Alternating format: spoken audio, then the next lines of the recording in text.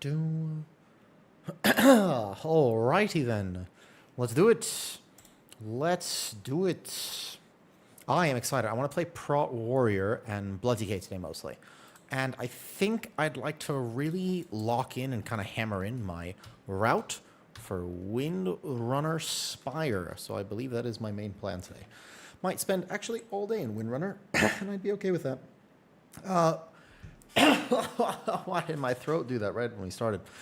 All right, so basically, here's what's up. I want to finish my tank guides, my dungeon guides, the masterclass for tank series. I really want to do that. The goal will be to see if I can get all of those done in this week. And then next week, when the changes come in, I'd really like to be able to do healer testing and go back to healing for a week. Good morning, Ginger. Good morning, good morning. So that's kind of my tentative plan. So we're going to see if we can lock down the Windrunner right now. I've got footage for Algathar on my Blood TK, Terrace on my Prot Paladin, and I've already made that one. Nexus on my Guardian Druid, made that one. And then my Sara Cavern from yesterday is perfect on the Guardian. And then this one could be, Windrunner could be Prot Warrior. And we could do like Pit of Sauron on VDH, something like that. And then maybe Sky Reach on a Brewmaster. I don't know, I was thinking about it. It'd be kind of cool. Hello, what's up, random? All right, so I want to see. I haven't actually got to play with this mage before. Yo, what's up, Zarkin? Good morning, good morning. So let's go ahead and get set up, and then yeah, let's do it. I'm excited. Basil, what's up, Basil?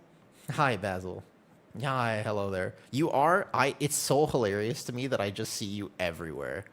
It's actually hilarious. Academy is going to be a fun dungeon. I think Academy is solid right now. Yeah. Do every dungeon on Blood DK? So I'll do some, at least do one Blood DK, we'll see. But I want to start with Prot Warrior today, I believe. Hey, good morning. Good morning, Ja. How you doing? I'm excited today. Midnight is around the corner, as you know. We're getting closer. Hey, Chrome, good morning, good morning. All right, let me put a little Discord notification out, and let's go do it. Let's do it, man. Basil, are you excited for Midnight? Like, out of curiosity, like, how pumped are you for Midnight, right? Which means you're also everywhere. Do you know, Basil? Ever since I started streaming, I didn't realize that I would fall in love with it. I had no idea. I started streaming, like, just over a year ago now, and I was just casually sitting there. I was just like, man, I just want to have... I need something to do with my day. All my dogs found homes. I was fostering the dogs. I had time, and I was just like, I just start streaming. I had no idea that it would become such a huge part of my life. Good morning, Mavina. How is the child? And it's crazy that at this point, by the way, since I've been streaming, let me check my music today. Yeah, vibe music's good. Good morning, MG Plays. So the idea is, what's crazy to me is somebody like Mavina. I knew her before she got pregnant, and then she had her child, and now I can be like, hey, Mavina, how's your child? Don't ask about me. I think that's the story of every new parent, I believe. But, like, it's crazy that now that I've been streaming this long, I can actually, like, you know, I've known people for that amount of time. I think that that is actually insane. So we'll see. Tomorrow is probably a very long stream. Today is going to be maybe a shorter stream. We'll see. We'll see how it goes. I guess it depends how many squats I end up doing today. But go from there. What's up, Purple? Purple, you're on DPS, a beta key. This is what we got going on right now. I want to get some footage for the Prot Warrior so I can make a guide for Windrunner Spire. That is the goal for today. Can do? All right, bet. Go on. Yo, Purple, it's so sad that EU and NA can't play together because I've been thinking recently about who I want to play with. And, like, I know I have Arson, the Giga Aflock, of course. I know he's going to be on my team, right? And then I think, you know, Deco is doing great healing. So, like, okay, we got some people now. But it's like, I would love to ask the people that I have played beta with, but you're on EU. Like, you know, you would be receiving a DM, you know, last month about potentially teaming up, Purple. But all of a sudden, you know, you cannot because you're EU. And I think that's so sad. I'm going to sing a song with friends. I should pop to say hi. Hello. Basil, do you remember when we were younger? I'm imagining that you are, you know, you play World of Warcraft, so you're probably, like, old enough, right? I just joined. Yo, what's up, Biggles? Deciding between Prot Warrior and Blood DK. Just starting today, so I'll show you. I think Prot Warrior has more viability than Blood DK, but both are good right now. Basil, you remember when we were kids? You're only 27? That's okay. I'm only 29. Turned 29 recently. But that means we're both closer to 50 than we are 0. Just saying. Early access getting shot to Sand Lane Blood DK? Yeah, we'll see if I play Deathbringer or Sand Lane. I was planning on playing Deathbringer, but we'll see. All right? So, good morning, Wussy. Good morning, Bass. So, what I was saying was this. All right? You remember when we were younger and our parents were like, yo, Timmy, go play outside with the real people. Stop talking to your online friends. Like, you gotta go talk to real people. And we were like, Mom, they are my friends. They are real people. And they were like, no, Timmy, get off the Xbox Live. Like, you gotta go outside. But now, the tables have turned. Because all of my best friends are online, right? But, like, that's the thing. Like, the online relationships that I have that's my entire social life. Like, what? I don't go outside and talk to people in real life. Why would I do that? I did stream, you know? It's actually so interesting. To be honest, fair enough. It's so interesting, though, to me, that how, like, the time has changed so much that when we were younger, it was like, yo, those online people, you got to be careful about who you meet online, which is still true, by the way. But at the very least, like, I think it's more accepted nowadays. Maybe it was after COVID. I'm not sure, by the way.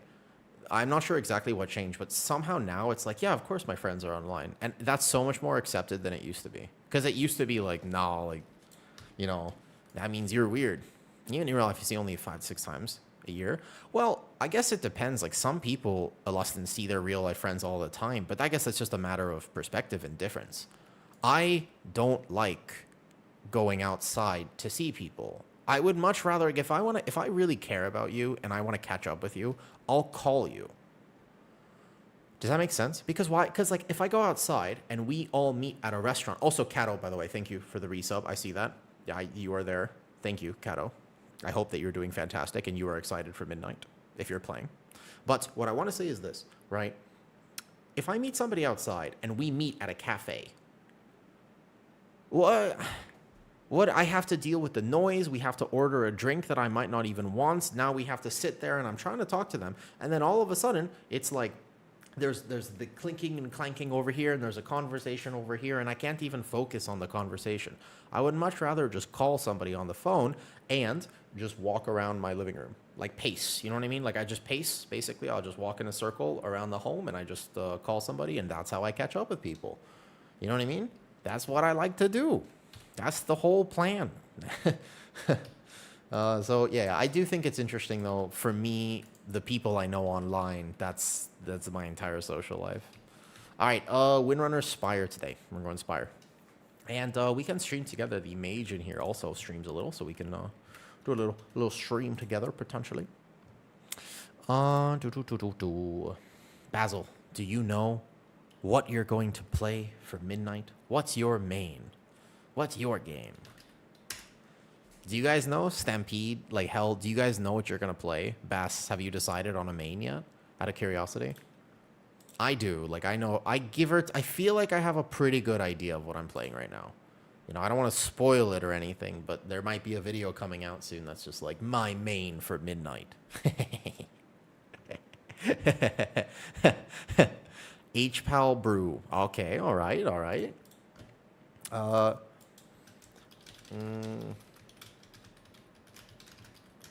Okay, hiya, RFA. RFA, I'm going to throw you a wild question. Are you ready? Are you ready? Because I know you've given this a lot of thought, and you're torn between like 7 different specs. But what do you think you're going to main in midnight, RFA? I'm going to close my eyes. I'm not going to... I don't know. Should I guess? I have no idea. What would you play, RFA, in midnight? Out of curiosity. RFA is a hardcore Resto Druid main, so I know what she's playing. A Subtlety Rogue. Oh, hold up. I was wrong. Never make assumptions. Never make assumptions. All tanks plus 2 Warlock. 2 Warlocks. Wait a second, Wussy. You play 2 Warlocks? Really? You want to? Prop Pally here, Guardian Druid. There's something special about Prop Paladin. It's weird. Like, I'm a Guardian Druid main, but Prop Paladin, if anything, I would consider myself to be a dual main between Guardian and Prop Pally. Like, I really like Prop Pally. There's something special about that tank, in my opinion, that you just can't get with other tanks. Depending on this stream, Blood DK or Prot Warrior, damn, this is a lot of pressure, man. This is a lot of pressure. Yo, what's up, Sweet Evie? I'm doing pretty good today. I had some coffee. I'm a little tired. I had like a 2-hour coaching call this morning. I helped somebody basically set up their Guardian Druid and feel comfortable going into the first pull already of like a big Algathar Academy and stuff, so that was pretty cool. I like being able to coach people. Normally people have like specific questions, but when somebody comes in, they're just like, hey, can you help me get more comfortable with tanking in general? It's like, great, yeah, let's do it. So that was fun this morning. And yeah, I like teaching. It's just in my personality. It's just kind of how I am. What's up, Lee? Good morning, good morning.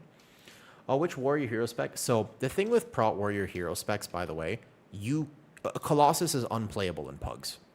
Unless you have a misdirect or tricks of the trade, the snap threat for Colossus is so bad that it's effective. I mean, it's borderline unplayable for aggro reasons. Not for number reasons. Actually, I think this is tuned a little better right now. But for aggro like you have to make a plan. In Pugs, you can't expect your team to help you, right? So, well, it's tough.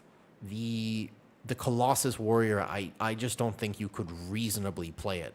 Because the way that you're trying to play it is just... I don't think so. Yo, what's up? First time tanking at midnight? Nice. Jet Shooter, what do you think you're going to play? Have you decided yet?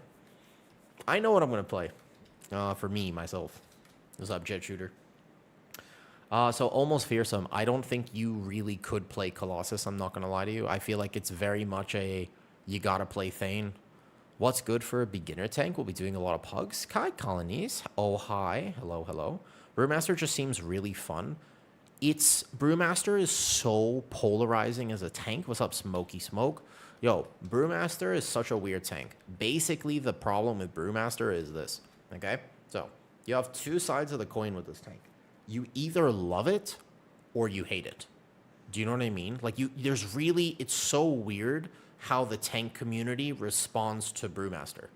There are some people who just love that tank, and they're like, this is the most fun, the best, I love Brew. And there are other people who are like, I cannot play Brew. And it doesn't click for me. It's of all 6, I could play all 5 tanks except Brewmaster. I don't understand. It's hard for me to explain exactly why that is. But there's a weird thing where it's like it either clicks with your brain and it's your favorite tank, or it's like it doesn't mesh well with your personality, and it just feels like you could play it basically, but you could never play it advanced. I'm like that, by the way. So I could bring my Brewmaster to a 15, but it would probably take me months to get really comfortable enough to actually like push keys and do like very high content on Brewmaster. My brain just doesn't, like, I play all 5 tanks pretty well, but Brewmaster is that one tank that just like, I can enjoy it casually, but it doesn't make sense to my brain. You know, been Pally Tank since BC no matter what. Dude, Pally Tank is just, like I said, there's something special about being able to do everything on a Pally Tank. I really like it. The pacing on Pally is just fast and solid, and there's so much you can do. Good morning, Lee. Thank you. Hello, hello. How's your day, sir? So far, so good. It is 2:15 p.m. here. Did some work this morning. Had a few different calls, and did good. No. So Jet Shooter, that's not, by the way. You should try it because you might like it. Like, that might be the absolute best possible tank for you to enjoy. That's the thing, but I cannot tell you what tank you should play. Like, we can have a conversation. GFO? What's this? The GFO? What's up, GFO? So the idea is, right, you have to actually play the thing. Maining Mistweaver because of Xmog. Is this a valid read? Did you see the Xmog of Mistweaver right now? Yo, I'm playing with Anisket, you know him? So wait, hold up. Have you seen Mistweaver's transmog? Does he... You have a weird transmog on. The Mistweaver, the new Monk transmog is really sick. It is probably the coolest... It's one of the coolest tier sets I've ever seen. It's really... It hits me. Something about a shadow samurai warrior. It's just... Oh, man. Yep. I think Deco might actually... We might have a little team up coming here, GFO, in the next season. Is the Colossus issue because it has ramp up? It's because you really want to hold Demolish, and you have the ramp up for Demolish. But the problem is that your Thunderclap hits like a wet noodle when you play Colossus, and so you're incentivized to go tag things with a Thunderclap. But if you play Colossus, then you have to kind of hold. You're like Thunderclap, boom, boom, and you come to the pack. But those mobs that you Thunderclap like barely have any snap threat, whereas Thane actually beefs up like Thunderclap a lot. So Thunderclap is a genuine snap threat button, but on Colossus, you basically have to Revenge instead of Thunderclap, which is weird because you need Rage for that. And it's just weird because you're really incentivized to like wait. So you're going to try to Heroic Throw, taunt, Heroic Throw, come here, boom. And then all of a sudden, it's just like this weird combination, you know? It's a little weird. Wait a second, random, you're Swedish? Wait. Oh no, that's purple. I was about to say. No, I was misread the chat. Holy. I was looking for a guild today and some guy tried telling me Warrior is better because of Shout. Wait. Someone tried to tell you that Prot Warrior is better than Prot Paladin because of Shout? To be fair, if I wanted to wake up, like let's say, for example, one of my cats, the older one who doesn't like waking up in the morning, let's say that she was in a deep sleep and I had to recruit a spec in World of Warcraft to wake her up. I would argue that a Prot Warrior would do a great job at this because they're just going to scream really loud. That's kind of what Warriors do, to be fair. So yeah, that's I think the Colossus though. You went to people's wedding that you met on WoW. I think is the coolest story. All right, shall we do some keys? Here's one of the problems. Does anyone have the script available to delete the damage meter from game? Because you see this meter right here. I cannot move it. It is the bugged meter from before. Never mind. Never mind. Never mind. They fixed it. Never. I was completely ignore what I just said. They fixed it. Great. Okay, because I wanted to move this up a little bit. It was too low.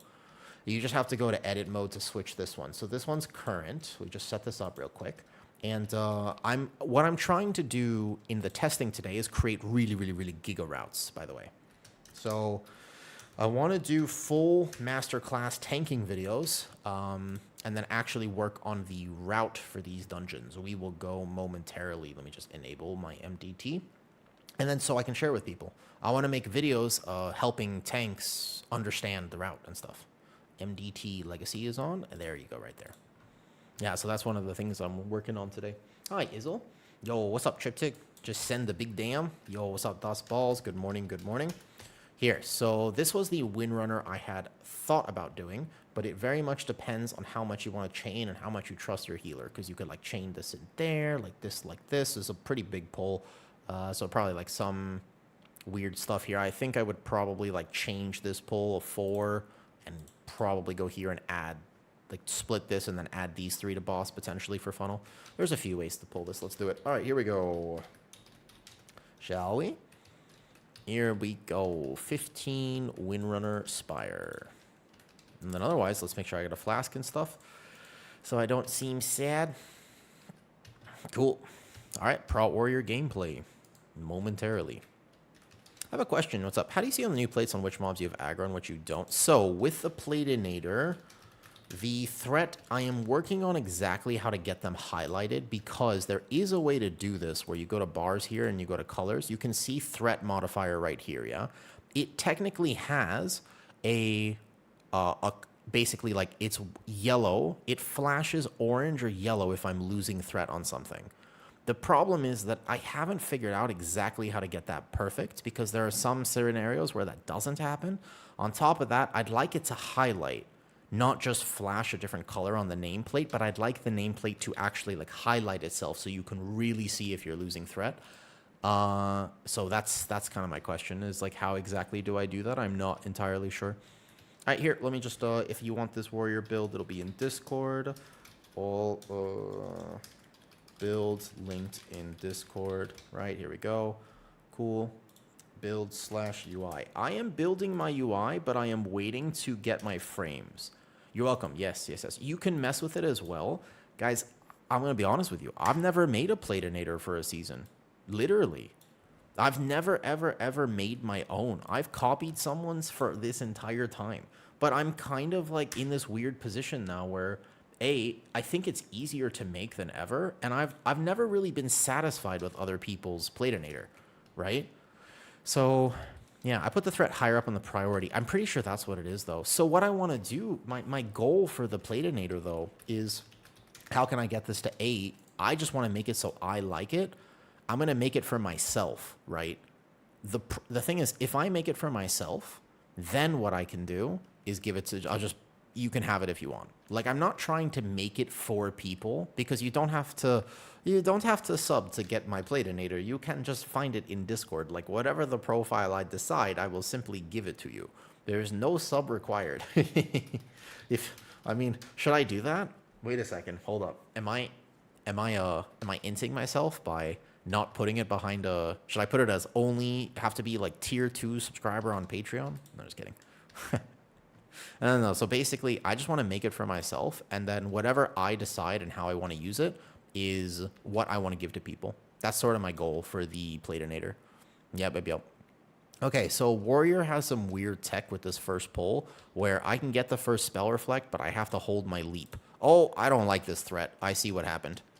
I immediately don't like this, by the way. So I'm going to go 1, 2, and then I leap. And that is Warrior Gather in a nutshell. And then I'm just going to turn around here. Boom. And I'm going to wait for this AoE taunt right there. Perfect. And I'm going to get him in. Yep. And then it's just here. And then we're just playing Colossus. Or sorry, we're playing Thane. Thane is such a weird tank where it's like, it is, rotationally speaking, the easiest tank. Rotationally speaking, it is very... okay. The nameplates are throwing me for a massive loop. I'm going to have to... We just have to restart one. Hold up. No, restart one. My nameplates. So this is the problem with messing with their own Platinator. We have to restart just one, okay? Just one more restart real quick because... Yeah. I got to turn off the safe color, right? Is that what happened? Yes, that must be it. So we have this up here. This is a priority list. What is the safe color? How do I turn this off completely? Like, how do I cancel safe color? Is there a way to do that? So, 1 second, though. Checkbox at the bottom. Use safe color. Okay, so this should... Okay, that's... Okay, uncheck. Well, hold up, guys. Now, just because listen, I might know a thing or two about WoW, but I am fucking stupid in other ways. I apologize. Yes, uncheck use... I didn't see the checkbox. Yes. Understood. Yes, you are correct. I totally missed that. You know, I'm trying to find the lowest APM class right now since I'm raid leading. Devours a CPM of... Does it really? Does it actually have CPM for 180? Does it... Really? 180? Wow. That's crazy. I did not know it was that high. I haven't actually got to test it. One of the weird things about this beta cycle is that normally I play one key on every DPS. But I kind of ran out of time. I sort of ran out of time, actually. Yep. Yo, good morning, Hasa. How's it going on beta? Pretty good right now. CPM and log seems a bit bugged. That would not surprise me. That would not surprise me in the slightest, by the way. I think you're probably right. That would make sense to me if the CPM was slightly bugged on some logs, because I have noticed that, actually. Never stop casting. No. 180 is a lot. Yeah, I was about to say, like, think normal specs hover between, like, 60 is low APM and, like, 80 to 90 is high APM, or, like, 100 is, like, very high. And if you don't know, by the way, APM is just how fast you are spamming your abilities. So specs with high APM are, like, think, like, Fire Mage and Combustor, like an Outlaw Rogue or something. You're just, like, very fast. Low APM is what I prefer. I like, and this is actually a good way, if you don't know this, I should make a video about this. If you don't understand how APM works, it's a good way to decide what spec you should play. Actions per minute. Because some people prefer a lower or slower APM spec. That doesn't mean less complicated, by the way. It just means a little slower. And some people prefer a very fast-paced gameplay. And those are different. Morning, greetings from Germany. Good morning. I still want to go to Germany at some point. It's on my profile if you want to try. Spend a lot of time. Spend a lot of time on it. Interrupt tracker for nice for tanks. Okay, I'll try it at some point. Purple. I want to keep using mine for now, but in wrong Windspire. Okay, gotcha. No problem. Yeah. So I think that's actually a good question, Karyak. If you're trying to, wait a second, Karyak. Do I know you? Wait a second. Was I in your guild? Wait, your name is sort of familiar. Wait a second. Was I in your guilds when I played Augavoker in Dragonflight? Wait, no, I'm trying to remember this. This name is familiar. Wait a second. No, raid leading as a fire mage would be terrible. Yeah, I can see that. My fingers aren't cramping after an hour. It's not your class. Yeah, that's the thing. Like, some people really like that. Some people don't. Yo, I have a question. You said Com Horizon. You're from Germany. What's your ping that you play with? What ping do you normally play with? Maybe just recognize me from chat. There was a rogue, his name was similar to your name, and I was in a CE guild in Dragonflight. At the end, I played Augavoker, and that's when I got my Mythic Farok mount for a season. But their timings were really awkward for me, so I couldn't keep raiding with them because I had work. That's the problem. With, like, when I try to find a guild to play with, it's so difficult. By the way, I'll put the feelers out. I am still looking for a guild, by the way. I still want to find one just for AOTC clear. Does not need to be this Giga Omega guild. Like, I'm not trying to get like Hall of Fame. I just want maybe a consistent group so I can probably get trinkets, but we'll see. Not me. I just run a 1 night a week. Oh, 1 night a week. What is your goal? Do you guys decide at the beginning of the season if you want like CE or like you go for Hall of Fame, or what's the thing? The mage we're playing with right now, he's like a Hall of Fame raider. Like he wants to like go hard on Hall of Fame stuff. It's not for me. It's not for me. I think at the end of the day, it's just not really my thing. We usually just get AOTC, but this year we're pushing into Mythic. Ooh, good luck. Do you guys have a full roster? Are you going to worry about roster boss? What's the plan here? These plates are still terrible. All right, hold up. This is still pretty rough, actually. That's okay. I'm going to disable it after this, right? So I want to go grab that bolter in the background. And then I'm just going to go like this, and then we'll have this here. So it goes back to normal aggro. I don't know if I necessarily like this or not. It goes back to normal aggro when the things are here. But everything will start yellow, and then it will flash normal when I actually have threat on them. Is that good or bad? I think that's almost confusing. Like, I think that might be unnecessarily complicating things a little bit too much. Very unsure how I feel about that. Can I... Okay, we might just reset one more time. See, this is the problem with messing with the Platinator. I don't think I like... Because I can see that cast is on me, by the way. So everything will flash yellow. One more reset. Let me think about this. So, okay, do you or do you not like this? Look at my screen. Everything is yellow. When I walk in and obtain threat on it, it will turn to its normal color. But it doesn't... So, like, if I don't have threat, see, it's yellow. But then the second I get threat, it turns like this. Is that helpful? I feel like that's just confusing. I don't actually think that that's helpful information as a tank. Do you see what I mean? So, like, let's say I have threat on these mobs, right? Then I'm not going to worry at all because they're normal color. But that means I won't be able to see, for example, which is a caster, which is this. Because on one hand... The thing is, I don't know what pull is what, because they're all going to be the same. If it could still identify, like... So now I have threat, right?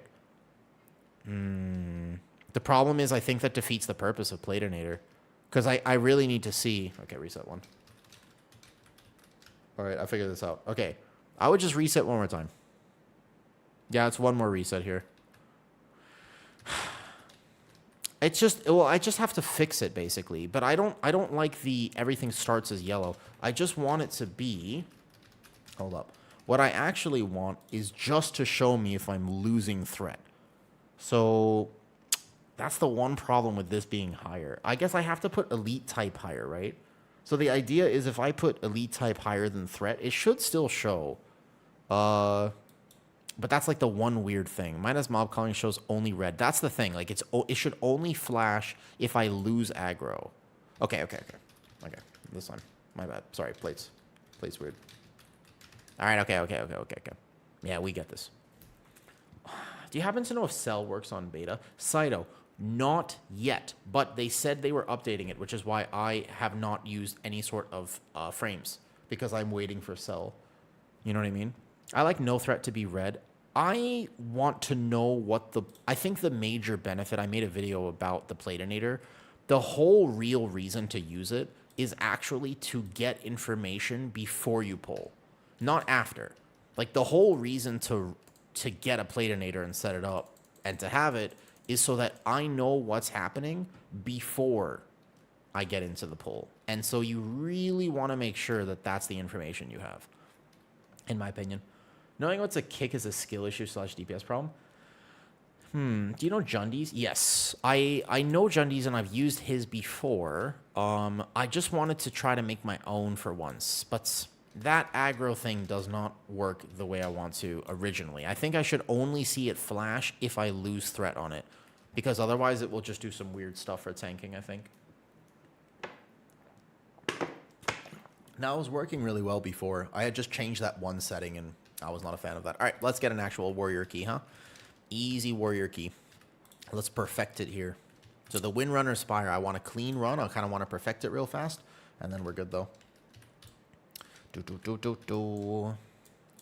Frames are here. If you go to edit mode and you go to party frames, you should be able to find like raid frame settings or something.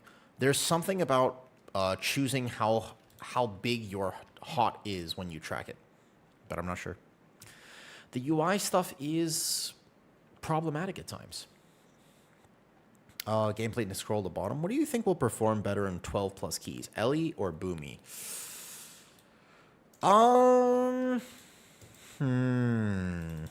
Hey, Moth, good morning. Good question. Ellie or Boomy, huh? Ellie probably is what I'm thinking. Yeah, Ellie. Right now, both of them are kind of tuned poorly, but Ellie because Shaman buff and Bloodlust, yeah. That's what I think. Hey, Ninja, good morning, good morning. Okay, let's get an actual clean key here. We roll, we ride. Sorry about the delay. Well, we have to wait and see. If something is tuned really low right now, you got to imagine they're going to buff it soon, right? Like, that's one of the things I think that's important. Shit, you got to go to bed? All right, bet. Have a good night. Get some sleep. I hope you get some sleep. I have been... Okay, so I've been really busy recently, which is not a bad thing, by the way. However, one of the interesting things is this. Okay, hold on. Let me pin this here. One of the interesting things about me being busy is by nighttime, I'm falling asleep better. I'm falling asleep better, but I'm not staying asleep better. Mostly because I end up going to bed these days between 1 and 2 a.m. Something along those times. About 1 to 2 a.m. I'm going to bed, right? Here's the problem. I'm waking up at like 6 a.m. because the blinds that I have are blackout blinds, but what they're happening here, right, is the light is coming through and it wakes me up. So I think I need to buy like a super fancy or just like a really big sleeping mask. Like I just want like to completely black out. That I think that would actually help, though. Yeah, a proper one, because the problem is, I think this is so much better. Like, I personally think that this is significantly better, right? Here we go. Leap here. And boom, boom, boom, boom. Wait for the first one here, and then AoE taunt. Perfect. Now we want to group all of them, and then you're just going to do your rotation. You're going to pay attention here. And then I'm going to interrupt one. And I'm going to start backpedaling before the thing actually happens. So we want to backpedal before the thing happens. There we go. Perfect. We didn't even get to see it there. We did so much damage. I highly recommend the Manta Sleep Mask. I believe I've heard of this. Do they have the Manta Sleep Mask in Thailand by chance?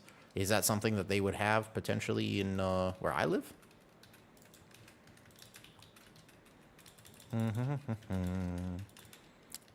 So, I don't know. I feel like Thane Warrior just has significantly... It's very, very straightforward and kind of... It's almost like the class fantasy of Warrior is just better as Thane. So I think if people wanted to play Warrior, you should just... I don't know if Colossus will ever get buffed enough. So I trust my healer, which means that I can leap ahead and chain right after that caster dies. The other ones will just come in. And then from here, you can Spell Reflect. Boom. Pulling this in. And this is kind of a bigger pull... But you can totally do it if you are confident. Here we go. Boom. You got mine from Amazon. You live in the Philippines. Okay, okay. Is that why you're always in my streams? Because the time zone works out? You know, I stream at, technically speaking, very degenerate times. Especially today, I was a little bit late because I got distracted by some work this morning. So, you know, if you are in my stream, you should probably fix your sleep schedule. You know, I don't want to call anybody out, but yeah, it's like, it's a little weird. If you're in the US at the very least, if you're in the US, if you're in the EU, then you're fine, right? So immediately stop that. And then from here, we can go in to chain on the next pull. It's perfect EU mornings. It's in Japan. Wait, you're in Japan? Dude, I want to go to Japan real bad. I would love to go to Japan, I think. That's like on my list of places I haven't been, but I am curious about going to. So from here, boom. If I pull this ahead, then I need to just have big defensive. And then from here, perfect. Big pull alert.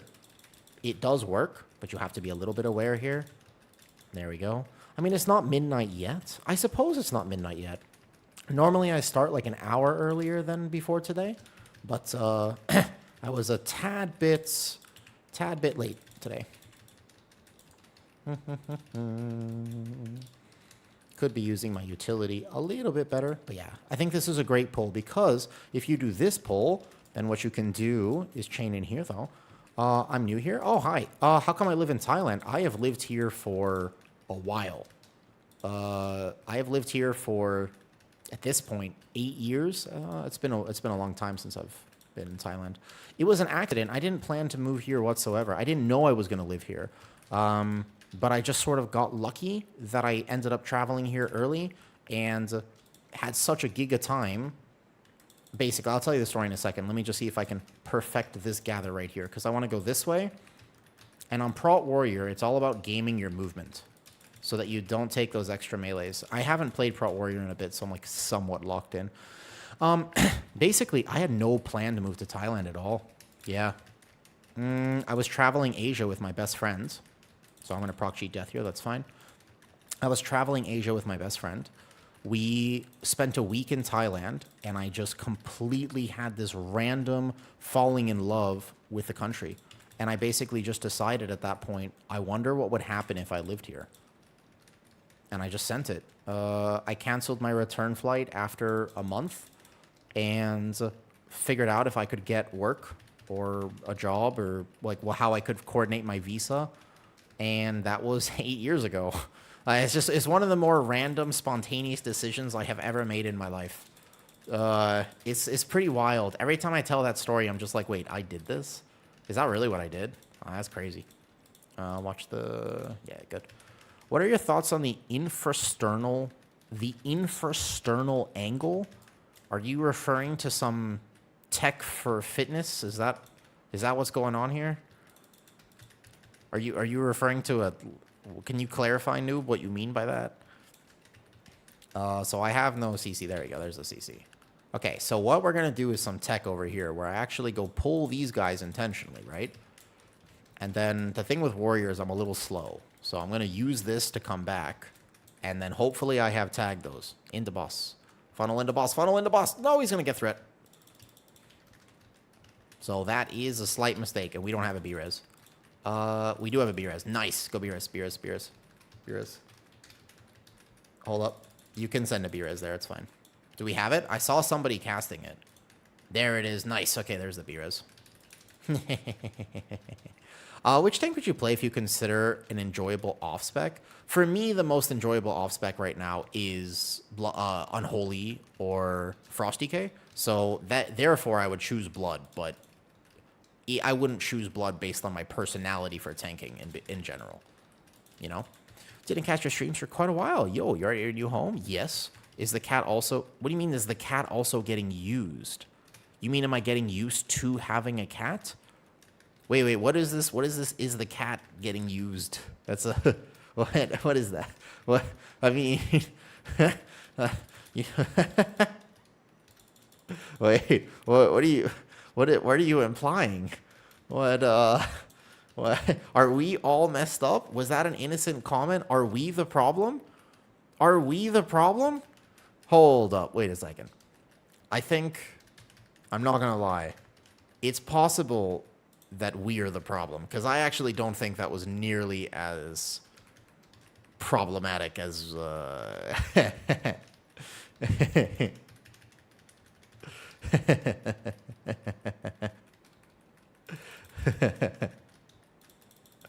You asked a fair question. Is the cat getting used to the new house? Oh, yes, of course. The cat is settling in quite well. They like it here a lot. They're having an absolutely giga time. They can run up and down the stairs. They can have their zoomies and stuff. So they are having a good time.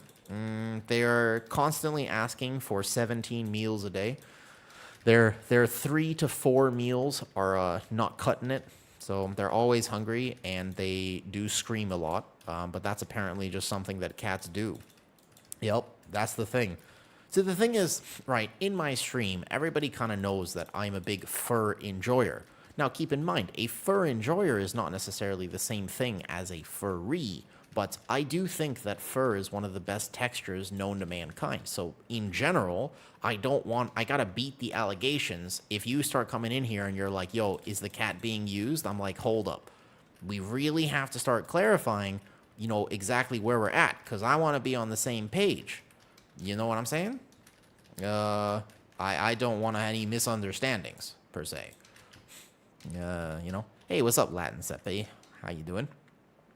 We're talking about kitty. That's different, to be fair. That's true. It is also weird, because I live with 2 cats now, right? But at the same time, right, do I consider myself... Well, that's a question. I'll have to answer that later, Rans. I'm locked into this warrior key, so you'll remind me later not to answer that. Yo, US here, but I work night shift. Oh, I see. Night shifts are hard, man. Do you also PvP? No, I don't PvP at all. Yeah, no, I'm actually terrible at PvP. I don't know if it's just me. It might just be that I'm bad at PvP, to clarify, okay? However, I don't know if it's just that I'm bad at it or if it's my ping, but I'm not a PvPer. Can't PvP to save my life, to be honest. Never have enjoyed it. Like I said, I don't know if it's a ping-related issue. I don't know exactly what it is. We gotta kill this steward first. After the steward dies, you can chain into the next pull. Right.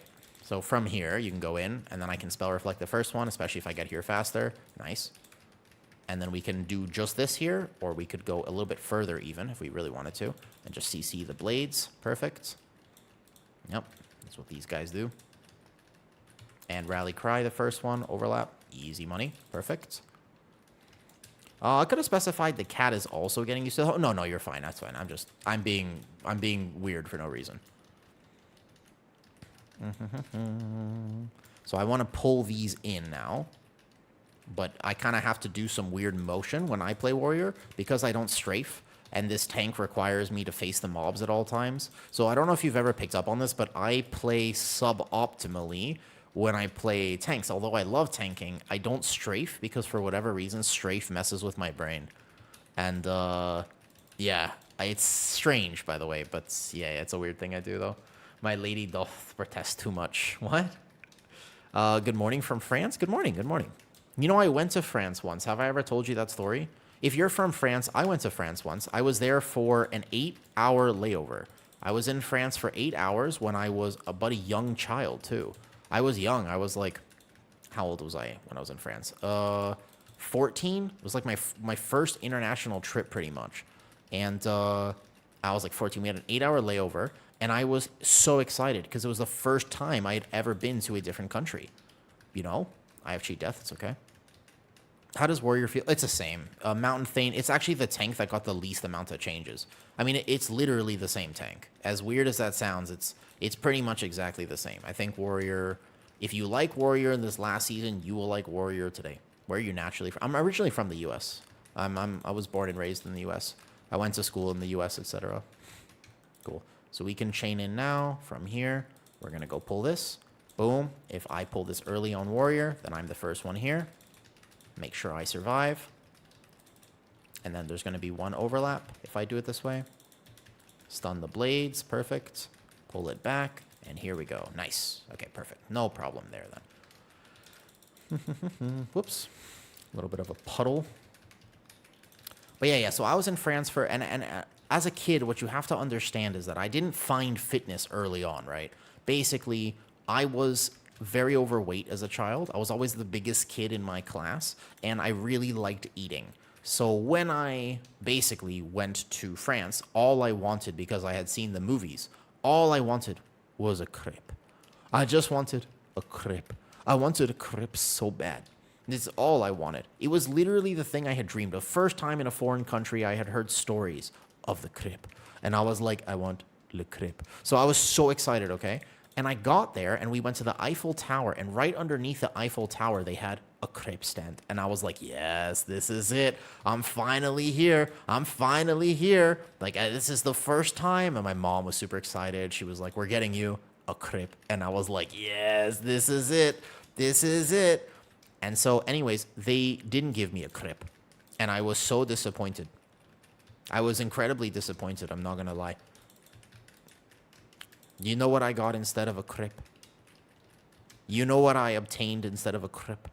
And I can't believe they did this to me, by the way, because I was, again, a very large 14-year-old, obviously pale Westerner. Like, I didn't speak a lick of French, so I went there, and I was like, can I have a crepe? And they were like, yes. So you know what they gave me? They looked at me, and they were like, this tourist won't know the difference. And they gave me some random Belgian waffle. It was the only time I ordered any patisserie in France. Never been there again. It was my one time. And I was at this stand. All I wanted was my crepe. And they didn't give me a crepe. They gave me a damn Belgian waffle. Now, you're like, Belgian waffles is pretty good, though, right? Like, that's not that bad. The problem was it was a stale Belgian waffle. It was a terrible Belgian waffle. It wasn't even good. And so I was thoroughly disappointed. Let me tell you, this single moment of not getting what I actually wanted as a kid that really, really liked food in the first country, I'd like to point out, that moment, I have remembered it forever. And I have never wanted to visit France because of this. I actually have some part of my brain has some legitimate hatred for an entire country based purely off the fact that all I ever wanted was a crepe, and I didn't get it. And that, I will say, and I know it's illogical, like, it doesn't make sense. Is that a reason to hate a country? No, not at all. However, I do. Like, I would love to tell you that I'm a benevolent person and I've forgiven the person at the crepe stand and he didn't, no. The thing is, right, I have never really, I think I've held on to that hatred for most of my life. And I probably could see myself at some point, deciding that it's not good to be so, to be filled with hate in this way. However, it is what it is. That's what I'd like to say about that. Yeah. So that's my story about France anyways. Yep. Sounds like you got the British ancestry. No, I don't know what it is. It was no, I didn't dislike them at all. No, I didn't dislike them before this happened. I'm just telling you that they shouldn't have done it. I clearly was too invested in the crepe. Like, you could have seen it from a mile away. You could have clocked me in the taxi on the way there. That all I wanted. Like, I was clearly there to eat the crepe. And so the fact that they did not give me the crepe, and it was also a bad Belgian waffle. I mean, this shop, I distinctly remember it. It's crazy how much memory I have about this one shop. By the way, I don't remember France at all. Eiffel Tower, smaller than I expected. I don't remember this whatsoever. I have 0 sense memory of France. I don't remember what the city looked like. I don't remember what it smelled. I don't remember any of this. Just the crepe stand. It's the only memory I have. So what I do remember is when I was looking at the crepe stand, they had a giant jar of Nutella. And I was like, yeah, this is the one, right? All the way through line of sight. So, okay, I had, yeah. And here's the thing. Yeah, I know, Rand. So the problem is at that point in my life, I couldn't tell you I had. But, later in my life, I realized maybe that's why I have some hatred for it as well. I'm not sure. So anyways, yeah, it's literally all I remember. And they had this giant thing of Nutella. And so I was like, okay, well, if they had at least put some of the Nutella in the Belgian waffle, then it would have been fine. But no.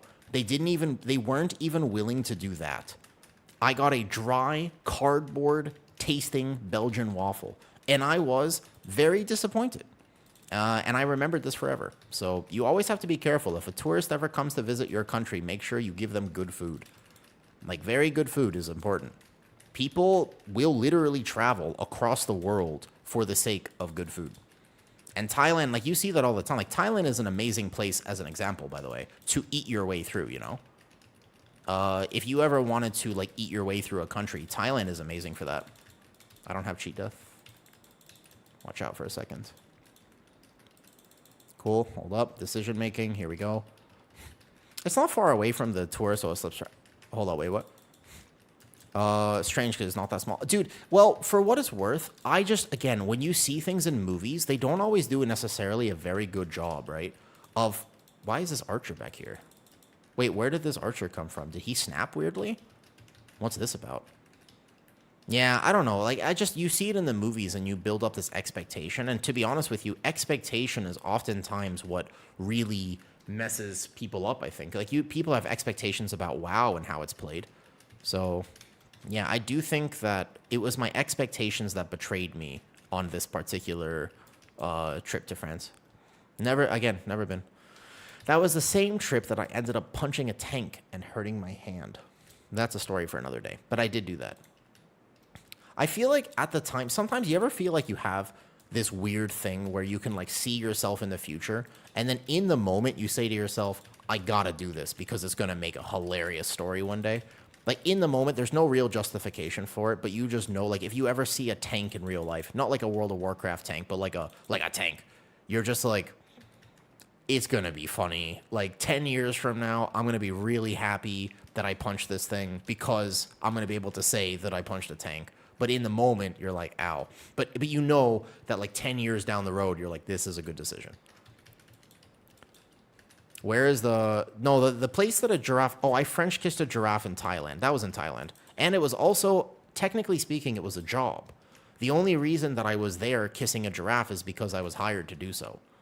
That actually, yeah, that's a very specific, I was hired for that. That was work. Yep. You never live like this? Do you visit family or something in the U.S.? Flight is very long. I went back to the U.S. once. It's a kind of a random story. I was married at one point, and when I was married, I wanted my wife to meet my family, obviously, right? And I was really interested in her, obviously, because my dad and my extended cousins and my family weren't going to come out here to meet her. So basically, I took her to the U.S. at one point. So that was the only time I went back in the last 8 years, and it was pretty lackluster. I thought I would miss a lot more of it than I did. And I was staying in some nice... I mean, I went back to basically L.A., San Francisco, San Diego, like that area on the West Coast, because that's where my family is and where my extended family lives. So that's where we were. And I got to say, I was pretty disappointed. I was, like, not really feeling it.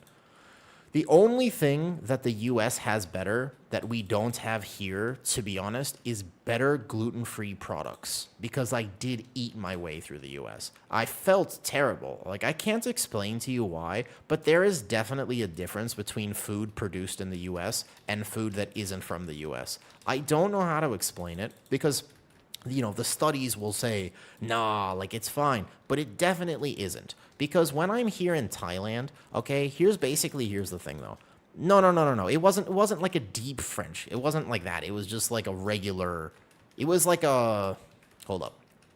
Do we have another res?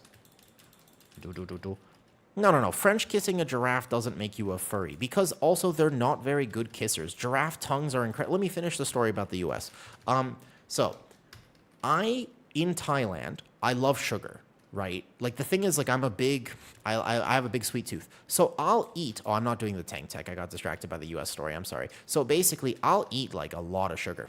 I can have 300% bubble tea, and I can drink, like, 4 cups, okay? And I don't get, like, sugar high. Like, I don't get I don't get ill. Like, I'm chilling when I have all this sugar, okay?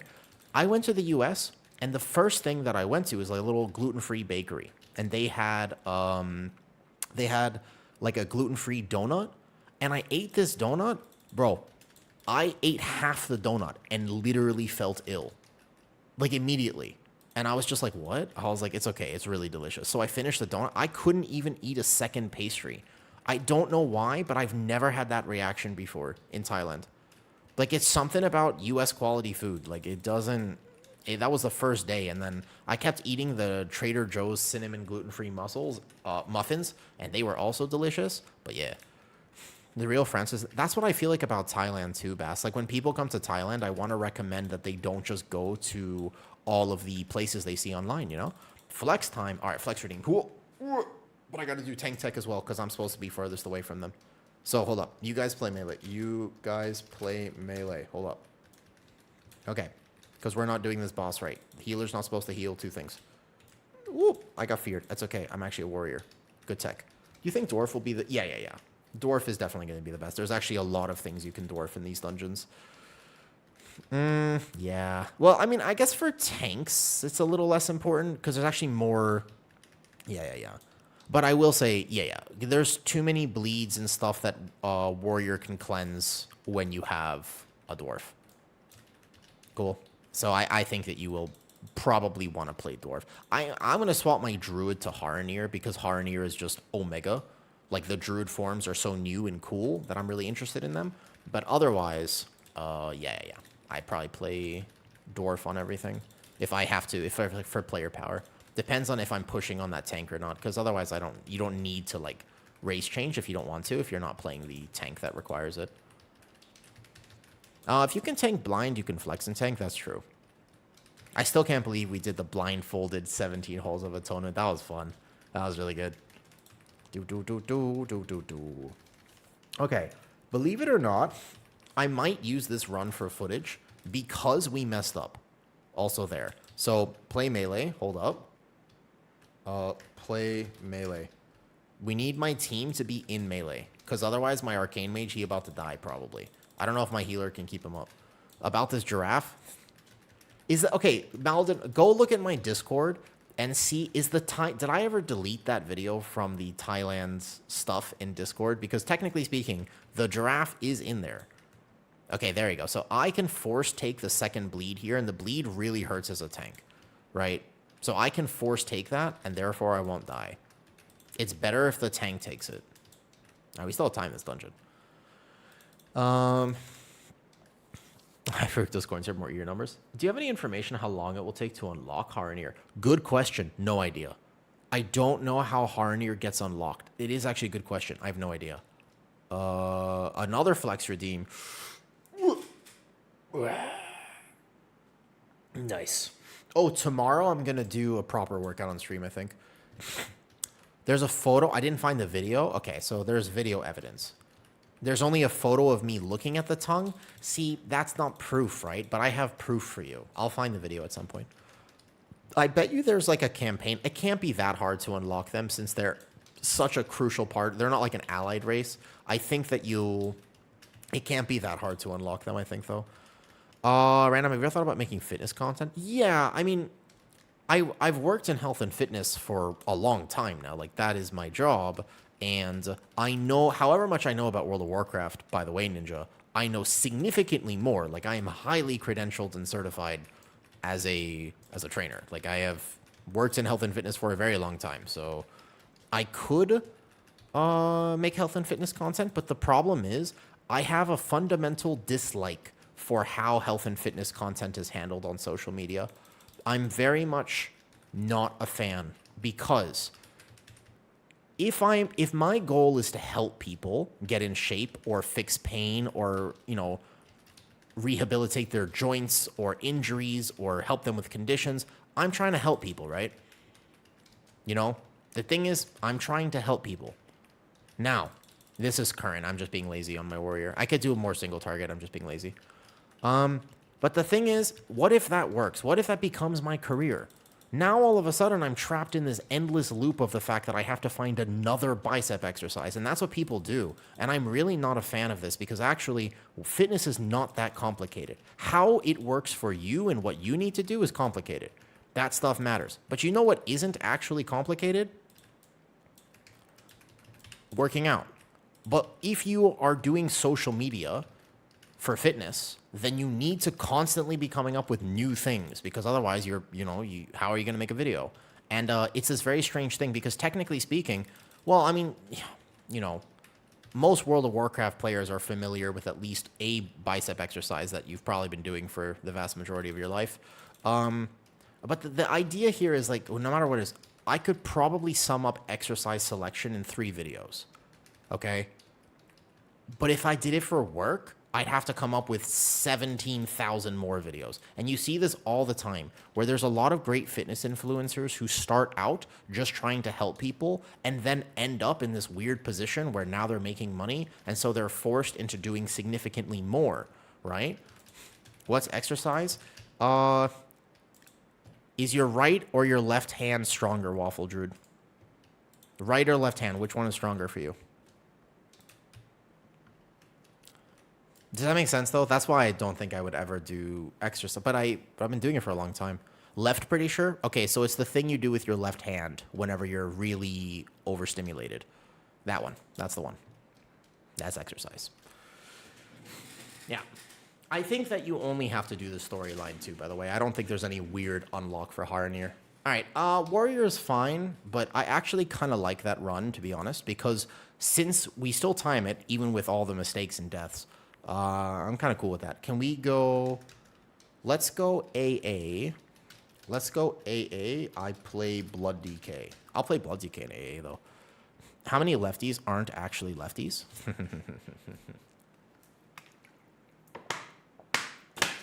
Best recommended exercise to build up the pecs. So, if we... I'm going to rant about that too much, Saito. I don't mind talking about it, but I'm going to go too far with it. Nah, just basically, like... that's my problem with fitness social media. And also, there's such an aesthetic, like you have to look a certain way and then you're pressured into always being in your best shape. It's like when I did fitness modeling, Ninja, I was very lean. Like I was very thin and I had a ripped six-pack all the time. And let me tell you, certain things did not rise in the morning, like myself, because I was very tired all the time. So it drains you. So I had a really hard time doing much of anything. Like, it's not good to be that lean. Like, your body does not work as it's supposed to. It's kind of almost not intended for you to... It's not intended for you to be, like, stick thin all the time. Having a certain level of body fat is actually healthy. You don't want too much, but, like... It's this weird thing where if I'm starting to try to advertise my business on social media, then I'm always going to be pressured into, you know, into looking a certain way. And that's not why I do fitness anymore. It was at once upon a time. But actually, the reason I do fitness is because I want to be able to move pain-free. And I don't want to, like, what if I have kids one day? I want to be able to play with my kids. Or what if I get attack geese? I want to be able to run after my attack geese. Right? What if I get a gaggle of geese? Now, all of a sudden, I want to be able to do, I want to be able to run after them and play with my geese.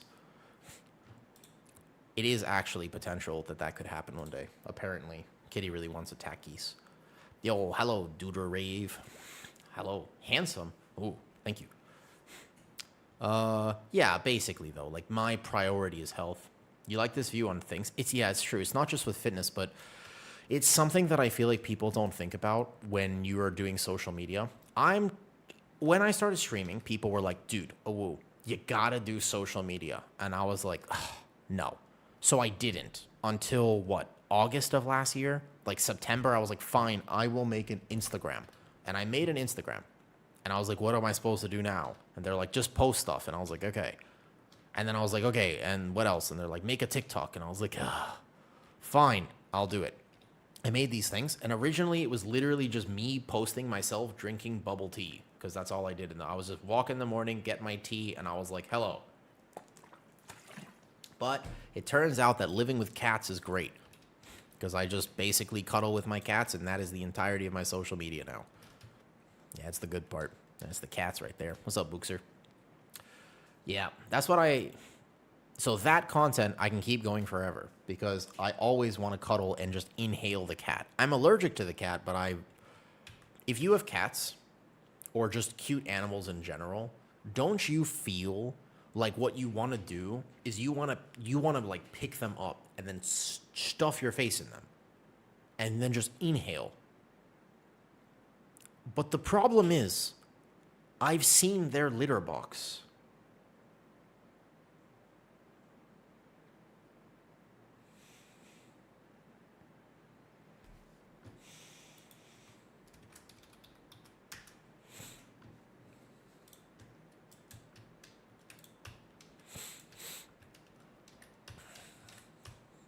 It's tough, isn't it? It's tough. That's the thing. It's tough. It's tough. Yeah. All right, let's play Blood DK. Yep. What's up, Illusion? Hi, all. Hey, Bookser. How you doing today? I'm going to be tanking for the first time in Midnight. How do you think Prop Paladin will be? I think that Prop Paladin might have some struggles at the highest levels of keys, like maybe like a plus 20 or a plus 21, like world first keys. Prop Pally could be a little bit of danger, but I think that Prop Pally is going to be an amazing tank, the best tank to help carry your friends in their plus 10s and plus 12s, and for 3k IO. Lime, I think Prop Paladin will be excellent. I think it will be very, very, very good. I want to show you right down. So this is what I've been playing recently with Deathbringer. I could try Sand Lane potentially, but basically dropping the Mist and playing something around here. I think this is defensive. If I wanted a bit more damage, I could always take out Improve Blood and maybe play through these two. I don't know if you play Consumption at all, but this is give or take what I was playing. What do you think? What are your thoughts on this build, Illusion? We could play Sand Lane, I suppose, just to try stuff, though. I'd love to cuddle with your cat. She doesn't like interacting with humans unless she's in heat. So I have 2 cats. I moved in with them. They're kitties cats, but I moved in with them end of October. You can check them out here. They are very cute, but basically, right? You don't like the extra hard strike damage. I'll play full defensive. That's fine. But basically, like, I think this is fine, basically, for my build on Blood DK. We'll do an Algathar Academy as Deathbringer, and we could also do it as Sand Lane if we wanted to, and then we could work. I think that Cavern route was fun. I think we got Cavern done. Yeah, we'll see what else we want to play today. Maybe I'll do like VDH on Pit of Sauron. Would be a fun key to kind of showcase VDH. All right, let's go. I grab the key. I think Blood DK right now, Illusion, I haven't played it in like 17 plus, but this tank is pretty immortal. Like, this tank feels excellent to me right now. The problems with Blood DK only start at a key level that I am currently not doing, because it is just actually functionally immortal. I mean, of course, I'm going to say that and probably die this key, but we'll see. It's a struggle to feel even better. Nah, like, we'll see, but even in like a 15 Algathar, like, I'm going to be really, really chilling here. I'm not that worried. Should be all right. We'll see. May I ask you, what do you do to make money? Good question. Is the sake of a schedule is also what killing AA games? True, Wu Sing. What you were saying about the gaming is absolutely true. Here. Good question. How do I earn a living? Well, Stream has recently helped with that a little bit. However, my main job is that I work with health and fitness. I'm a trainer. I get to help people from their living room. I don't work at a gym. I used to once upon a time, very long time ago. But I work with people. I just literally, so where I'm at right now, by the way, you see where I'm streaming? Hello. You see this?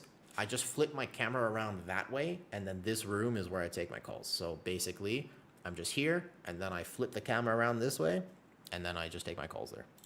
Same room.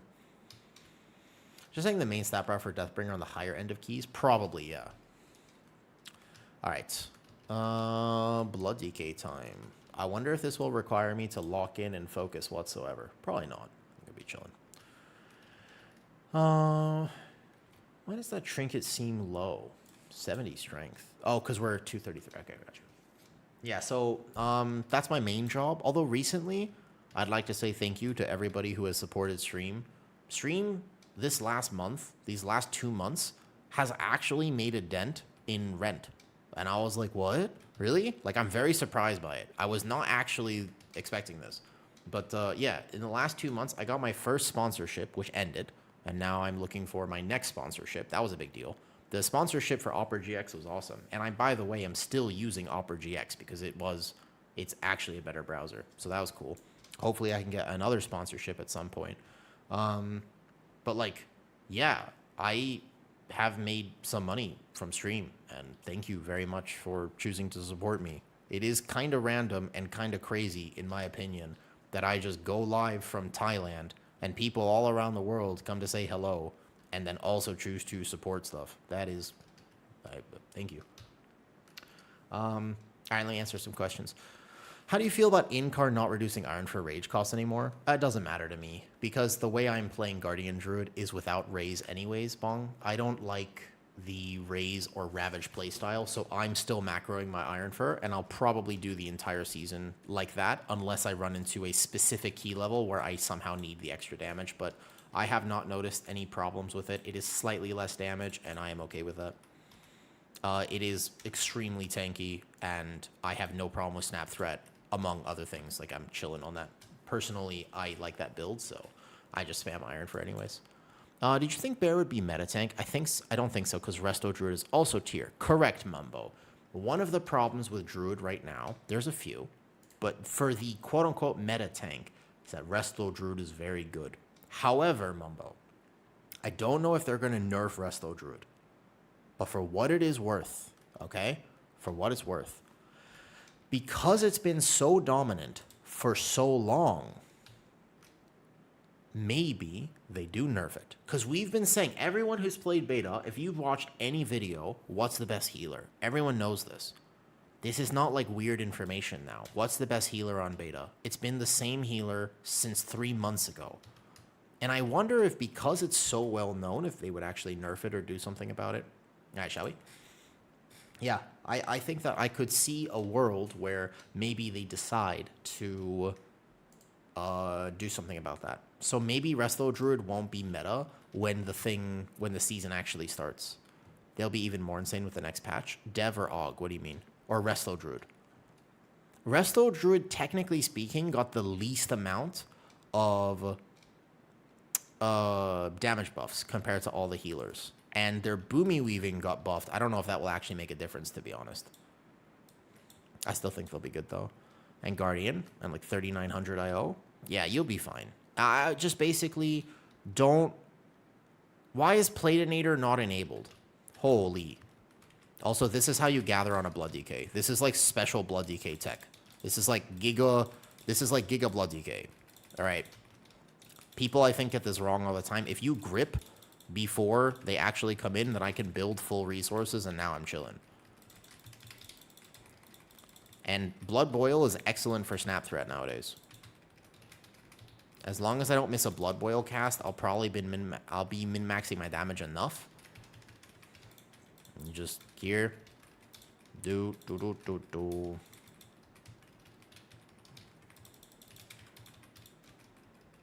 It has been a hot minute, so I'm just kind of paying attention a little bit.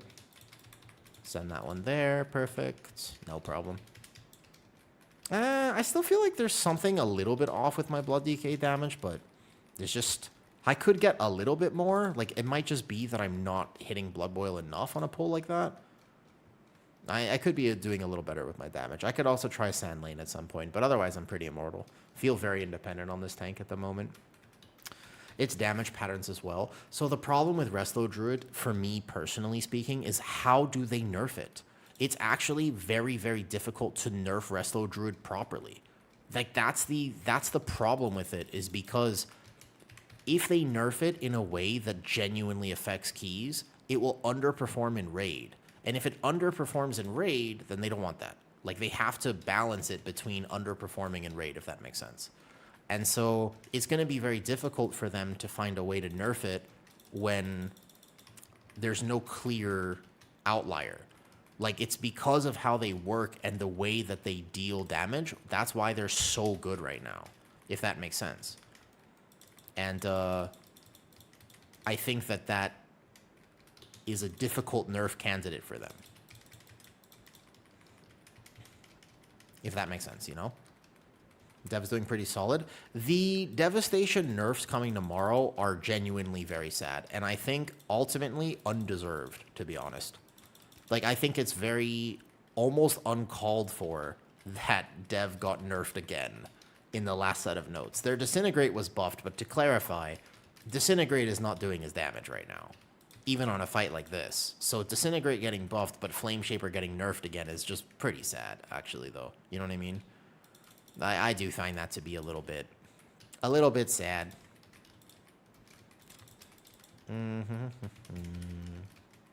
But people who are saying that Blood DK is bad, just to clarify, you need to make sure that you clarify what key level. Because Blood DK is actually functionally immortal at the key level that I am currently playing at. For this 15, I physically cannot die. My healer can die, I don't mind. It is no problem whatsoever. So have a plan for snap threat. Boom, bam, bada bing. Nice. So there, if I had saved a blood boil, that would have been significantly more damage because I only got one blood boil into that. Here we go, though. Players don't know as bad as don't have. I mean, it's like, you don't even really have to use it correctly, though. Like, you can just kind of alternate globals. Like, if you just press it every 2 globals, like, you're kind of chilling. Like, you don't really need to. I don't think it's. You don't need to go that hard with a complicated rotation here. You just kind of actually press. You just hit this button, and then you hit Death Strike, and if you kind of just add it rotationally without even thinking about it, you're pretty much immortal. But I'm mainly a Mythic Plus player. In terms of what you should play, if you're looking to be meta, you have to understand 2 very important things. A, the meta doesn't actually develop early. The meta develops late. Like, this is important to understand.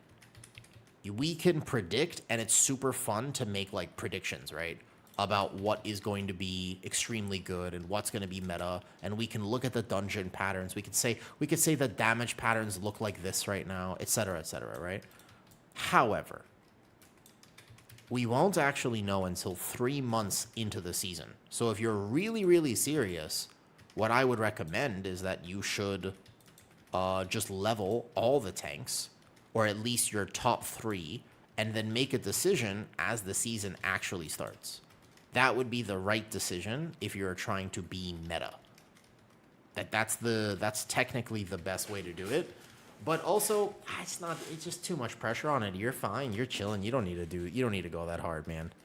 Like, just play what you want. Whatever tank you're the best at, you'll be able to carry your teams to 3.3k, 3.5k, I think is actually very reasonable as well. It's no problem. If you're trying to, like, push keys, though, then that could be a problem. Yo, Tainer, hold up. I just see you subscribed on the YouTube. Hello there. Thank you for the sub.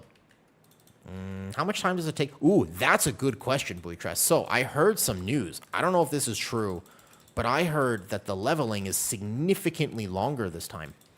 Did you hear this? The leveling is way, way longer. Also, hold up. I'm going to reload my UI here. Please heal me. Like, don't let me die. But this is annoying me that I don't have Platinator on. Reload. That's my plan, to level all 3 tanks and play Mythic. So here we go. Watch this. Significantly better. Look at that. I can look how much cleaner this is. Now I can see the big bird, and I can see aggro and all that stuff. Oh, my God. Yeah, you got to get a Platinator profile. Like, can you see the difference in my screen right now? This is unbelievable. Like, it's like a different game. I'm actually playing a different game right now. Like, wow. Wow. It's so helpful. Like, I gotta have that on, for sure. With the non-meta tank, you could do 1 to 2 key levels below what you would normally do. Here's the problem. Technically speaking, yes. And also, tank balance is also really decent right now, you know? Like, I would say that tank balance is really good. However, the caveat is you can do the keys, but you have to actually get invited to the keys to do them, you know? Like, that's kind of one of the problems is if you're really off meta, it's not about whether or not you can live or do the keys. You don't get to. They won't even take you. You don't get a chance. And that's why people like meta. You know that, right? Does everyone understand that? The reason that people want to play the meta spec, the reason that people care so much about the meta spec is because they don't want to be capital city enjoyers. You don't want to wait in the city and get declined to every single key that you apply for. That's the real problem. It's not whether your spec is actually good or whether it's playable. Can you tank on anything? Of course, but you want to be able to play the game. That's the reason that meta matters. Like, that's ultimately it, and it's, like, really a shame, in my opinion, that some people won't get to play the game if they choose the wrong thing. I haven't played since Legion. Yo, that's a long time. How are devs with tank balancing? Significantly better. Tank balance is very good right now. Actually speaking, I think that every tank is within 1 to 2 key levels, give or take. Within 1 to 2.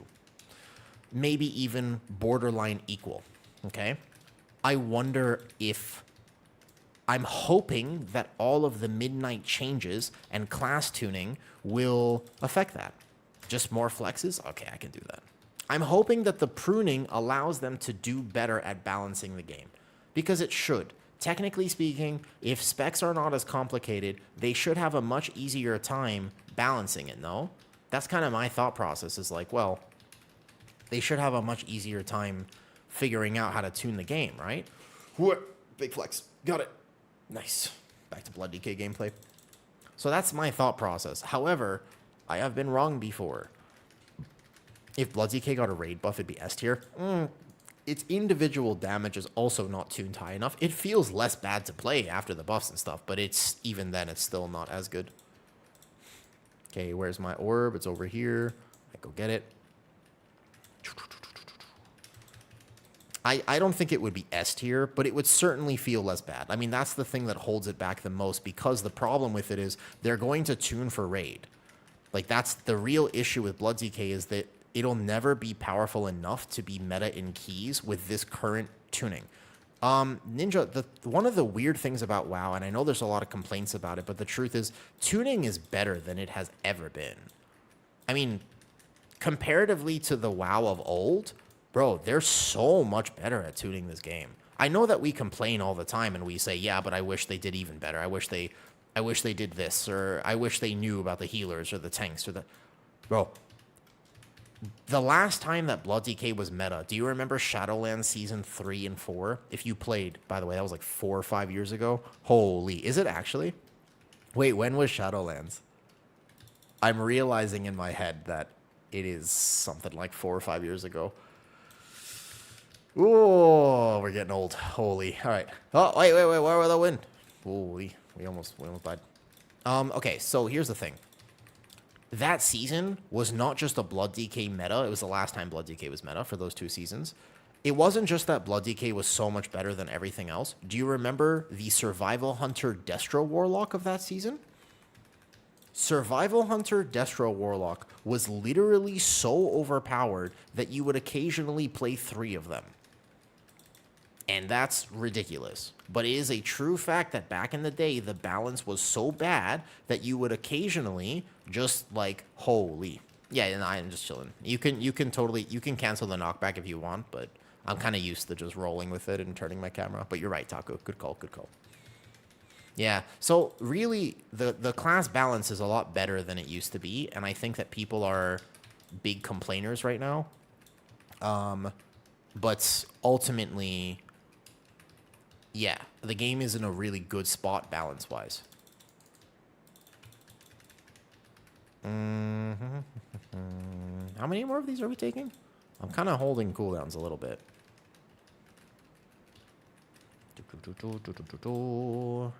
One more defensive. Nice. Yeah. So if you're thinking about what to play, it's a lot less important. But here's what's crazy, Ninja. This is what I can't rationalize, and I'd love people's opinion on this. By all means, chime in, okay? Chime in here. Why is it? Because I think I'm right. Do you think I'm right? If you're listening to this, don't you think that WoW is, like, very well balanced right now? Hi, Ash. Yo. Never seen you with a beard. Thank you, Ash. Hey, Ash, I hope you're good, man. I hope you're doing all right. I meant to message you. I forgot it was already this time. Okay. So, oops, bad gather.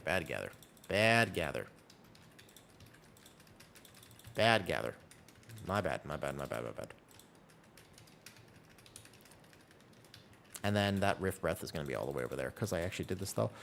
Got a question. Are you going to cover all the dungeons? Yes, I will, Bass. Yes, I will.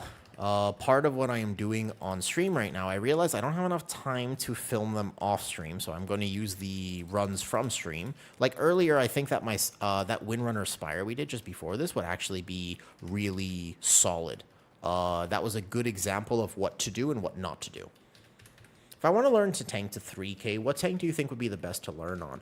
I heard your bear explanation then. Yes, Malnari. So it depends on your preference and your play style in terms of what's the best and, you know, what you're going to... At the end of the day, the one you enjoy the most is the best. But if you're looking for something chill, I can give you a recommendation based off of chill vibes, basically. I am happy to go progress faster, but, you know, people steal aggro from me here. Yo, what's up, Hour? I'm doing pretty good today. How are you? You know what I missed, though, Hour? Thailand was doing... It was, like, cold for a while, but now all of a sudden it's hot here again. And, I missed the cold. Good morning, Lacus. Hello, hello. So, yeah, I will cover all the guides. I also have other cool things, Bass. I had some projects in my head for, like, months now. I got you. Trust me. I have some really cool ideas planned for Patreon content. No. And the reason I can't let you know is because I think they're good. I think they're so good that people would steal them immediately. If you don't know this, and I'm new to the WoW, you know, content creation scene, as an example, right? Like, I haven't been here for that long. However, something that you might not know is that most WoW content, a lot of WoW content, I will not call anybody out in particular, but most WoW content creators, maybe not most, some, watch other people's content to figure out what they should do and then copycat it, right? So they basically... It's like a game of, like, if you release something, then this person is going to copy you right after. And I think I have some very unique ideas because I don't do that. I have my ear to the ground a little bit. And but the way I think about it is I really kind of like to do my own thing. Yes, I want to swap to sell, but it's not out yet. And since it's not out yet, then I can't swap yet. So, yeah, I can't tell you, but just know that if you're on my Patreon, you're going to see... So I have some really cool ideas, specifically for tanks and healers. I have some cool ideas for DPS as well, but I have actually been giving this a lot of thought over the last little bit, and I have some good ideas. What's up, Malari? I guess mainly, like, if one spec has a harder time... Exactly. Good... Okay, if you know all of that, Malnar, I think you're going to be just fine. Because thinking like that will really help you, right? That will significantly help you. Yes, that is what Purgatory looks like. I was being lazy and I didn't tank this perfectly. I would say Elun's Chosen Bear is the absolute best answer to your question. Incredible snap threat, very straightforward, less positional requirements, okay? And on top of that, okay, it's very beginner friendly and incredibly powerful enough to get your 3K. So I think Guardian Druid's a good choice. But when I clarify Guardian Druid, if you are playing the quote-unquote meta build that Wowhead will suggest or Icy Veins will suggest or the class Discord will suggest, you're going to have a much harder time. Snap Threat as DOTC is harder to coordinate. You can do it, but you just have to work harder. You now have to manage 2 different resources, which on paper is not that hard, but does require a ton of brain global, so it will distract you in a key and you'll probably mess up. But if you play the way that I play with Elun's Chosen, you won't have any issues with that. Your damage will be slightly less. But I also think that it's not nearly as bad as people think. There are some people who are like, oh man, like your build is, you're just going to do like 50% less damage. And I'm like, okay, well come do a key with me. Like, literally, just show up, and I'll tank for you, and then we can see how much damage I do. And it's fine. I do adequate damage. I'm like 10% behind. I like how it looks. What do you macro Iron for too? Both Mangle and Thrash. Mangle and Thrash are the macros for Elun's Chosen. You can find them in my Discord, I believe. There's just like a section under tank information that goes over the macros, though. It's just content when a bounce change come up. Okay, to be fair, Ninja, I love tier lists. Like, tier lists are actually fantastic content. So, I don't want to diminish your kindness here. I don't want to take your kind words and say, and kind of out myself. But, yes, I am Dalgroth. I am indeed. It is less damage. It is suboptimal. But if you want to play like that, I have done extensive testing, and it will be just fine. It actually... Well, that was previous, those scraps. In the new version of Bear, I don't think you're going to see top Bears macro their Iron for because it is a loss. It's more of a loss than it does. No, I disagree, Dalgroth. I have tested it extensively, and I have no threat problems. I have 0 snap threat issues whatsoever. Even if I'm playing with blasters, I don't need misdirect or snap. I have I have no threat issues at all. I have done, that's basically what I've been playing for the vast majority of beta testing. Yeah, it's weird. Like, it shouldn't work, but all I can tell you is come do a key with me, bring whatever DPS you want, and I will show you. On paper, it really shouldn't work as well as it does. But it does actually work, which is cool. Yep. I'm playing 0 Raise, 0 Maul. And, yep, I've played with many Arcane Mages and Demo Warlocks, and I have no threat problems. For me, I was having no issues. I don't know how to explain it. All I can tell you is 0 issues. Yep. Brew seems fun. Now having fun with them for the first time. That's awesome. Brew is such a weird tank because some people love it, right? Some people love it. Some people hate it. And that's all right. It's one of those tanks that's like, it's just very polarizing in terms of what they... Some people are just like huge Brew fans and other people not so much. And that's chill. But yeah, all I can tell you is I can come to a key with you. I know the Sims don't say it. But yep, the macroed Iron Fur fully Loon's Chosen macro build does work pretty well. Oh, that failed that global. Cool. This is like a Blood DK special pull, I feel like, at this point.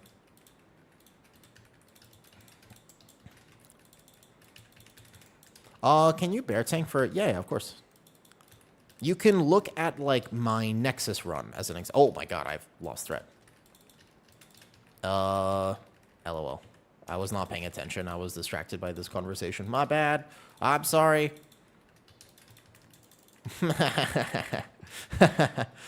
As we're talking about losing threat, I immediately lose threat. As it were. As it were. Yep. That's... Yep. Yeah, you know, I wasn't paying attention.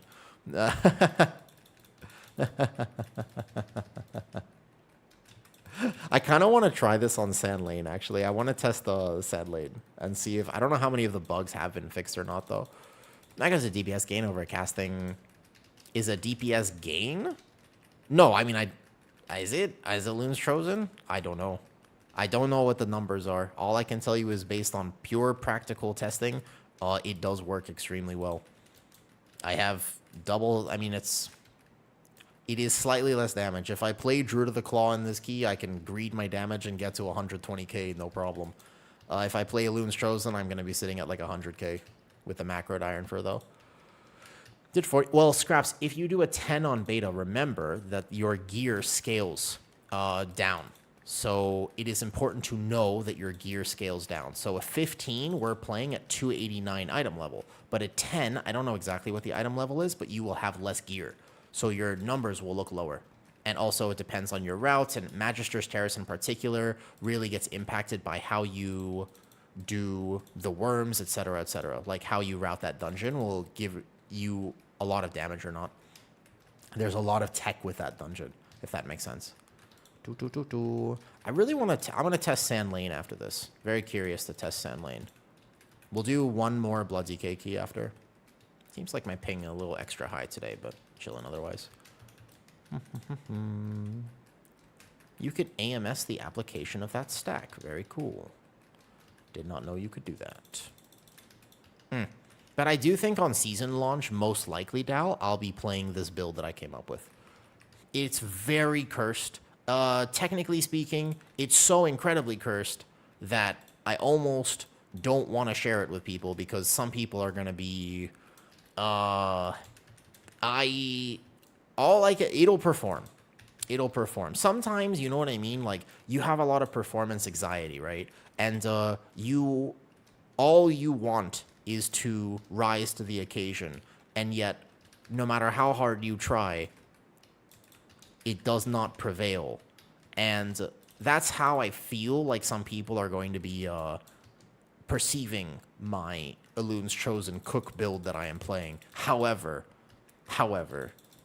I believe that I will master not only the motion of the ocean, but also the size of the boat. More problems when group by eating a free stack. Okay, to be fair, 1 stack is okay, though. Like, 1 stack is decent. Well, that's another one, though. Okay, now we're going to move the boss. Do you have a video with the Alloons build? Yeah. I mean, I have a ton of videos. I've been mostly, like, if you take a look at the live stream from yesterday.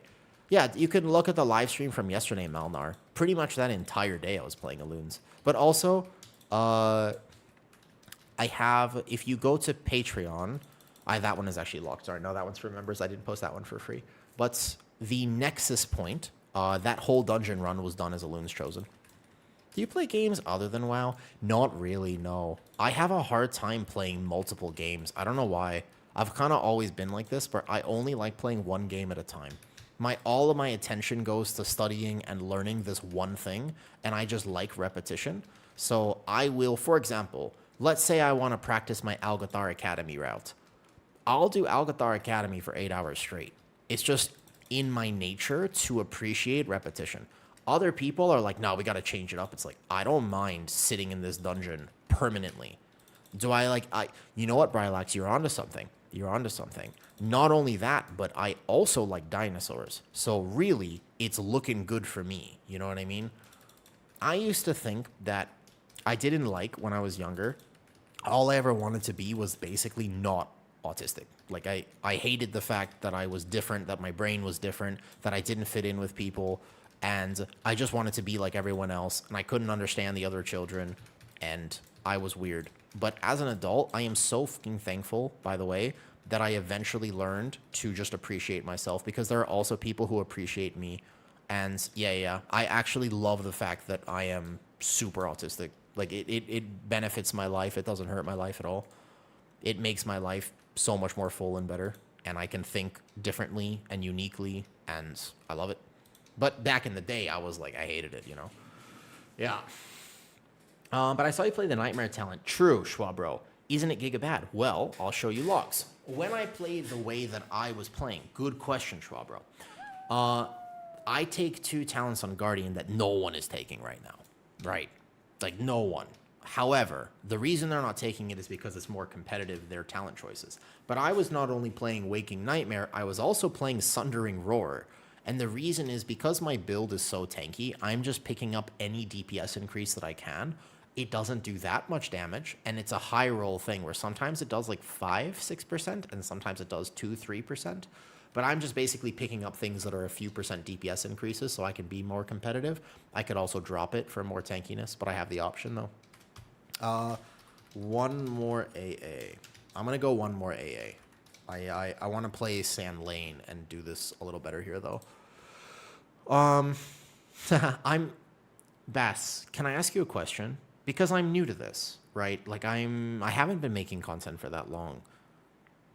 The content that's on Patreon right now, I don't know how many other WoW content creators you followed, and if you've ever subbed to someone else's Patreon. If you could rank for me the quality of 1 to 10, how worth it is the Patreon? That's my question, basically. If I were just to ask you, like, the value that's currently provided, like, what's there right now, scale of 1 to 10, how would you rank the value, in your opinion? Because I have a lot more ideas, and I haven't been able to make them all yet. So I feel like I could improve it a lot from this point. Yeah, what's the correct rune, by the way? 8 out of 10. Okay, show me. This is what I was running. It's kind of a safer build, but I'm immortal. I could drop both points and improve Vampiric Blood, and probably put this like over here, right? Like this is. I could, for example, do this though. That's true, Brylax. That is true, and that's very sad. Again, I think it's such a shame that Quasi left WoW. Like, he helped so many people. Oh, and Asket had to go night. Okay. No, did he say? He has to go. Oh, what's this? He's at Bira back bio. Where is he going again? But yeah, basically, I think. What was I gonna say? Oh, right, Sand Lane. Hold up. No, focus. Did a hard sauce on her. It's regardless of what happens and like right or wrong. Like, by the way, yeah, just to clarify, not right or wrong. I'm not arguing that. It is sad that he left. It's not an argument about what did or did not happen. It's just straight up. The result is if he leaves, it's sad. His content helped a ton of people, and that's sad. It's as simple as that. We're not, rather than talk about the morality, it's just straight up, it's sad. Does that make sense? Was an overreaction? 100% he was. It might have been. I don't know. Again, when that drama happened, do you know what I didn't like about it? Like, personally speaking, when the drama around Quasi leaving WoW happened, my problem was everyone started arguing as if they knew what happened. Like, but that's the thing. Like, you don't know what happened. You have no idea what DMs were exchanged. You have no. This is what happens with drama in general. People really, really like drama, and it's divisive, and it's just sad to me that we don't know. Like, we have zero actual understanding. We can guess, we can assume, we can technically postulate, but we don't actually know. And that's important, okay? That is important to just understand that. Sorry to ask again, but is it mandatory to play with Incarnation and Ursock's guidance because of Yes, except that most people are not playing Apex Talent right now, though. I don't think you don't tamper with. Regardless, and not to get into right or wrong, just to get into genuine human empathy. If he did mess up, then wow, he's having a very shit day. If he did mess up, then he's having a absolutely terrible day. People yelling at him on the internet does not make that better or worse. It does not punish him. It does not justify anything. It doesn't make, you don't solve any wrongs here. And that's assuming that if he did everything wrong, then he's having a terrible day. There's no need for us to just simply add fuel to the fire, because I can only imagine the types of messages he got from the community. And that's what really bothered me about it. Now, if he did everything right and whatever, it doesn't matter about that, though, and it might have just sparked him over the edge. It does seem like that, though. I'm not saying Bear is good or bad, but do you think the rotation is boring now? I think, to go back to WoW now for the Bear stuff, to answer both questions. Hillbilly, I feel like what is my rune right now, by the way? I'm using Rune of Sanguination, so that's fine already. I think that a lot of people are really enjoying the new Bear. I think a lot of people are not enjoying the new Bear. The new Bear is it's way more complicated, by the way. It's not easy to play. It's harder to play, and it has more complexity to it. So I would say that some people are enjoying it, and some people like the fact that it's less boring. In my opinion, however, I prefer the old play style because I never found it boring. I actually always really appreciated the way that Elun's Chosen Bear played. He's Heart of the Wild as a group heal. Scraps, I like off-healing a lot as a tank. However, I will tell you that it matters not. It matters not indeed. The wild growth is tuned so low that you're better off just using it in cat form. You can off-heal in other ways, but unfortunately, the wild growth is tuned incredibly low right now. I think that's a little sad. How is Blood DK immortal? Literally immortal. Blood DK survivability is actually giga right now. Very, very strong to a certain extent. Up to a certain key level, but in like a 15 blank, with the gear that I have, which is a lot of gear right now, in a 15, actually immortal. Cannot die. My whole group could die, and I would just sit there and live forever, pretty much. I mean, some pulls are dangerous, but overall, I feel very tanky on Blood. Its damage is a little bit sad. I'm also not playing it perfectly, and that's something to know. When I test Blood DK, not the tank I've spent a ton of time on, I enjoy it, but I enjoy it more casually. I have not pushed incredibly high. Last time I really played Blood DK was Shadowlands Season 3 and 4, so for what it's worth. Yeah. So I'm not min-maxing it. Let's say I'm playing it at 80% of what it could be. You can just casually add 10, 20% to my overall. Yeah, that's a much better testing point, Sunisi, I agree, but since we're just chilling, I'm fine with 15s just to kind of showcase some stuff. I think like 17 plus is kind of where you should be testing because we are fully mythic geared, you know. And in the season, you will not have nearly as much gear going into these keys. So, by the way, to answer the YouTube question, Schwabro, most people are not playing Apex talent for Bear. So you don't... The Incarn CDR is important because Incarn is super impactful, but the actual CDR of it, in terms of your Apex talent, not important. And why is Bear more complicated now? Hold up, I gotta move around a little bit. I'm just going to intentionally add... What was he swapping to? Ooh, Obley's on.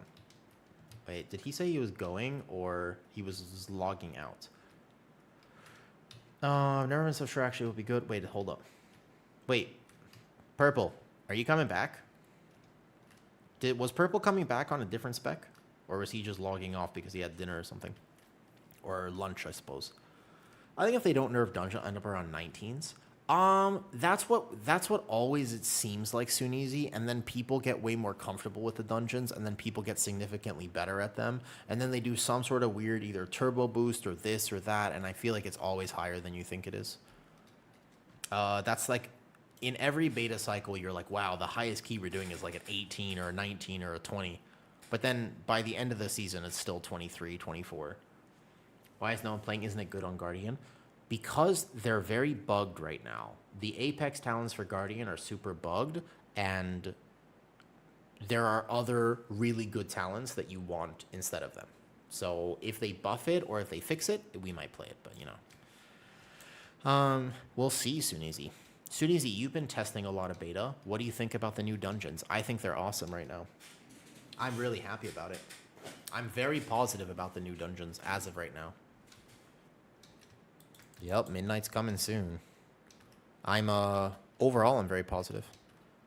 Do I have a flask? I got a flask right there. People are already doing 20s in beta, so I'm sure we'll have more on live. Yeah, probably like 20. I think 20 to 21. However, keep in mind, the beta 20s and 21s were done with a very bugged Arcane Mage and Demo Warlock. I feel like Healer is such a hard role. Correct. However, in a fun way. Have I tried Brew? A little bit. I've played some Brew. I'm not the best at it. I've tested it a little bit. I'll do a key maybe today on Brew or VDH or something. But not the best at Brew, to be honest. But yeah, Brew is clearly, especially with the recent bug fix to Tiger Palm, yes, it is it's the S tier tank right now. Supposedly, leveling to max level will take you 18 hours, by the way. It'll take you a long time to level. How do you feel about that? I don't like it. I want to level my characters faster. I don't really like... If my leveling takes 18 hours, I'm going to cry a little bit. Please come hang out with me. If I have to actually spend 18 hours leveling, please come hang out with me because I will be lonely and sad. I will be very sad. It is not going to be an enjoyable experience. I hope that they do something. You won't like TBC then? Well, I mean, there's a reason I'm not playing TBC. Does anyone have a key? Do you have key? Mine's a 16. I kind of want to hold it. I'm seeing 20s Resil in Group Finder. So the problem is that a lot of times things were done before scaling or spec and stuff like that, though. It's like a month for me with work schedule. Then 3 days is kind of pay to win. It is. Well, the real advantage to early access, we'll see, is the fact that if you work Monday through Friday, early access comes out, right, on Thursday or Friday. So you get the weekend. That's the real, by the way. That's the thing. Big end about the meta. I think, unfortunately, Kina, I don't think that the meta perception is going to be any better.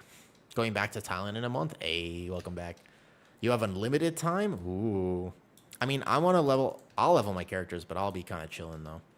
Okay, well, I have a 16, so we can just do that. Or I can go put it back to 15. All right, cool, let's go.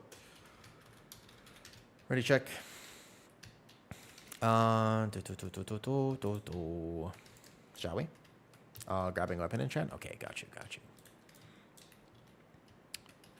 I don't know how I feel about it, really. Also, I kind of want a snack today, but I'm debating on what snack I want. Do I want, like... I want cheesecake. Don't let me have cheesecake. No cheesecake, okay? Yeah, my problem... I owe, from yesterday's stream, by the way, I owe 60 more squats. While we're waiting for the mage to come back, I need to get some motion. I get lightheaded otherwise. If I don't exercise throughout stream, I've noticed, I just get lightheaded, man.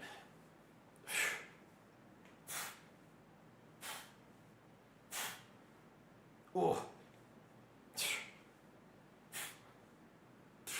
You know what else I want? I want ice cream too.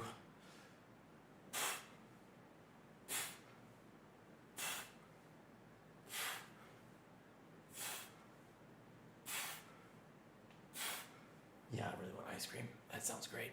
Oof.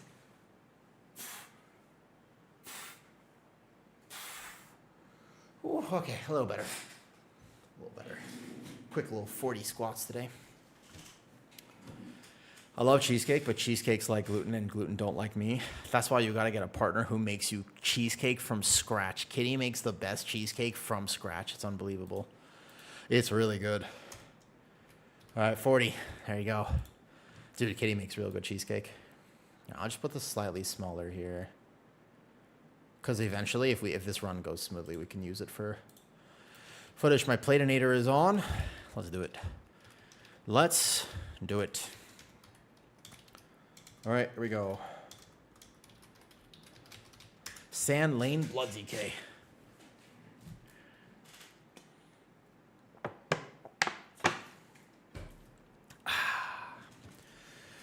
Whew. Haha.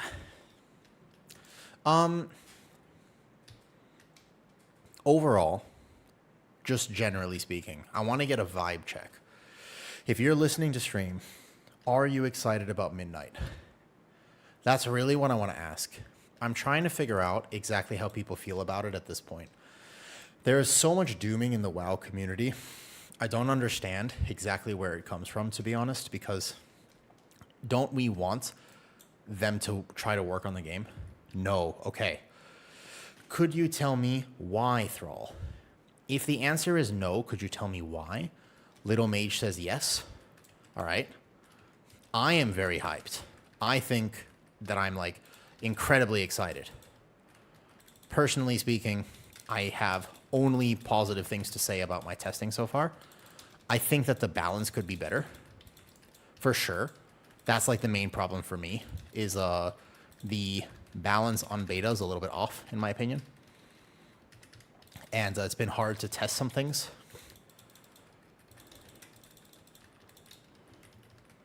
I haven't played Sand Lane in a while. I'm trying to remember. Just have to watch my strikes. Super hyped and happy for the changes, okay? Still contemplating if you should pre-order or not, but I'm excited. What would the pre-order at this point is only for early access, right? Sand Lane, by the way, did something similar. Not expecting anything from it, so I can't be disappointed. Fair enough. Good gold making at the start of X-Pack. Nice. Chicken Farmer. It's a good gold making opportunity. It's always true, though. I'm hyped about fresh content. I already expect it to be saturated fast. All right? I want to come back to WoW and play. So you haven't actually been playing WoW recently. All right? Good morning. Hey, Argith. Because the debloating of specs, making spec easier to play. True. I don't... Okay. Do you think that there will be more boosting in Midnight? I actually think that there might be... It'll be just as much. I think it'll be exactly the same. I don't think that it will change whatsoever. The amounts of boosting that exists, I think it'll be literally identical to what we have right now. You think so? Why? Because like it's not like it doesn't happen now. It's just they're not taking any steps to address it, which is a problem. I haven't bought the X-Pack yet, but I'm really tempted to. You don't have friends to play with. And you haven't played since Legion, you said earlier. Interesting. It's a long time. Whoops. I had Blood Boil up there, too.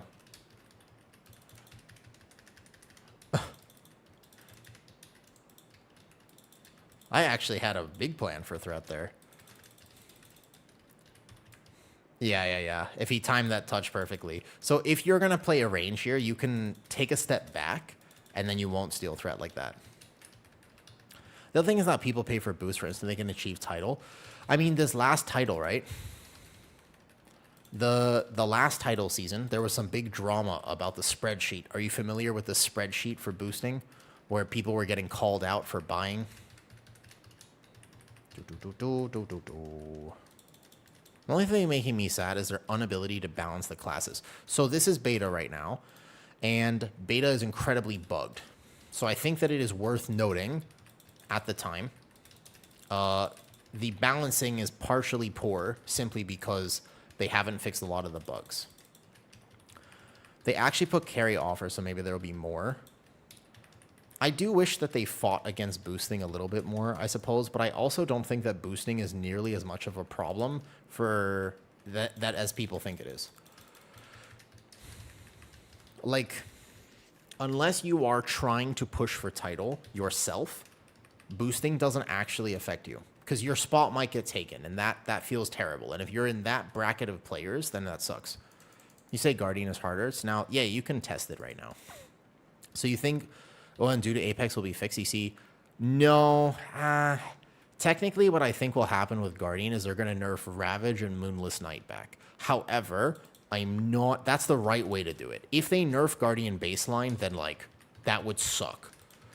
I think that would actually be terrible if they decide to nerf Guardian baseline. That would be really sad. They should nerf Druid of the Claw. Do you know what I mean? And last season it started but that's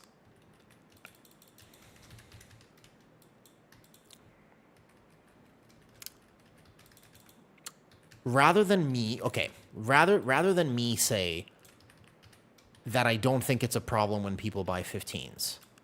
Do you think it's actually a problem that people buy a plus 15? Or let's say exactly that scenario then. Do you think that's a problem? That people, for example, bought a plus 15 out of curiosity. If somebody, my thought process is like this, right?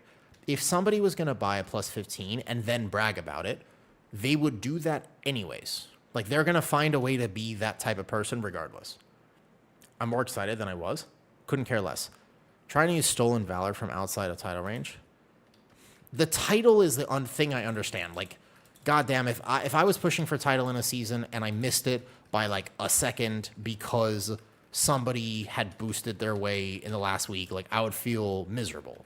Like, I would feel terrible about that, right? Like, I would feel literally, like, I would feel miserable, and I would have a big rant on Twitter about it. It's actually not playable. So the Apex talent, part of the reason it's not playable, I'm going to proc perk, please heal me. Holy.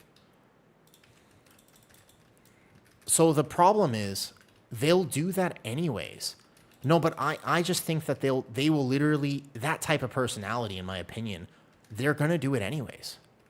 As in, if they don't have 3.3K instead of 3.1, they'll go to somebody who's 2.5K and brag about the fact that they're 3K, right? In that sense, though. Do you know what I mean, though? You want more defense? I think I'm fine. I'm not going to die this key at all.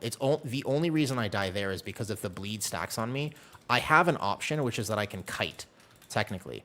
But I can't death strike my way. So that's the only dangerous part here. Just because there's a big bleed that gets applied, and then I have no enemies to heal myself back on.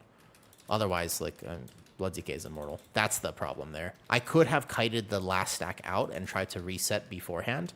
But otherwise, even here, these guys, like, clap pretty hard. But otherwise, no problem. They couldn't have done it without boosts. But I don't think the boosts are what enable that happening. Like, I'm just saying, if somebody's going to be toxic, I think they're going to be toxic with or without the boost. We are the healer now, pretty much. That's how it is with the Blood DK. And count your place in title range means booster deserves a spot. Well, no, Blag, I don't know about that. Because there's a... you can buy it. Like, the fact that you can buy title is... That doesn't necessarily mean you're deserving of it. But I'm glad. Okay, so most people are excited about Midnight, just in general, from the question I asked earlier. Little Mage, you're super hyped. I understand there's a few people who are not hyped about it, but I was thinking about what it is though. It also doesn't mean also fair, and I think that it's so important to clarify, at least at that level, who like if you bought the last key that you needed, you know what I mean? Like if you, for example, if you had pushed to resilient, I don't know, let's say you had resilient 19 with like 1 or 2 20s, but you were going to be shy 6 keys for title. And so you decide to spend a bunch of gold buying your last few 20s and a 21 or something like that. That's a completely different story than somebody actually just being like, I don't even play Mythic Plus, but I'd like to buy title. So to be fair, right? Like big difference. The one being boosted. Hold up 1 second. Let me make sure I don't die here. Easy death strike. I'm curious about Sand Lane in this. Do keys off stream? About all the time people say, yeah. But also, like, keep in mind that, I don't know. I just think that boosting is almost a proxy for another issue that people are actually upset about. What people are upset about is toxicity and not like, the expectation is that somebody's going to be a lot better than they are. And then you invite them to your key potentially because they have high IO, and you're like, man, why are you kind of terrible? Like that happens a lot. And I think that when you do your, your 15 priory and somebody doesn't know anything about it, you're like, are you boosted? But actually speaking, they might not be boosted. They might have just done a key where they got the IO or whatever though. But don't you have to play somewhat good in this range? Yeah, you have to play kind of decent, but also with Resilient, you can kind of just spend many hours there. I think Dalgroth would probably have more experience there because I know you have sold keys before like this. I don't know how many attempts it actually takes to boost somebody who is kind of bad in a title range, John Blue. I'm not sure exactly like how many hours are spent there, but I got to imagine it's probably not the first attempt. Like you might have to spend a little bit though. Yeah, okay, I was about to say 20 trials per. Yeah, that makes way more sense. That checks out to me. Yep.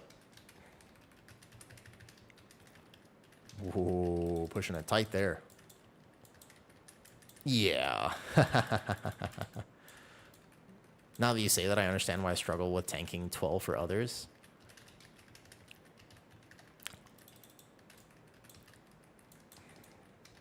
It doesn't mean that's not apart. That's fair.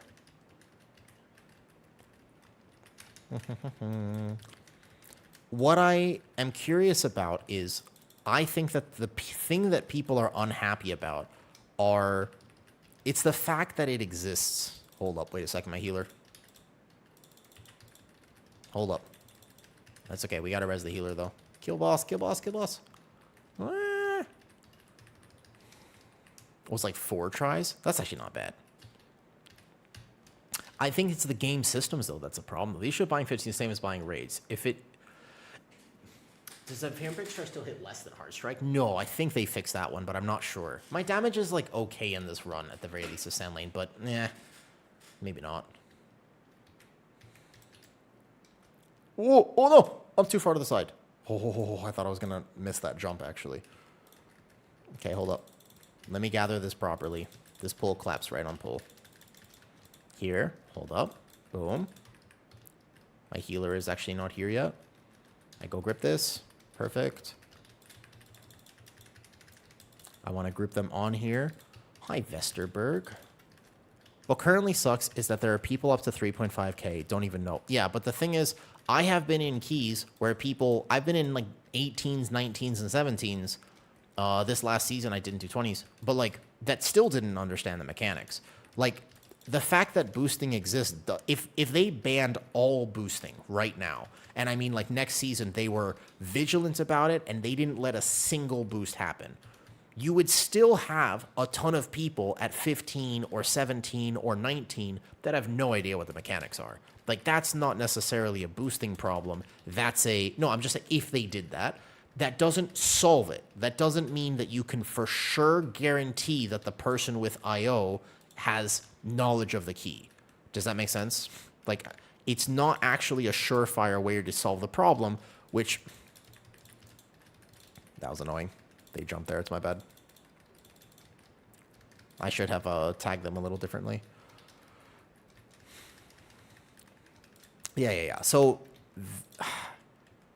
it's a tough one to solve, basically. It's actually kind of tough because part of me thinks everyone should be able to play the game however they want. Part of me feels like I understand that the boosting is like more rampant and there should be a larger check on skill level to progress so that maybe people have a better expectation. But I think that what would really solve it is more stepping stones. I think that that's how they fix this whole issue with Mythic Plus.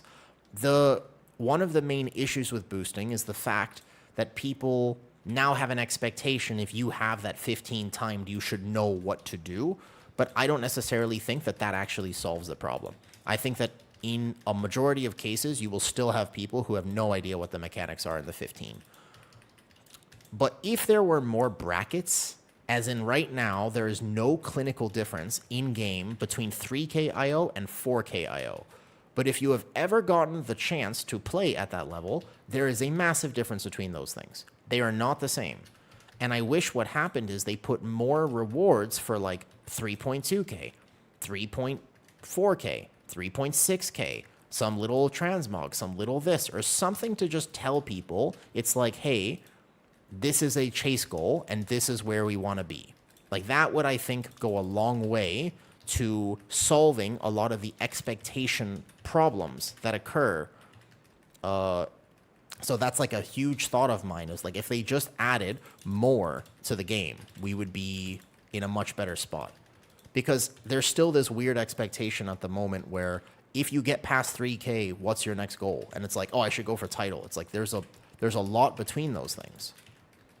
If that makes sense. Yeah, I'm fine, but these battle axes do hurt. I'm just gonna watch this last global here. Okay, I'm gonna kite out now. This is kiting though. I think there's a point where you can't go without pressing defensives. Hold up. Wait. Wait, dead. How does he keep dying?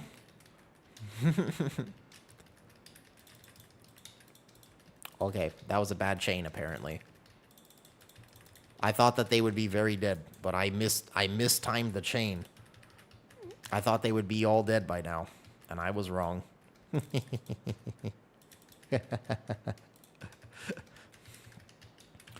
They are really limited to me, though. In an MMO, it should be easy to reward the push. I think that the game is better when people are not afraid to play it, and in general, rewards are easier, because people who want to min-max will min-max anyways.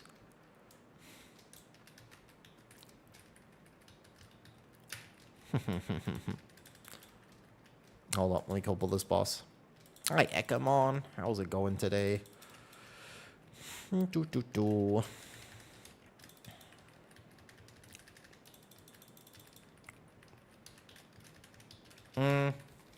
If you were a betting man, would you bet on Brewmaster? No, I think Brewmaster is hopium because I think they're going to nerf it, and I think they might over-nerf it.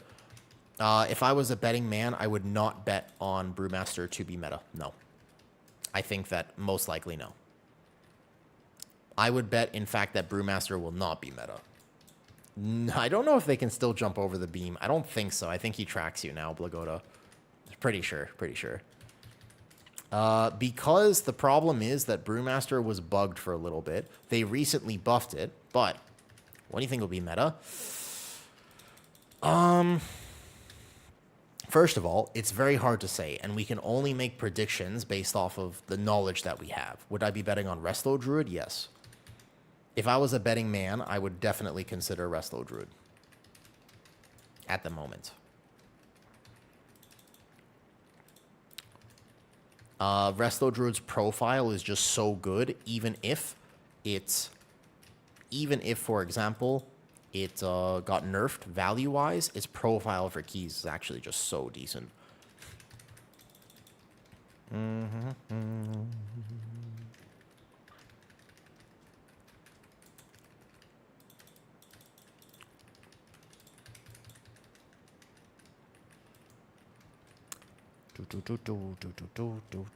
gotta have some more salt. I must have Shult. I must have Shult. But I'm tanking on a Blood DK. What do you think the tank with the most damage right now? Technically, either Brewmaster or with the recent fix to their Tiger Palm actually benefiting from Blackout and stuff, like, I think that Brewmaster does a lot of damage. I also think that Guardian Druid DOTC does a lot of damage. So if I had to guess, it'd be one of those. DOTC Guardian or Brewmaster. I haven't seen exactly what numbers Brewmaster is pulling off right now, but it's high. They recently fixed an interaction where Tiger Palm is now, you can get the 800% amp or whatever crazy number it is. What are the good situations to take Consumption? I haven't played Consumption at all. Every Blood DK I've talked to just doesn't play Consumption. I don't know whether that is a good or a bad choice, to be honest. Hard for me to say whether that is the right or wrong decision, but I have not played Consumption. I probably won't get one zap by this. Nah, easy. So I'm a no consumption gamer at the moment.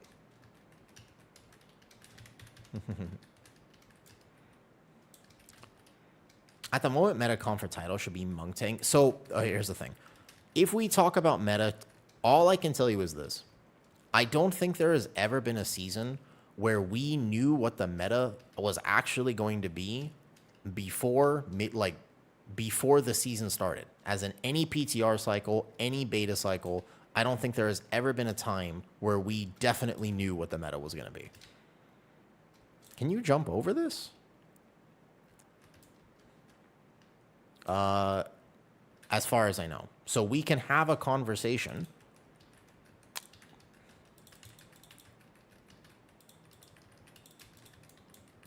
But I don't know is the answer.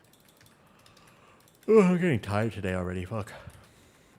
Today's probably not going to be that long of a stream. Tomorrow I might do a very long stream.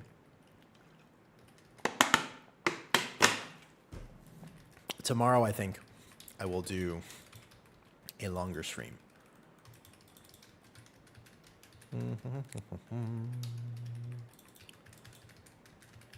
The one constant is always Resto Druid. Not necessarily. Resto Druid has fundamental problems for keys as well. It depends very much on what the season demands. I wouldn't say Resto Druid is just a given like that, though. Not at all, in my opinion. No, I feel... I'm going to get a snack after this, rejuvenate myself, and then maybe we get, like, one clean run, potentially.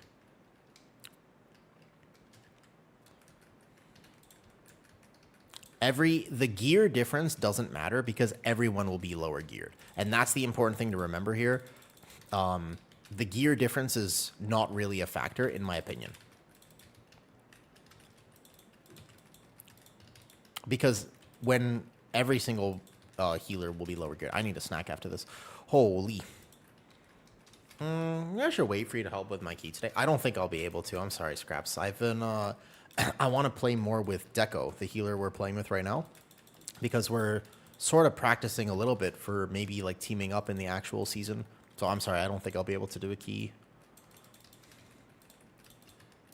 Although I'm not on my bear, but I mostly just want some footage. I think if I make the tanking guides that I want to make, because I have all the ideas in my head right now for how I want to make those masterclass tanking videos, I also want to offer different tank perspectives and not just play bear for every one of them. So I have the first one from Prop Pally, the next one was bear, the next one could be here, like this one could be like Algathark. I can do Blood DK point of view and like still explain the dungeon from Blood DK.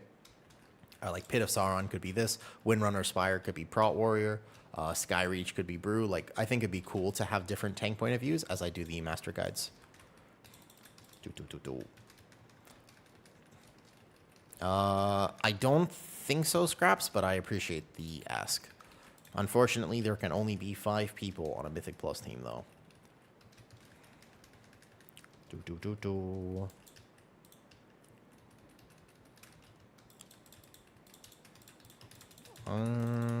Okay, I'm just debating on what snack I want. For some reason, what I am actually craving is not something that I think I will get today. Unfortunately, I might make a decision to be healthy. I haven't been moving enough for me to justify this ice cream business.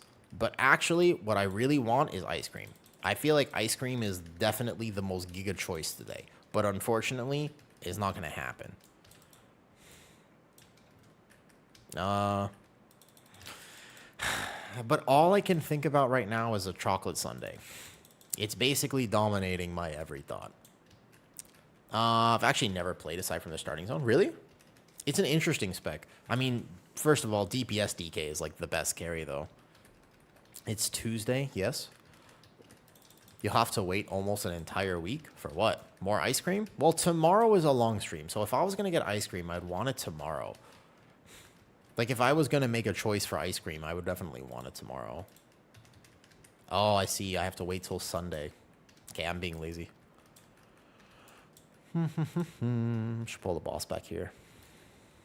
DK is too slow. It is kind of slow, for sure. I think out of all the tanks, it does feel very... It definitely feels slow.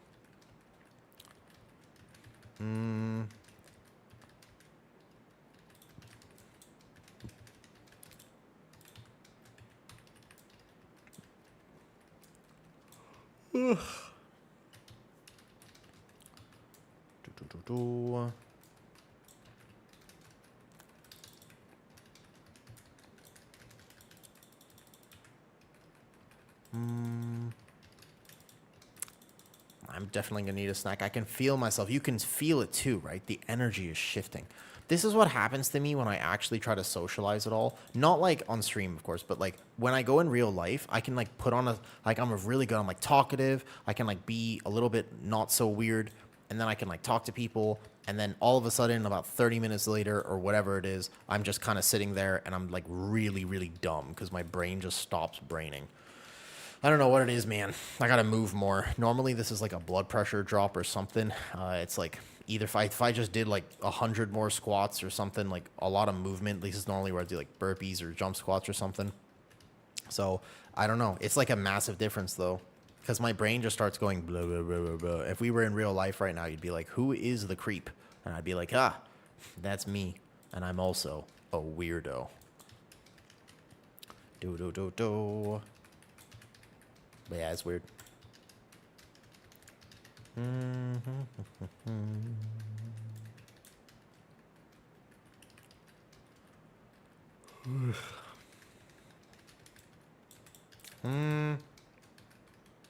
trying to think about what I have in the fridge that I'd actually want to eat right now.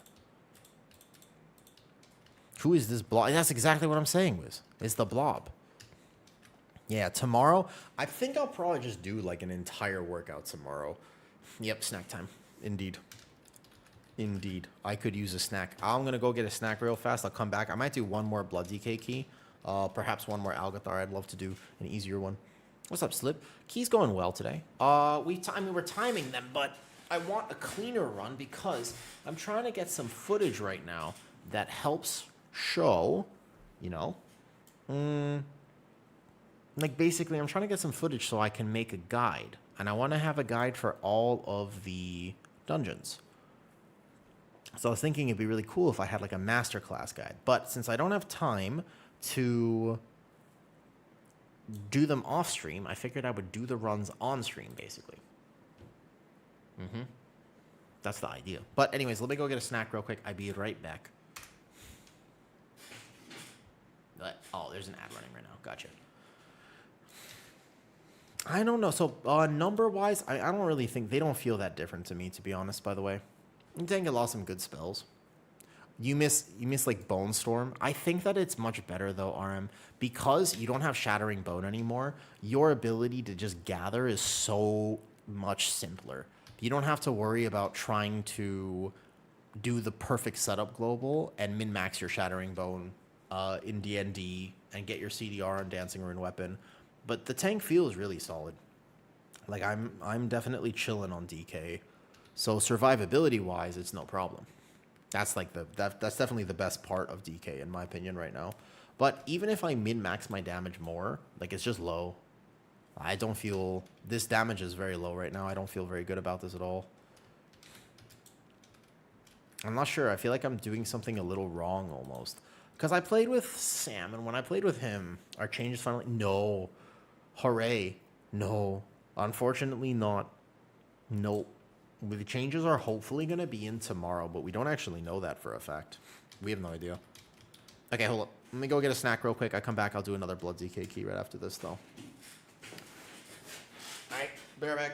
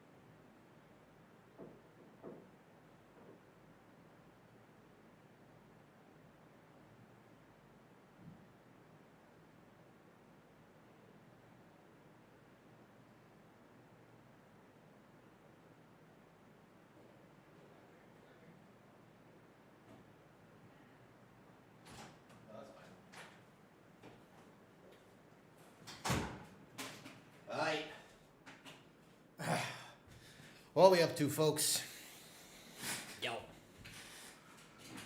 Yo. Okay, I'm here. Okay, so I had some cream cheese with some sugar, and then I drank some milk. It does not satisfy. It's not the same as ice cream. I just want ice cream, to be honest. As unfortunate as it sounds, it's not the same. I will, however, not order ice cream. I will definitely just do some more squats on my own. I still owe 25 from the last stream, so I'm going to do that. Then, I would like a single more blood decay. One more of this key with blood decay. I would like to do one more Alcathar and see if we can really just clean it up and feel very decent with it. I think that'd be good. I'd like a clean run, so to say. Start a group. Alcathar Academy. We have one DPS spot open if anybody would like to join. Onion milk. Oof. Do you guys think that the guy who was named Onion Milk Enjoyer, was he really... Like, that's somebody who renamed themselves based on my stream, right? There's no way that his casual name was Onion Milk Enjoyer. I don't think so. I think there's zero shot that this guy is a legitimate Onion Milk Enjoyer. He has to have done it. The thing is, right, there were no previous chat messages, and he's been very consistent with it. And that's what really gets me here, is I'm trying to figure out how legit is Onion Milk Enjoyer. And he does appear to be legit, which is, interesting. A Demo Warlock, the Presovoker. Yeah, I respect the bit, but there's no way that his name was casually just... And he came in the day after. I refuse to believe it. All right, let me get some salt. Hydrate. Do a few squats. There we go. 1, 2, 3, 4, 5, 6, 7, 8, 9, 10, 11, 12, 13, 14, 15, 16, 17, 18, 19.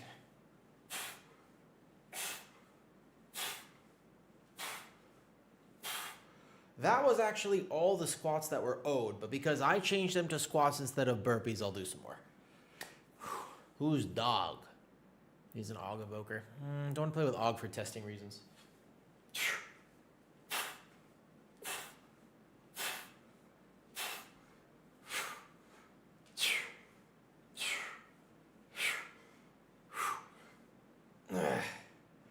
You counted 0 squats? What do you mean 0 squats? Hold up. Are you talking about my depth? Are you talking depth? Excuse me? Excuse me? Wait a second. Winterkin. No. Winterkin. You haven't even seen my squat. I squat pretty deep. What 0 squats? What do you mean 0 squats? I live in Asia.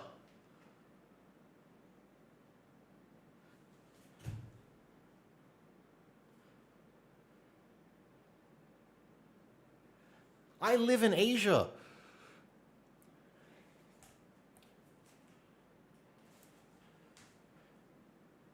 This is how I relax. 0 squats my ass.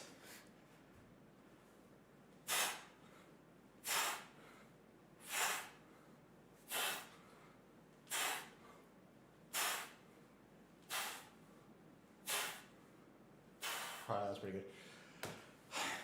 He's like lean forward too much. That's because it's a body weight squat. Gotta have that Slavic squat. You mean a proper one? Oh, that'd be crazy. The thing is, Winter, I tell you what. No, I appreciate it. I don't mind backseat gaming and backseat fitness. Hey guys, can I ask a question?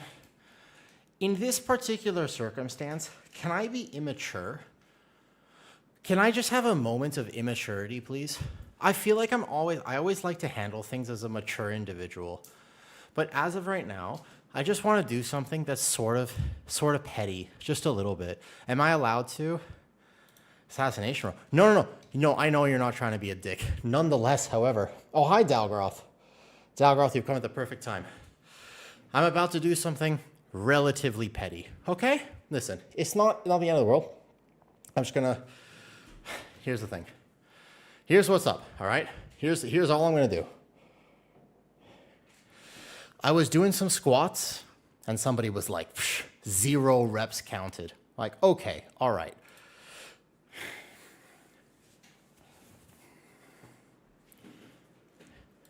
Zero reps counted.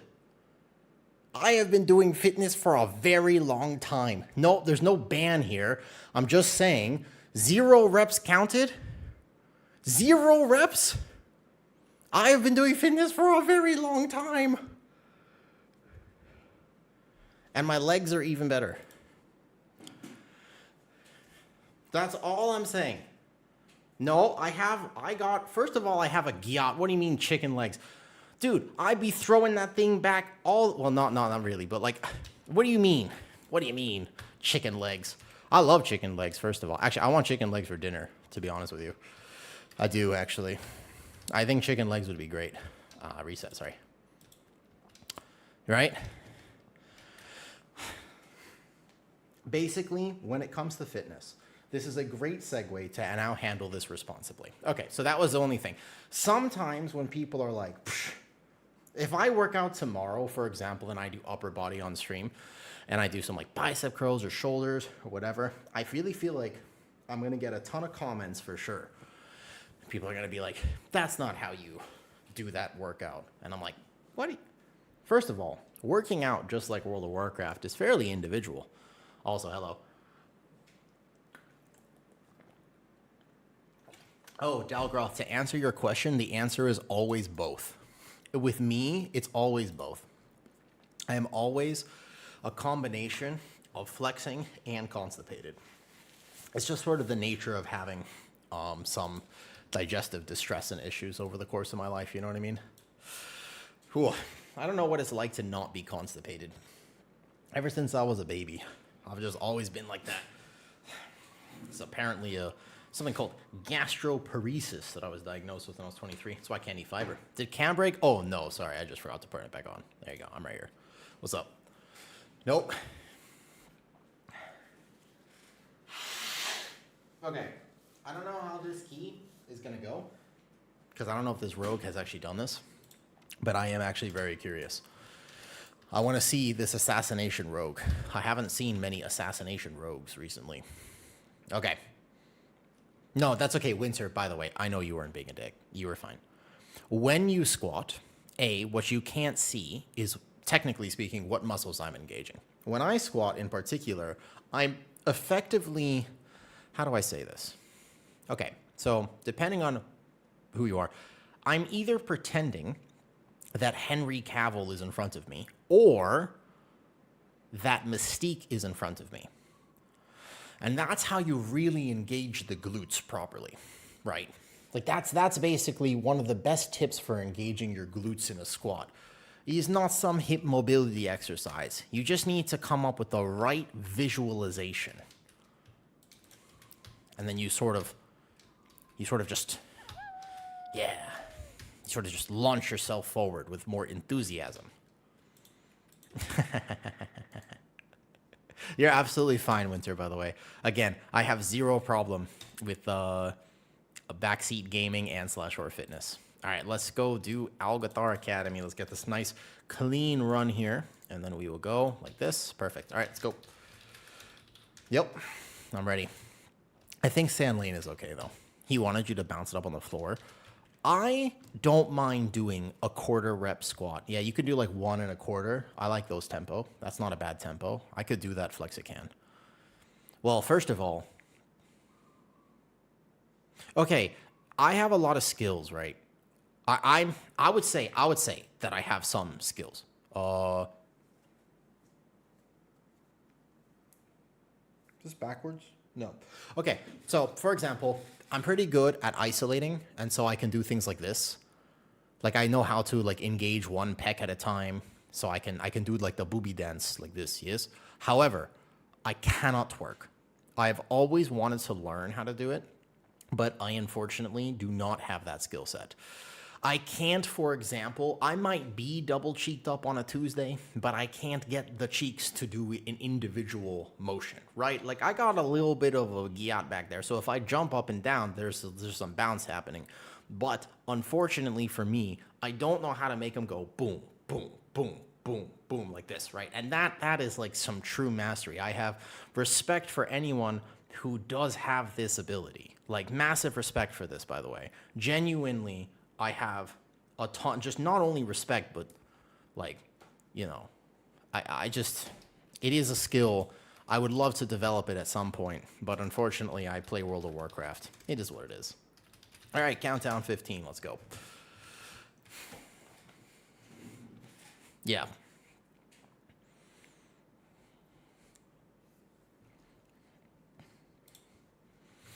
So, a morning wide boy. What did I just join? No, Bloody Cakey. I'm just doing Alcathar Academy. What are you talking about? What do you mean? I'm doing Bloody Cake. Obviously. It's a 15 Alcathar Academy, Bloody Cake. This is why I shouldn't drink coffee, by the way.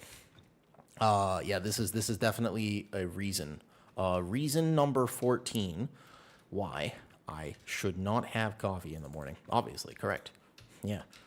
But seriously, actually going back to the previous topic, do you know how hard it is to control your glutes like that? I swear that it's not necessarily genetic because you can learn it, but goddamn, it's so impressive. It's very difficult to achieve that level of control. You might, and just because, by the way, don't be fooled. Just because you have a badonkadonk doesn't necessarily mean that you have the required skill set to do this.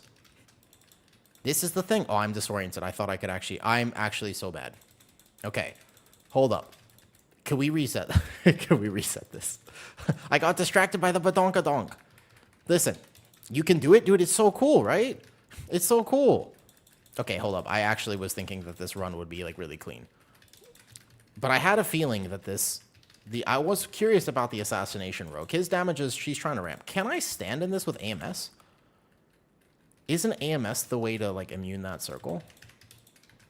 Yeah, I got disoriented. I mean, listen, a lot of people get disoriented by badonkadonks. This is, like, basically, this has been happening forever. Hold up, just reset real fast. Reset, I messed up. No, just reset real quick. I know that his damage is ramping and everybody's having a great time, but just reset real fast. Couldn't aggro. No, it's okay. Hi, Paravel. Paravel, don't you also wish... Well, hold up. No, I don't want to make assumptions. Just because, listen, half their feet are trying to move their ass right now. Dude, it's really difficult. It's not even on your feet. You should be able to do it while you're seated. That's like true muscle control. Paro, one thing that I wish that I could do, I have always been jealous about this, okay, is I wish that I could take a single one of my ass cheeks and move it up and down comparatively to the other cheek. So it's like a skill. Like I can kind of do both like a little bit, but not really. Like it's awkward. It kind of looks like I'm a Taylor Swift fan. What I would actually like to do is make it look like I was a Megan Thee Stallion fan and really go like woof, woof, woof, like properly. I think that would be so cool. I unfortunately do not have that ability, and I would very much like to learn one day. At some point in my life, perhaps I will dedicate the necessary time and resources to obtain this wonderful skill. Yep. I can give you a visual of my chest. So I can do this here, right? So like my chest, I can do it, but I had to learn how to do this, right? Like I can do it here, but I can't do it with the...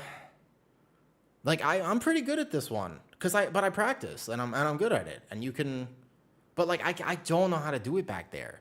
That's the thing. Why are we throwing shade at Taylor Swift fans? Well, you know. Oh, did we lose random? Oh, he probably got kicked. My bad. It's my bad. All right, here we go. Yeah, it's okay. I guess you know what. You gotta have some understand. You can't, not everything works out in life. And this is a great segue into talking about how sometimes life is just terrible. Like, honestly, I think that people do this weird thing where if your expectation is happiness all the time, you're gonna be disappointed because sometimes life isn't happy. But then there are this weird segue that happens from that is there's an expectation that you can't be sad or that sad is bad.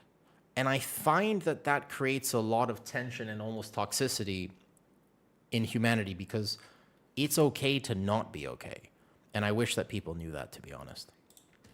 I find that people are so unwilling to be uncomfortable and not okay that they end up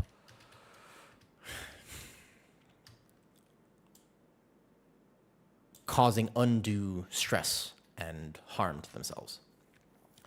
Yes, I think that you can control your reaction. Like, I think that you can decide to be the person that you want to be. And then when bad things happen to you, there's a lot that you can do to get through it within reason. But I actually agree, Patty, that positive toxic positivity is very, it's almost sneaky how detrimental it is to this world. I don't think people quite realize just how much, how much happens basically because of this push of like, hey, everything has to be okay all the time. Like, it isn't though. And it's okay that that's true. Like, it's not actually all okay, and that's fine. Is Blood Decay really punishing? No, I think it's a lot less punishing. The pruning on this is definitely noticed. Like, I notice it a lot more than my other tanks. I think that all tanks feel pretty much the same, but Blood Decay feels better, in my opinion. Because of the Shattering Bone change, more than anything else, it's mostly the removal of CDR on Dancing Rune Weapon and Shattering Bone makes this just a lot more friendly and less punishing in particular to play. But even with me getting to pad because my rogue died early, so even though this pull is living extra long, I still cannot really do significant damage. Like, I'm doing some damage, but not a lot. Ooh, I got the Cocoon of Shame. What's up, Suzmax? How's it going? Sumax, do you play World of Warcraft? And if so, what is your favorite spec in World of Warcraft? But Patty, I agree. It's hard to talk about it though, Patty, to be honest though. Is VDH better? I mean, VDH is weirdly almost better at self-healing and has more to offer your team than this. So yeah, a little bit. The healer says, I'm blasting at 60k, but at least he's happy.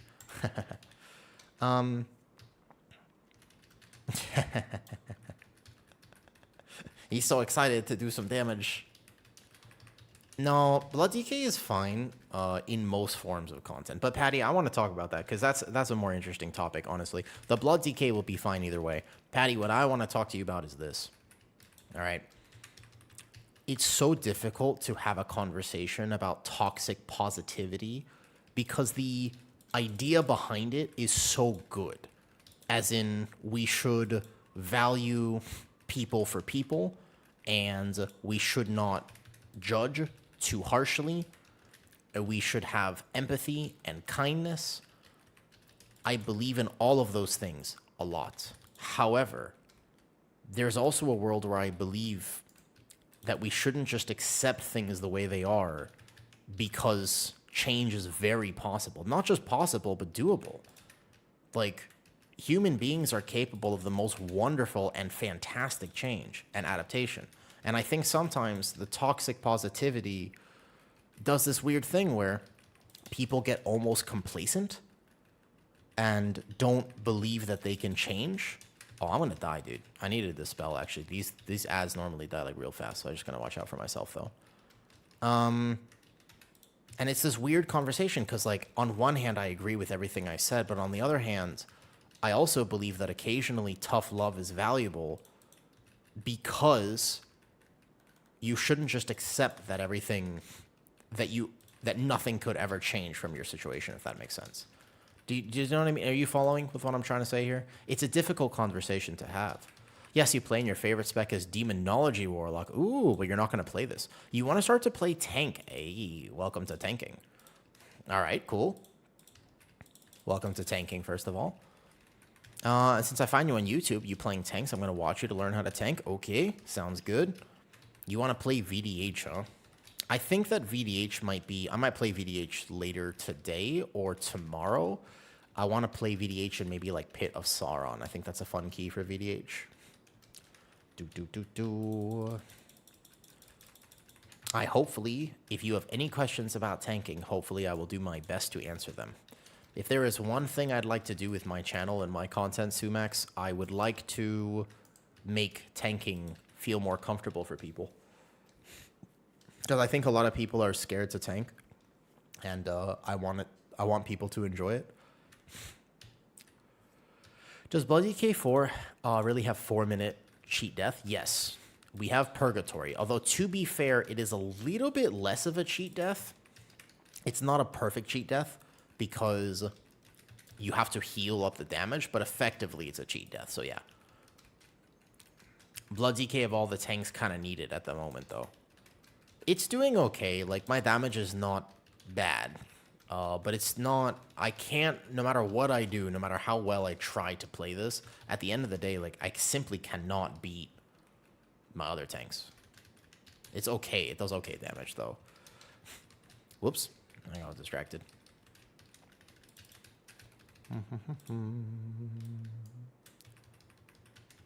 Not scary tanking. It's mastering the route/fights. I think that tanking overall, though, is the same. So for me, tanking is a combination of everything else. Though. A question, is Annihilator really that hard? So no, Sumax. The difference between Annihilator and Eldrachi, you have to play Annihilator right now because Eldrachi is very bad. So that's the first thing, is you will be playing Annihilator. But overall, the reason that people say Annihilator is hard is because to min-max its damage, the meteors are RNG and have a bunch of weird interactions. So that's the reason that people say it's difficult. Technically speaking, it's not that difficult rotationally, but if you're trying to parse 100 and do the absolute best you can on VDH, then yes, it's difficult. But otherwise, don't worry about it. For most key levels, that won't matter. This is a conversation about the highest level. You know, the world first type keys. Not even just high keys, but world first type keys. Does that make sense?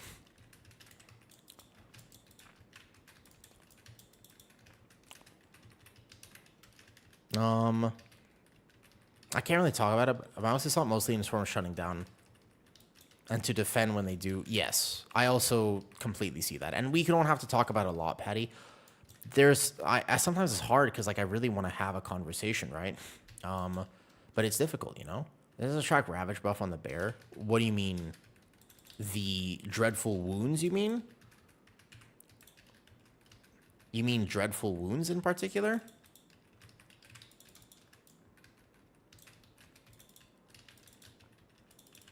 I need people to stop hitting this early.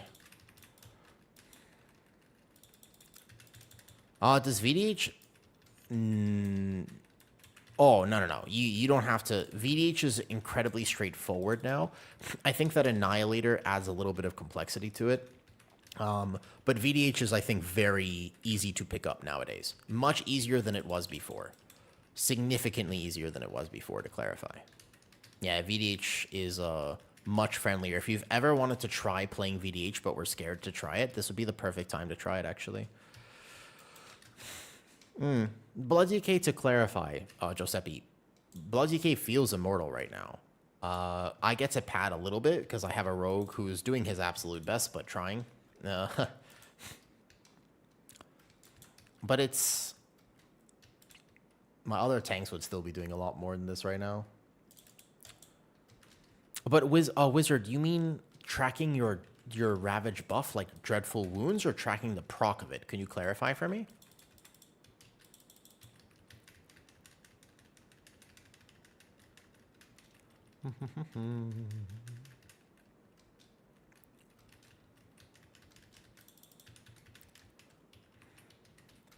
I saw your post. I think some of them have been fixed. That That clip was from like a week ago, and even since then, one or two of the bear things have been fixed. But keep in mind, that clip was only for 2 of the specs. Like, that was only for 2. Oh, hi, Ballast. Hello, hello. Yeah, that's only encountering basically like 2 specs on that list. There are a bunch of other things though. Yo, first time watching outside of YouTube. Hello there, Plantstone. I'm sure you get this question all the time. No problem. You can ask me the question all the time. You can ask me questions. No problem. Never a bad question in my stream. If I do, for example, however, miss your question, that's probably because I'm locked in trying to play a tank that I am slightly less familiar with, and I don't really want to miss my rotation. So I do, yeah, okay. Which tanks are you personally enjoying the most, and what am I going to main in Midnight? Great question, Planstone. So, when it comes to my favorite tank, I do have a favorite tank. And as long as I can play Elun's Chosen Bear, I don't like Druid of the Claw Bear.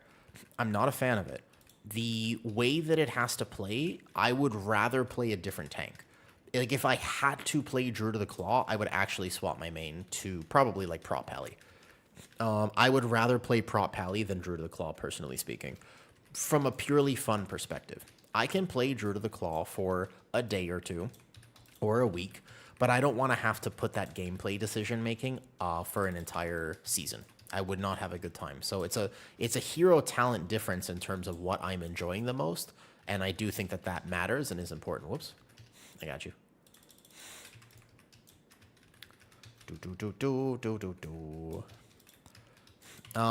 Ravage itself to see the timer. You mean the actual buff of Ravage? Like, you want to see when it's going to expire, Wizard? How long you have that Ravage for? To clarify, if I'm understanding correctly. Brock his sheet. So there's that for Guardian, but I'm also a big believer, Plantstone. I'm a little weird. I want to play the game for fun. So ultimately, I'm going to decide to do things for fun.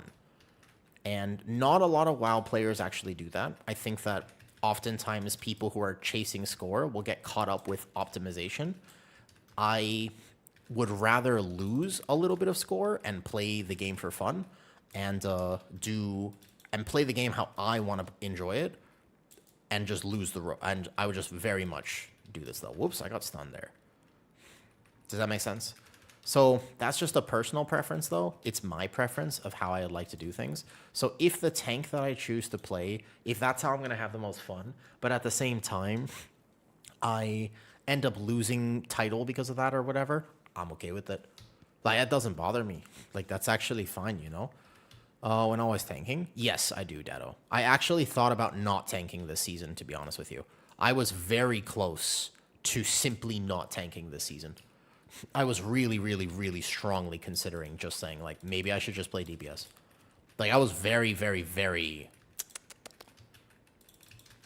I was extremely certain, in fact, that I would not tank. And then the more I played beta, I was like, okay.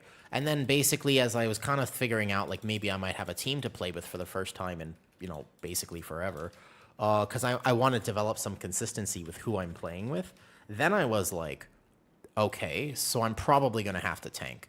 The problem with me, and I'm going to be honest with you, I'm going to have a moment of real admission, by the way.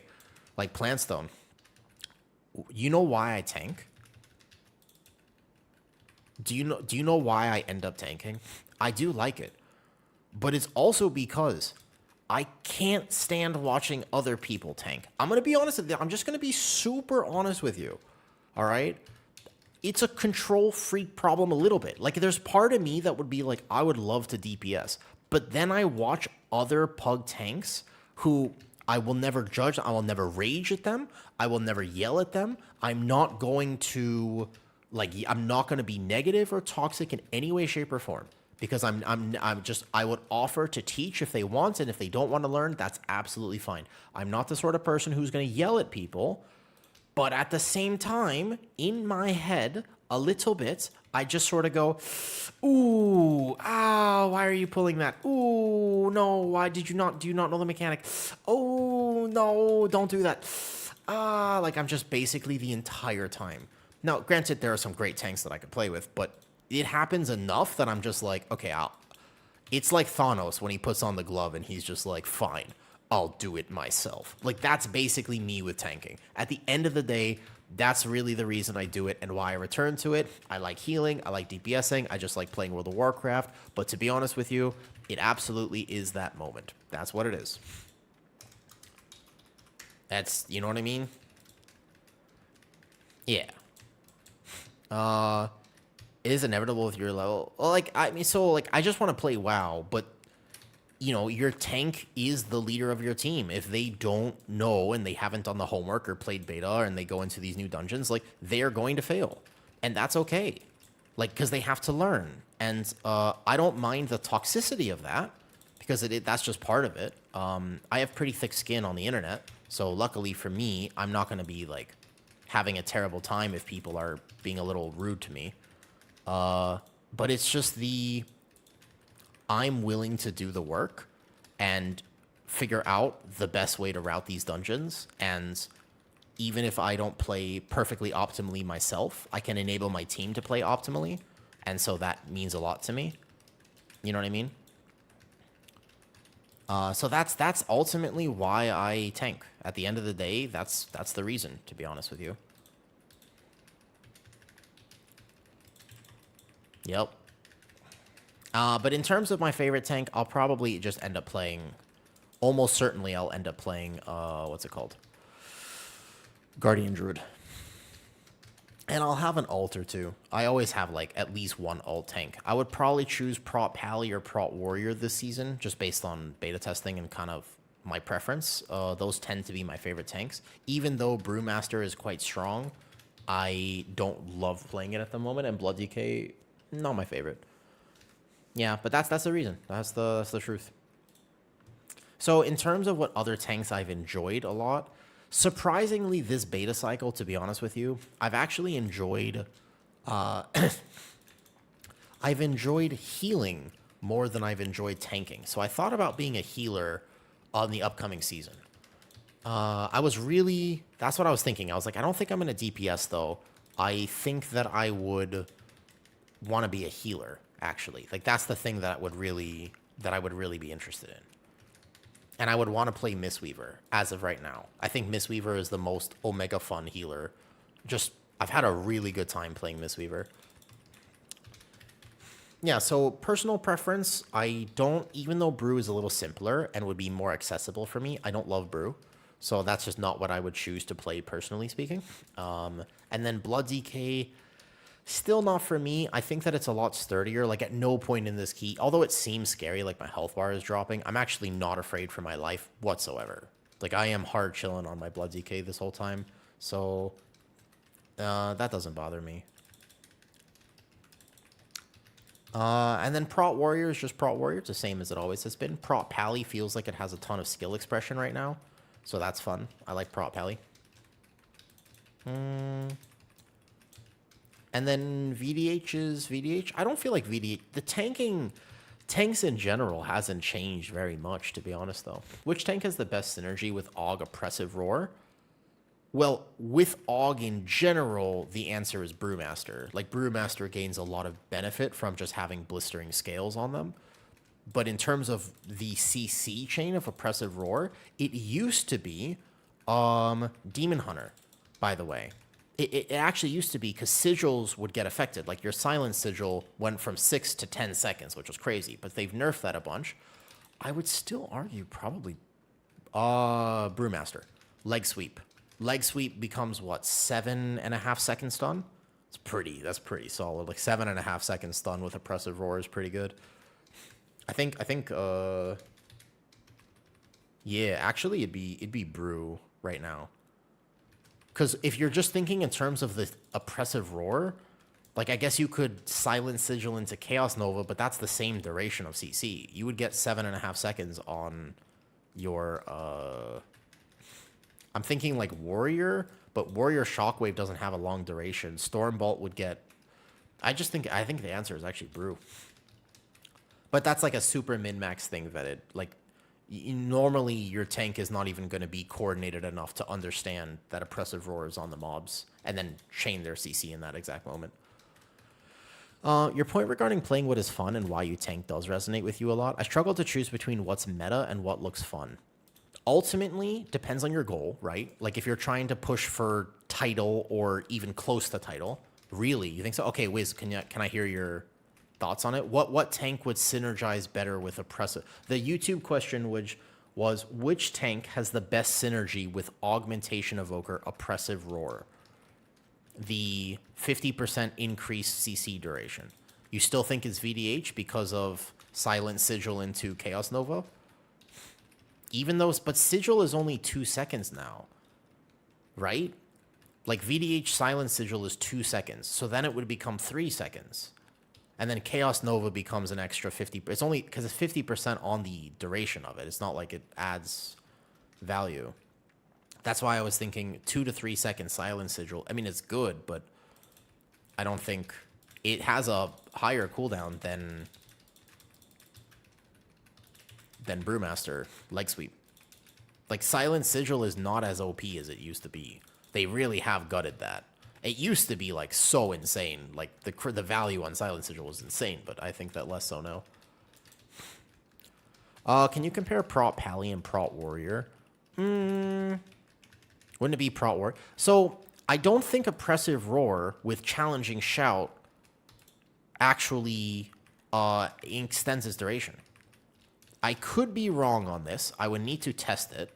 But I don't think that Warrior's AoE interrupt actually does get extended with Oppressive Roar. It would only be Shockwave and Stormbolt and Shield Charge. To be fair, Shield Charge is a single target stun, and that would get extended via Oppressive Roar. So, I don't know. Guardian doesn't have a lot of synergy because we don't actually have any stuns. War Stomp, I guess, if you play Torn.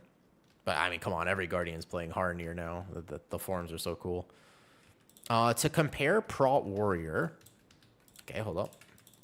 Let me do this pull properly today. So I can pull this now. And what I have done is I have saved utility.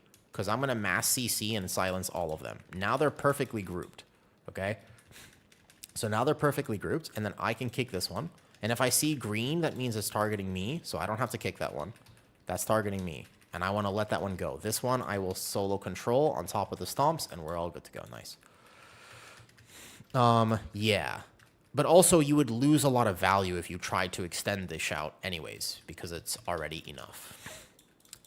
But, like, yeah, Silent Sigil being 2 seconds is kind of weird now. Like, it's not... It really has lost a lot of the glory that it had back in the day, because it used to be so much... significantly longer, you know. What do you think? Do you think staying with Prot Pally? It's 3 seconds now, so you would get 4.5 seconds on Silent Sigil. Fair enough. Fair enough. That's what my initial thought was VDH, and then I thought about it some more, and I realized I'm not so sure about the VDH anymore. Oh, that's a bad distract. Can we even go through? We can try. I think it'd be okay. What's up, Rish? It's 2 baseline and 2 with the talent. Oh, okay. Watch out. Cool, nice. Good morning, Rish. Good morning. I see. Yeah, sorry, that... It's 4 than actually talented. Okay, fair enough. And then you could also Chaos Nova because Oppressive Roar is a 10-second duration, so you could actually get 2 different chains in it, actually. You would be able to Chaos Nova afterwards. Interesting. All right, sorry. Let me read some other. We were distracted by this. I do like theory. I like having the in-depth conversations about WoW. But let's bring it back for a second. You said, for example, you're wanting to play. Sorry, let me read your comments again here, Plantstone, because you were saying something really clever. Right now, I'm torn between Brew, Vengeance, okay, and wanting to like Guardian but not really enjoying it. What version of Guardian are you playing? And Plantstone, can I ask you, what's your goal for Midnight? Like, in general, what's your IO goal? If you had to say, what IO would you like to get to? Out of curiosity.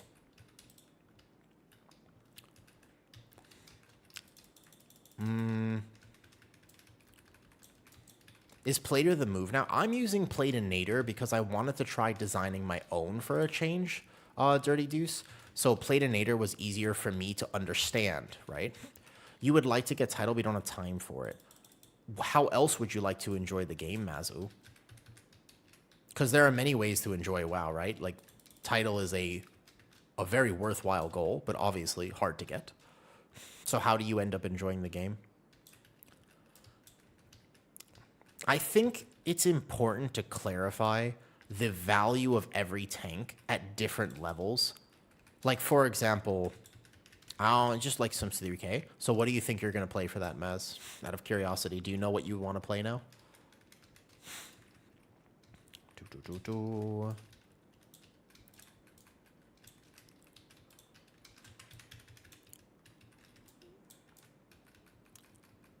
No way, a big pumper. I picked 3.6. Nice, nice. 3.6 is very solid. I think that puts you in what, like top 1% or something? That's like pretty high, actually. I goes to end higher with that. Druid-wise, I've played Elun's Chosen, and you're not a huge fan of the Elun's Chosen playstyle. So we want to tank kind of in the corner here.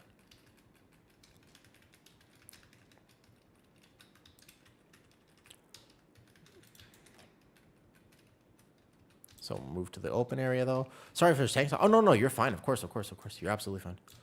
I don't like the changes for most of them. Now I'm thinking of DK, Warrior, Arms, Dead Arms Spec. Dude, I don't know what they're doing with Arms. It was kind of looking okay for a second, and then all of a sudden they come out with nerfs to it, and I'm just like, what? Yeah, it was very confusing, the Arms thing. Unsure about that. I don't know what was going through their head with that one.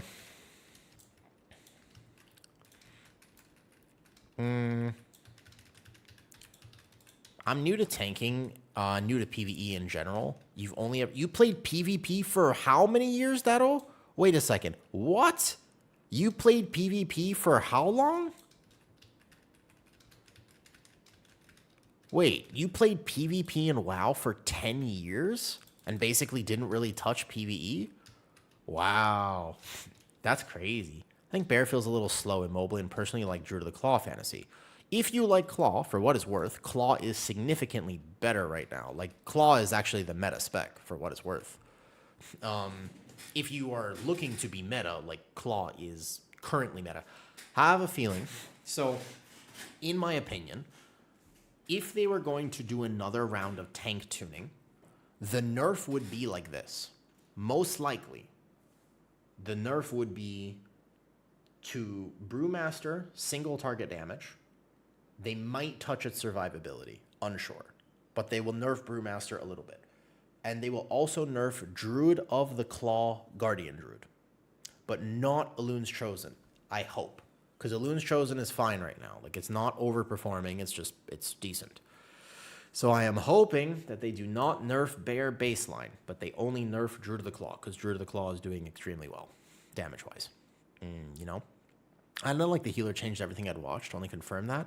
So, yeah, that's the weirdest thing, Wisdom. There was so much dooming about healing in particular, and then I started playing healing on beta, and I was like, dude, this is amazing.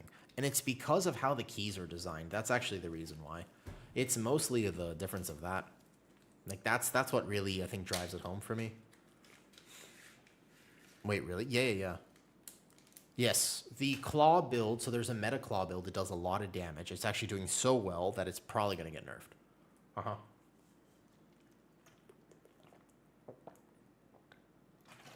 Indeed. I can't get comfy with ramp and melee healers, and Shaman barely.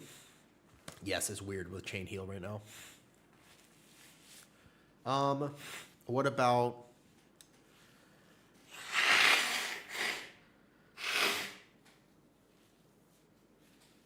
by the way, I'm very excited. I would like to heal more next week when the changes go in.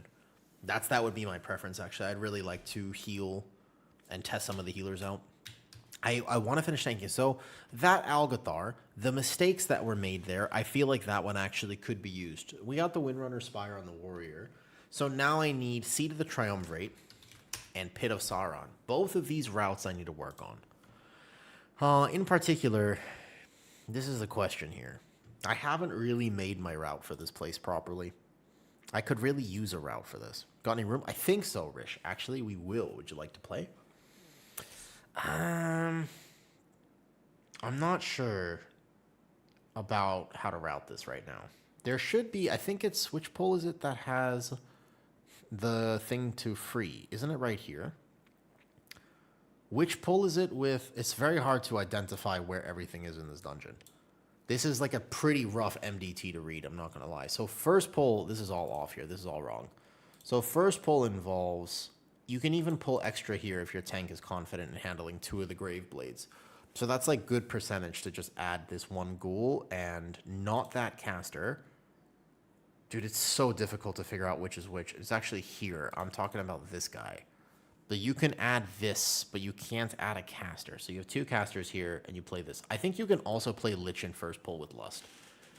And then the second pull, then, is probably dragging... So it's these 2. Okay, I know where we are now. No, so this is also in first pull.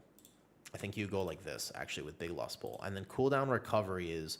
You can grab these 2 Enforcers if your tank is comfortable, and you pull that into this. That's second pull. So you go 1, then 2, and then... Maybe you add intentionally a plague. These guys are, as again, it depends if your tank can live. Pull 3 is supposed to be the pack, which should be like right there. Like it's give or take the thing. There's an ally that you have to free, and I think he's in this pack. It's very hard to identify. That's the circle, right? So if this is the circle, he should be in this pack right here. It's actually, it looks like it's this one, but this is not quite right because the Necrolite there versus there. Now, how is there a Necrolite? Where is the circle? No. That's the circle. Oh, God, this route is so confusing. Okay, so this is the big circle that you can't fall through. Then this is all, so you kind of go through here, and then you would go to the right, and I think it's that pack. It's this one. This is the one here. So you go like... something like this, but you don't need to pull that Necrolite, I think, and you go, this route is so confusing. And then the next pull after this, you would want to go in here with the Drake on top of like these guys, give or take, or like this pack. Dude, this is so confusing. I would love to make this route very well, but yeah, I can't stand between Bloodseeker or Prop Heli, both so fun. Why not both? Honestly though, why not both? What are you playing, Rish? Oh, can you play DPS, Rish? Do you have a DPS to play? I think as long as Deco is still awake right now. I know it's late for both of you. Y'all still going? I cannot for the life of me figure out. Rish, if you have a route for this place and you want to share it, by all means. It's very difficult for me to figure out where everything is. I think I understand it now because this is what you skip here. So you kind of, it's something like this. But then pull 5 should be in this corner with those guys right there. Probably and these. I think I like adding this in there so we can do the next big pull. But that means you need to add this somewhere. Could go into this pull, I suppose. You could pull this all together there. It's not the end of the world. Where's this 2-pack? This 2-pack is not that bad to add, actually. You could probably add this to pull 5, potentially. Okay, and then pull 6 is all of this, right? And then pull 7, if you can control it, not a bad idea if you have a DK to do this pull. Otherwise, if you can't control the Necrolite, I'm not sure about this. But something like this, okay? Then pull 8 would be here, right? These 2 packs, or this together. And then you would go here, like that. That's 82%. So we're looking about right, because then you're going to pull those together. And then I guess if you're not pulling this, then you don't need extra percentage there. And then you pull these guys together. So we're at 103%. No, of course. Do you consider a pro tank of sorts? What's pro? Well, what's your definition of pro, Plant? I think that's a good clarification. Also, hi, Trivedno. I think I'm a very knowledgeable tank because I've been playing this game for a very long time, and I feel like I can be reasonably comfy if you can put me into any dungeon on any tank, and I'll be able to perform at a fairly high level. But I don't tend to, I don't do world first keys, right? When you make videos, oh yeah, 100% Pelas. I have some right now for early access on Patreon, if you're curious. But I will eventually have them on the YouTube channel, yeah. But for right now, the routes are here. And if you tier 2 sub there, then I will also do a coaching call with you once a month. If he could heal one, is that fine? Yeah, that's if he wants to. Rish, up to you, Deco. I have a good route to use if you want lots of AoE, very minimal scary cast. Can you send it to me? Out of curiosity? We're in the key right now. Let me see. I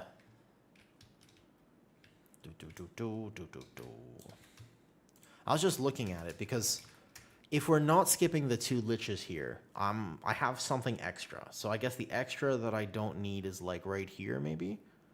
Like maybe like around there, give or take. Yeah, you're welcome, of course. I'm definitely, and all the routes will be available in Discord for what it's worth. Rish, could you maybe DPS one more? What's this? Oh, this was Purple's Platinator. I'll have to try it later.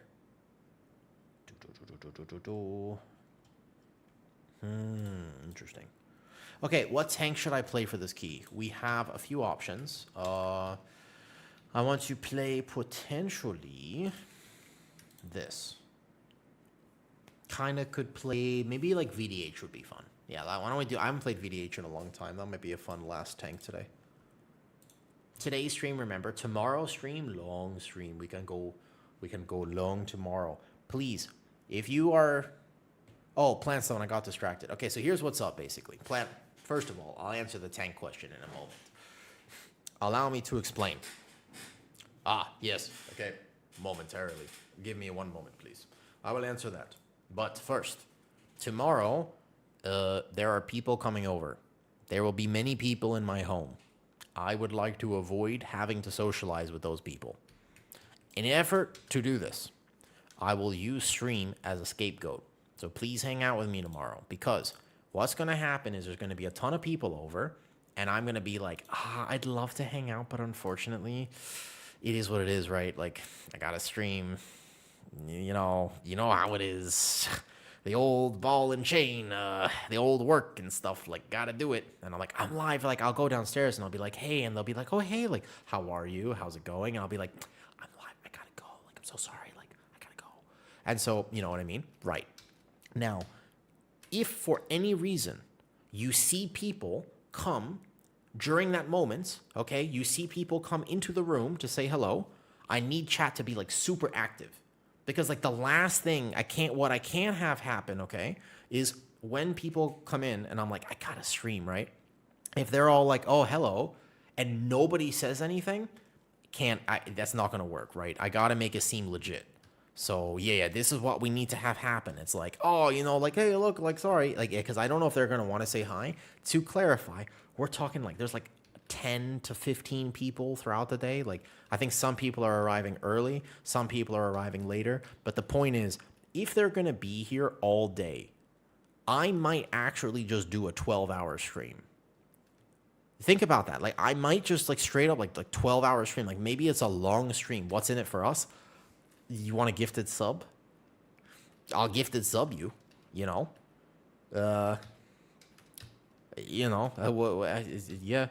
You want sub? Bet? Yeah, I'll give out gifted subs tomorrow. I don't mind. Yeah, so basically I'll do my whole workout on stream tomorrow. I'll just do some arms and upper body. And that's kind of the idea, right? That's sort of the plan. It's a good plan, I think, in my opinion. Okay. I don't even know if I can gift Patreon subs. I don't think I can gift. Am I allowed to gift Patreon subs? Is that a thing that I can do? Random, do you just want to see the content on this, though? No, I think Deco said he was going to bed, so you can heal if you'd like. I just need somebody to invite me to group. Invite. Wait a minute, this is not Blood DK. I just was playing it. We are now progressed to VDH. I did Warrior earlier. I did Blood DK already. We did like 3 Algothars in a row to get some clean footage, and then I will set this up, though. Thanks for... Yo, good night, Lee. I hope you have an absolutely fantastic night, dude.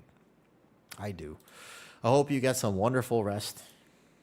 Cool. There's a profile right there. Nice.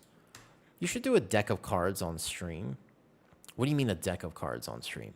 I specifically try to avoid any and all decks on stream because I don't want to get banned dirty. Like, I thought that was a different website. Oh, sorry, English. It's always E before I. I forgot. My bad.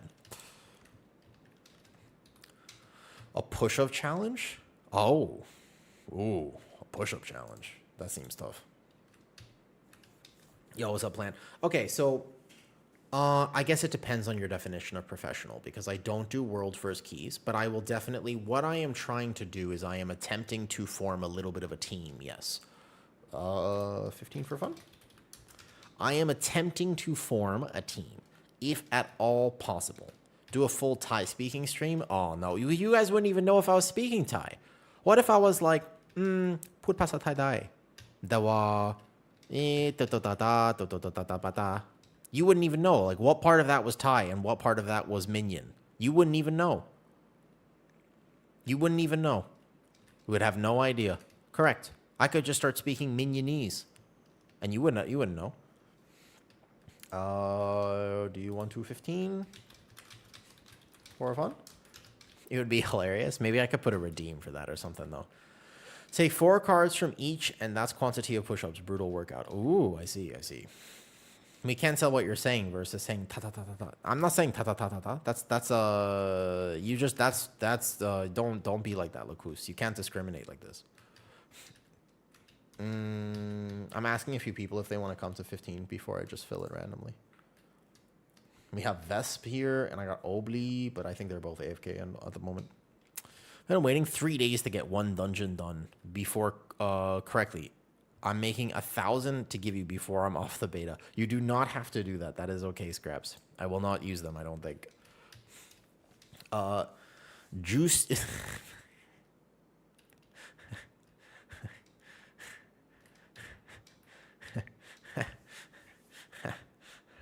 It's just your name. Like, it's not even the content. It's not even the message. It's your name. I can't read that Twitch name. I actually think I refuse to read the Twitch name. You would have to gift 5 subs right now for me to read your Twitch name. But aside from that, I don't think I'll read it. Yep. No. It's not going to happen. Nope. Can't do it. Can't do it indeed. Lol, you were in Thailand? That's surprising. Is it? I feel like I talk about Thailand a lot. I should do an in real life Thai stream at some point. I haven't done that in forever. I think that'd be cool to do like a little in real life Thai stream. Okay. Pit of Sauron plus 15. If you do have a route and you want to share it with me, I'd love to see it. Because I'm still not exactly sure what I should for sure be doing in this dungeon at the moment, though. Yeah, I lived in Thailand for quite some time, and I really like it here. It's a tiny little street with a handful of... Well, no, I mean... yes? Yes, thanks, Google. Oh, you did Google it. Yeah. It's not... Well... No, I can tell you... What I can tell you is this. All right, listen. What I can tell you is this. No one...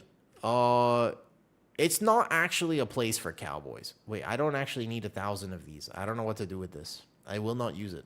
Oh, yeah, Obley wants to come. Bet. Nice. I live in Hong Kong, and a group of us go to Bangkok every weekend. I think you've told me this before. I vaguely remember you telling me this. All right, I will take 4% movement speed. Yo. It has been a while since I played VDH. Got you. No, it is not exactly the place for me, Juicy. I would say in general, it's not particularly... Yeah, I think you mentioned this before.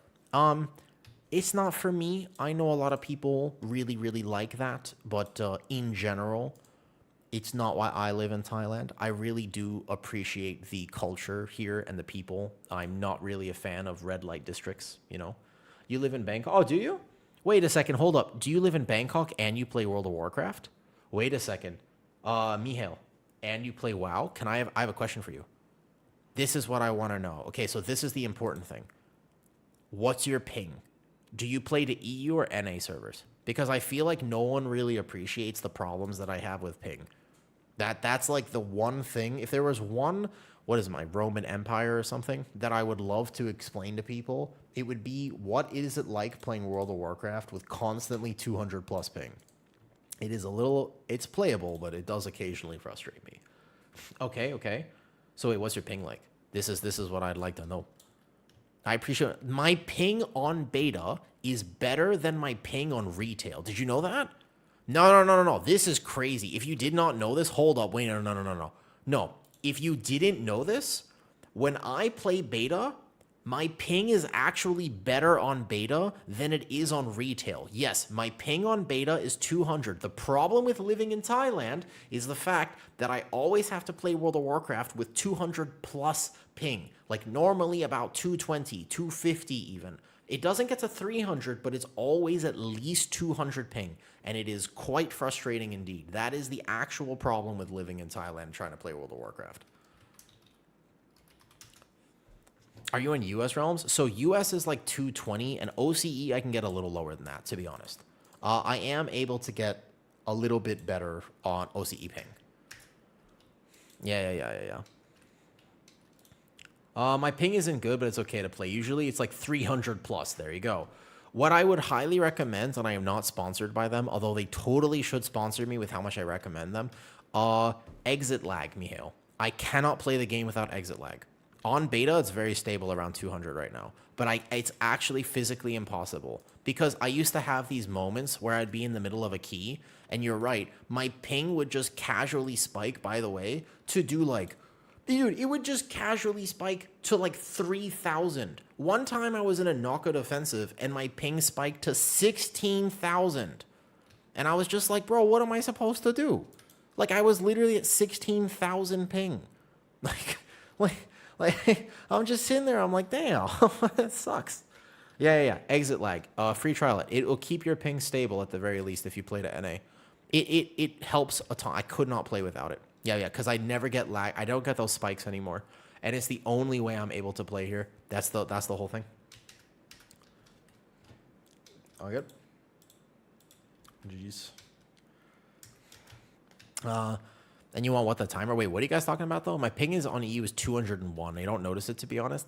I'm used to it, but I really, really, really wish just a little bit that I could understand what it's like. I don't think people... Because I love this game. I really like World of Warcraft, and I want to know what it's like to play on single-digit ping. Sometimes when my head hits the pillow at night, I shed many tears. I tell you as a man that it's a single tear, but it's not a single tear. It's many tears. It's literally dozens of tears. They constantly stream out of my face. My head hits the pillow, and I just think, Mom, what would it be like to play with single-digit ping? I'll never know. What would it be like to play with double-digit ping? I'll never know. Highly unfortunate.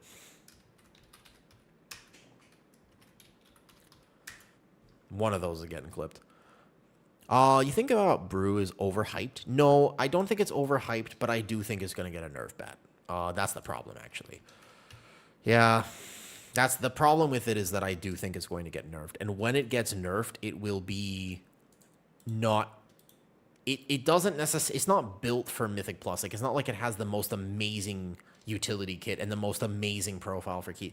That's actually not necessarily true this season. I think that Brew utility is significantly higher this season than it was before. But at the end of the day, it's just kind of overtuned right now. Like, it's a Live Lord. It can live everything. Its damage wasn't even that high before their bug fix. Based on our guild, they use some tunneling stuff to get like 150. 150 is not bad. I mean, I can play. Like, I still enjoy the game, you know. I enjoy the game, but at the same time, I do often wonder what it would be like. Oh, wait a second. Hold up. My build's wrong. No, I'm not pulling. I thought you're still supposed to play Revel.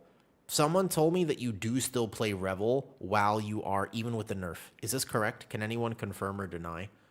Is Revel a thing or no? No. No, it's not, right? Because I have to drop 2 talents still, and I believe that would come from Chains. And I would like Chains this dungeon if I'm going to showcase it. No, okay, we don't have to play Revel then. Sorry, my bad. You can confirm you know nothing about this. I think Wiz would know. I would need to confirm it again.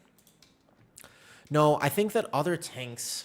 I think the tank balance is okay. I think Blood DK still being the lowest is a little sad, but overall, I'm not upset with how tanks feel. I am upset with how healers feel.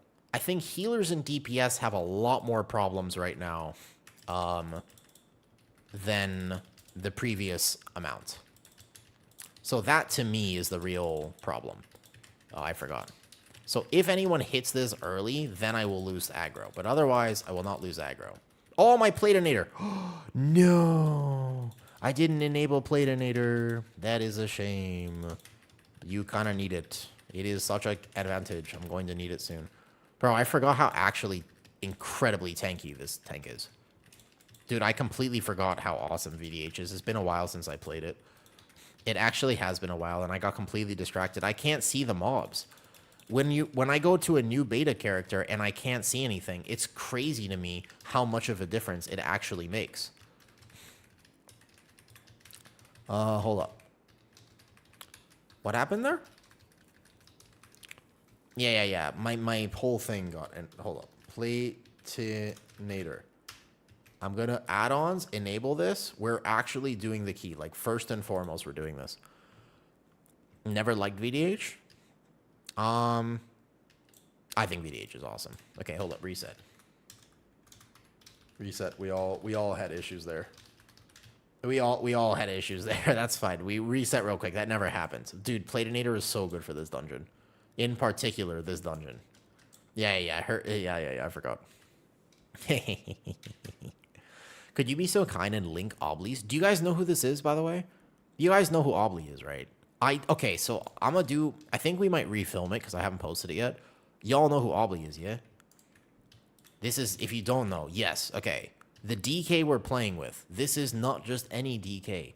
Yes, he is indeed the DK GOAT. I know this. I was on a call with him, and Paj, he was trying to hide it, but we were recording a secret beginner guide for Unholy DK, and he was trying to hide it, but several times throughout the call, I just heard a bah, bah, bah. So you're completely right. He is the DK GOAT.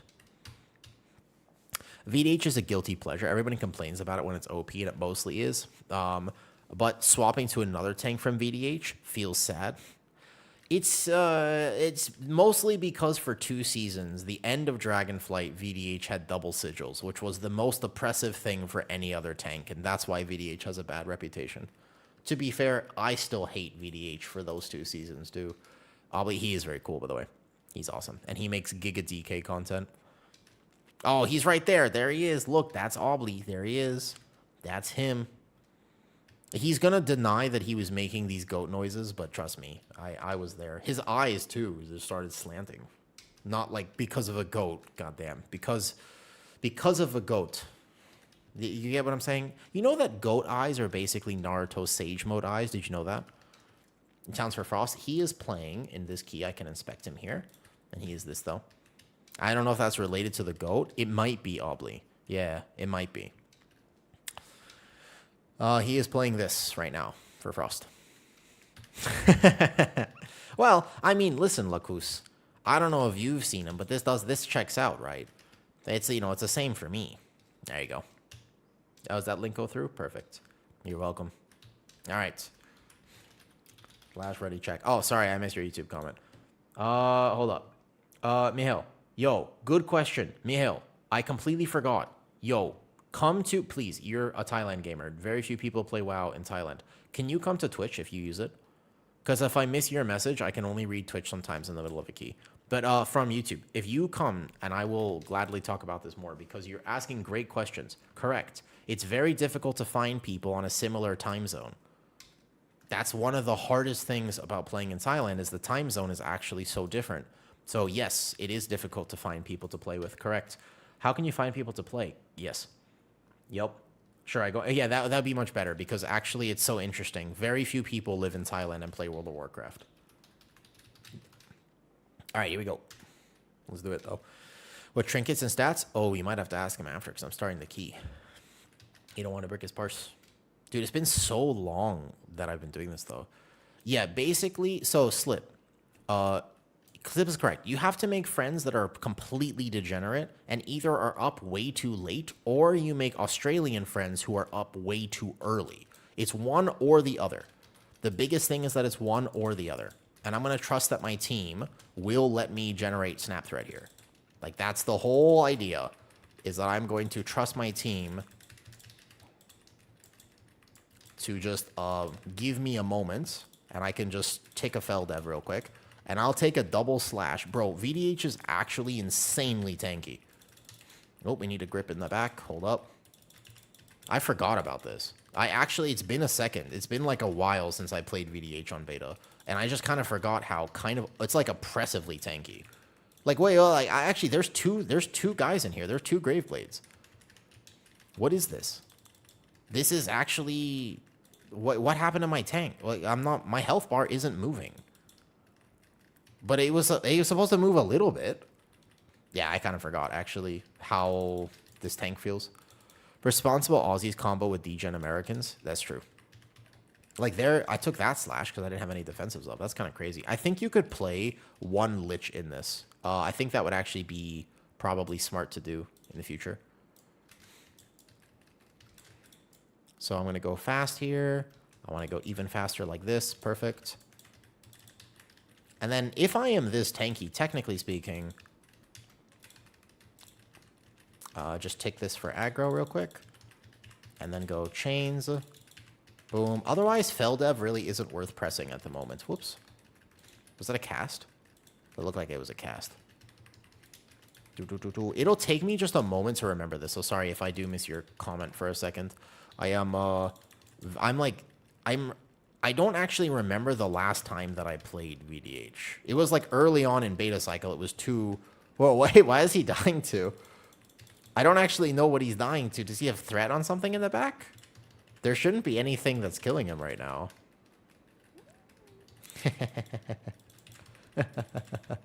Good old Crocker ate the server cable, no problem. I go in Europe and have people with... I think that it would be better if I played that, by the way. I actually do think... 2 times Sundering Strike. Interesting. That's a tank hit, though. Australia terrifies me. To be fair, what I know about Australia also terrifies me. I get confused about it a little bit.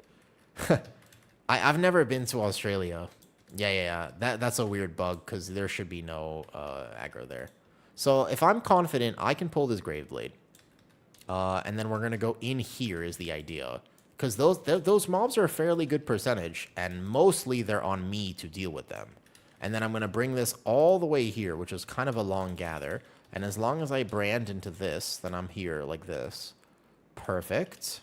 And then here, and then chains, and just make sure that that guy, I do a threat on him, and then if that's the case, then no problem. Nice. I'm going to hold this meta, and then I go 1... I messed up. I should have built the souls before that bomb. So I missed the value on that bomb, technically. I'll just reposition this. And we'll go like this. Dude, I might actually lock in a little bit for this key, okay? Because this is like VDH all of a sudden. I'm kind of remembering now. I'm like, oh, shit. I'm like super mobile and this. Yo, drop bears are crazy. Do you know what drop bears are? Apparently they're not as common, but one time I Googled what drop bears are, and apparently there is like 12 people annually in Australia that do die from koalas dropping on their heads randomly. Yeah, that's actually apparently a real thing.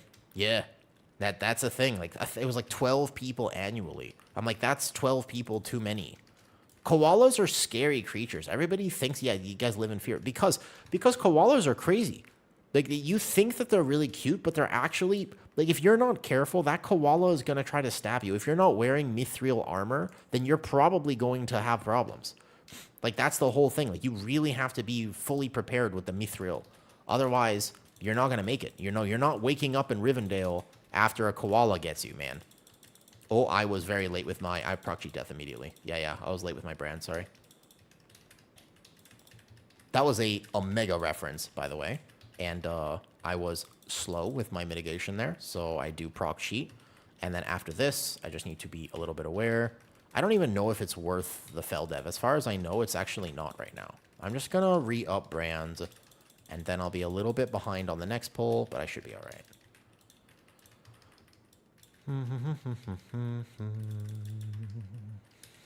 VDH is one of those weird tanks where it's like you're so tanky that you forget that you're actually not tanky if you don't play well. Like, you're immediately reminded very fast that you are not actually immortal. Same with pigs. People think pigs are cozy, but they can... Yeah. There's a lot of things like that. In general, I blame fantasy and stuff. All right, from here, boom. Okay, so in this pull, A, we can tick this for aggro real fast. B, there's a caster that doesn't flag on my stuff. And that's annoying.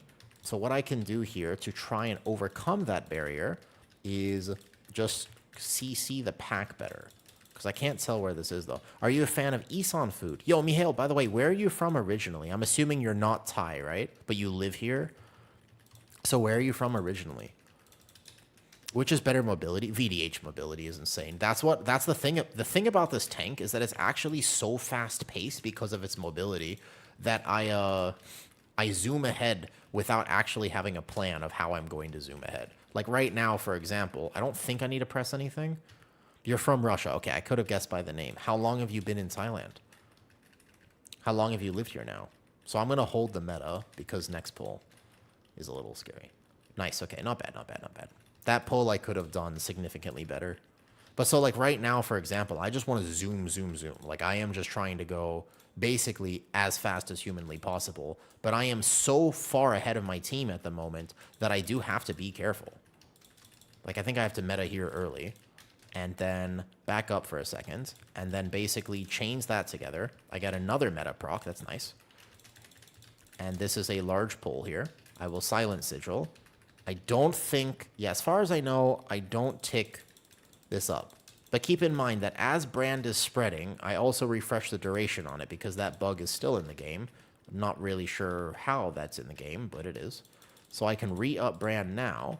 You've been here for 3 years? Yo, what's up, Sneaky Goblin? What's up, Sneaky Goblin?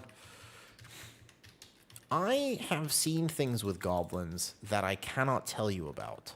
But I'm just remembering them right now, fondly. But yeah. VDH mobility is so fast, actually, that I sometimes have a hard time keeping up with my own head. There I should have Fellblade to generate a little bit more fury. That would have been a min-max there. But I'm kind of pumping, too. Like, my damage is really, like, it's really, really solid. Yo, you have awesome content and good vibe. Oh, thank you, Sneaky. I appreciate it, though. 20,000 gold, I'm going to solve the... Oh, can you control? Control. Oh, this guy. The big guy. If you control him, we get perma-funnel on boss. Let me get aggro. This is tech, basically. Whether or not you actually do this, I don't know. But it is tech. You just have to watch the one caster in this poll. So, well, where's that one guy? Yeah. There's going to be this cadaver, and we have to be careful about this guy. You can't kill him in this? Is that the problem? But basically, the idea is, okay, this might go poorly. There are 2 cadavers right now. Oh, yeah, so that's the problem, because he had controlled one before. Oh, yeah, we're probably going to die. This was a bad decision. This was a very bad decision. They're marked at the very least, but these guys cast. If any of these cast goes off during the boss, then we're in deep danger. How about you? How long have you been living here, though? You've been here for 3 years. I have been here for 8, actually. I was married to a Thai woman for a long time. There's the cast. There's the cast. I can chains. I'm trying to move the boss, but I got distracted, and therefore I didn't move the boss because I went over my chat. Oh, mistakes were made. I see the cast. I can see it channeling at the very least, so that's good. Okay. All right, we play better now because this run is going pretty well, and it would be silly if we let this cast go off. Have you managed to finish the platy? I've been working on it a little bit today, but overall, it's probably... I just want to put it out there for people to use because you should use one profile. Whoa, my jump. Holy, I'm about to mess that up. Yeah. So it doesn't really matter if you use mine or someone else's. The point of that video was just to show you that you should use a profile. Like, that's kind of the idea behind it, you know? I hope they won't nerf Bear too much. I think that if they nerf Bear, I'm pretty sure what they're going to do is nerf Drew to the Claw, because that would be the right way to nerf Bear. Yeah? Okay, good kick, good kick, good kick. I changed this one. Perfect. I can't really... The problem with my Platinator, as an example here, is that at the moment, I currently cannot see properly. I'm going to trust the leap, but I'm not a VDH main. Well, go. Pull the boss over here. The friendly bars keep coming back. Okay, so hold up. Wait, no. Oh, good grip. I silence Sigil. We have to finish this boss before, because we've done tech here, but the tech was bad tech. I am now panicking. We're in panic mode. We have to survive. We're almost to the end of this fight. They're definitely carrying the kicks here because I don't know what's going on. I can't. This is one thing I want to change. Like, one of these guys is a very dangerous caster, but isn't actually flagging. I got that kick there because I can see him casting. But that's one of the problems with it. Both of these are positioned poorly, so hopefully we kill the boss before the next AoE. I can try to move him. I think it's okay over here. This should be fine. Oh, nope. I was wrong. I did poor. I did bad. Here we go. My bad. Panicking. Oh, okay. That was actually amazingly bad tech. Could not express to you. That's why, because we died after the boss goes off. Yep. That's the one. That's the one. This was not good tech. That was very anti-worth it. That was probably not a DPS gain. I think that was a DPS loss. I'm almost positive that that was unwise, but it was fun to try. It was fun to try. What's up, Angel? Is Heart of the Wild worth it for Cat or Boomkin? Yes. Cat single target in particular. Boomkin is just pad, but it also helps with threat. Holy. There we go. That was actually incredibly entertaining for what it's worth. I thought we were dead. 100%. Yeah, Mihail, I've been here for 8 years now, which is kind of crazy to think about. Wild, actually, to me. I never thought when I first came here that I would actually live here at all. And then all of a sudden, it's like just casually been that long. And it's just like, what? How? Like, how did that happen? I silence Sigil. I take that blast to the face. Doesn't kill me. Easy. I kick this one. Perfect. I would like to save one brand, but I'll re-up here just in case that goes off. Since when did you become a clicker? I've always been a clicker, actually. You never knew that? You never knew that? Yeah, dude, I've been a clicker my entire life. Do you have a tip for a beginner to utilize Boomkin Heart of the Wild? Yes, of course. There is a new talent that basically makes it so that you won't get one shot. The only thing you lose is Iron Fur. But in general, no. You don't have to worry that much. You don't have to... don't panic about it. The biggest thing with that is that just don't use it before the pull starts. So you can use it when you Starfall yourself, for what it's worth, by the way. Okay? You will have an 8-second buff of Starfall. So you can walk into a pull, and before you actually do the first thing, you can get Starfall rolling. So you only lose 1 or 2 things. Okay, I got this one. Is he bugged? Was it the control? It's bugged because I have Undead Mage from that pull. Oh, I see. Okay, we can get another one if we need to. That's why it's bugged. Interesting. So he has to maybe release it? We're encountering a bug here, though. I'm surprised that for these 3 years you weren't recommended to me on... Well, actually, to be fair, Mihail, I only started streaming about a year ago. Good-looking, handsome... Ooh, good-looking, handsome... Artemir said that? Ooh, I'm jealous. I mean, I'm very, like, oh, blushing a little bit, though. Blushing. This is a reason not to try tech in dungeons sometimes. Maybe you have to... I think you have to release it. Release, maybe? Yeah, maybe you have to release, actually. Maybe you can try to release the thing, and then see if this works. Playing rogues for vibes, any Shroud skips? There are a few moments where Shroud is pretty helpful right now, but otherwise, not really. No, hold up. I think you have to kill this guy, right? So he's bugged. Maybe we can... How does he die? The summoner is already perished, so it looks like he's just completely... Yeah.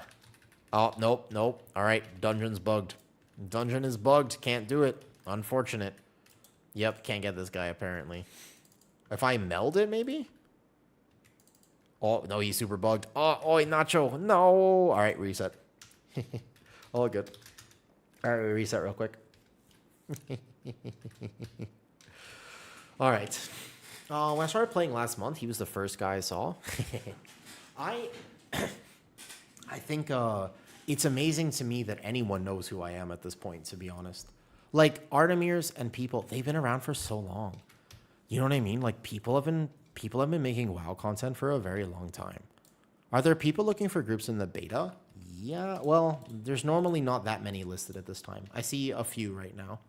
Not sure if I want to pre-purchase. Oh, on beta, you might have to make your own group. But the truth is, if you were going to ask me what the absolute best use of your time is in terms of studying for season 1, it would be this beta cycle. Like playing beta is a better investment of your time, comparatively. Don't it's a trap? No, it's not a trap at all. Beta testing will give you more advantages going into season 1 than before, by far, actually.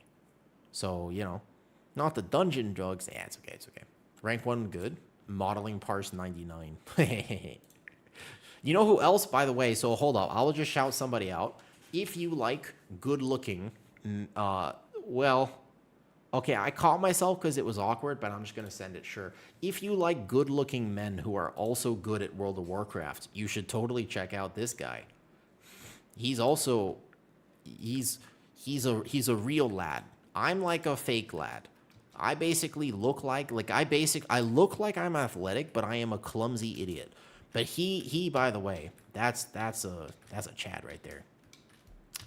What's up, Sam? Double Frosty K. I think we have 2 DPS here. As long as Anisket isn't going to bed right now, Sam, I would totally take you though. Yeah, there you go. Nice. That's who we're playing with, the DK.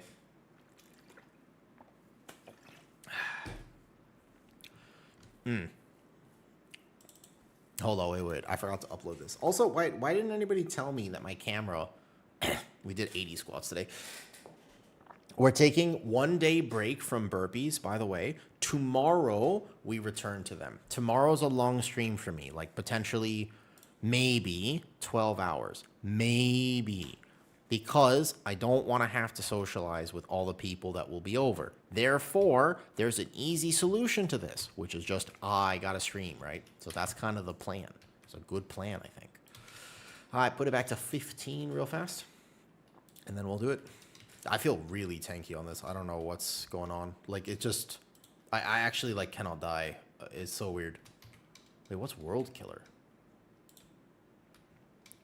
Oh... that's thanks for what you do, King. Bedtime for me. Yo, I hope you have a fantastic night and get some rest. I wish I could sleep better. Yo, have a great night, Sneaky Goblin. Thank you for coming to say hi.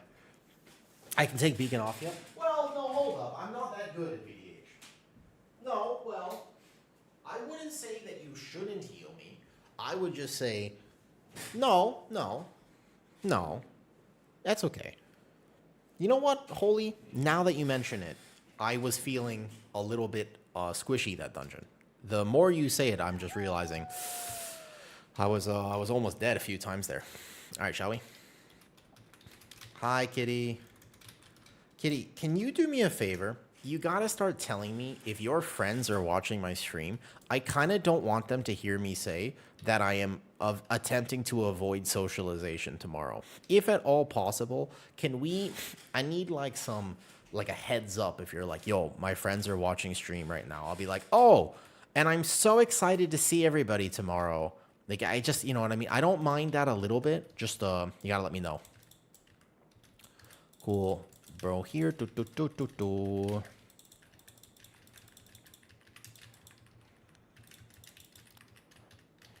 And just brand is enough here. Cool. I actually want 1 Lich in here. I don't think that a Lich is completely banned at this point. Cool. And then Silent Sigil here like this. Nice. So my brand is perma uptime right now. I can use that meta proc like this. He has to invis that one. I don't mind setting 1 more brand actually on this pull. And here we go though. Don't worry about them watching the stream. I'll tell them myself. Excellent. Yeah, just be like, man, like, unfortunately, you know, like, he's been working really hard, and he's so busy nowadays, but he'd love, he'll come say hi, I'm sure. Yeah. Just whatever. The thing is that I don't mind. The thing is, okay, here, listen. I'm an introvert, and I'm just going to be honest with people about the fact that I'm an introvert. But, you know, not everyone understands that. Do you know what I mean? So, can you hear me on this one? I think that people kind of understand this. I don't mind being straight up honest with people and just telling them and being like, yo, I don't really want to hang out right now because that's who I am and I'm okay with this. That being said, when there are new people, like if, for example, like Kitty's friends are coming over, I feel a lot less comfortable with that. Does that make sense? Like I actually, it doesn't make me feel proper. Like I feel like I should be trying a little harder. I might proc cheat here. Nah, I did. I shouldn't have fiery branded. I should have branded earlier though.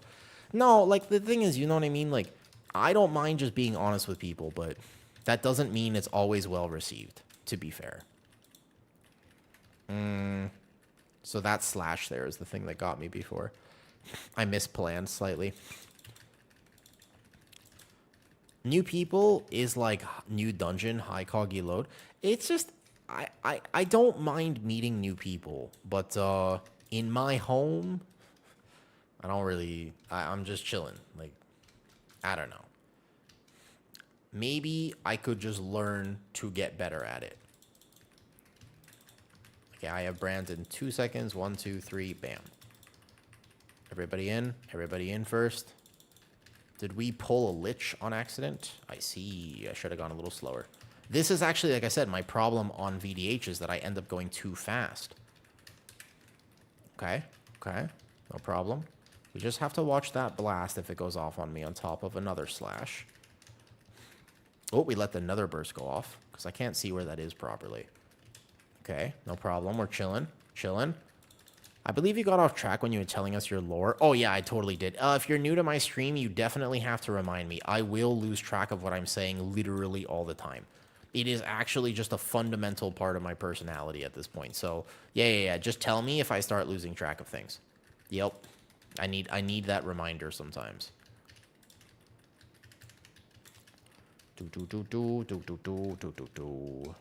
But let me also just get through this dungeon. In a weird sense, in a weird turn of events, I'm actually kind of locked in right now. I think my DJ hours are spent. I'll catch your stream tomorrow. Yo, have a good night, Slip. Get some rest.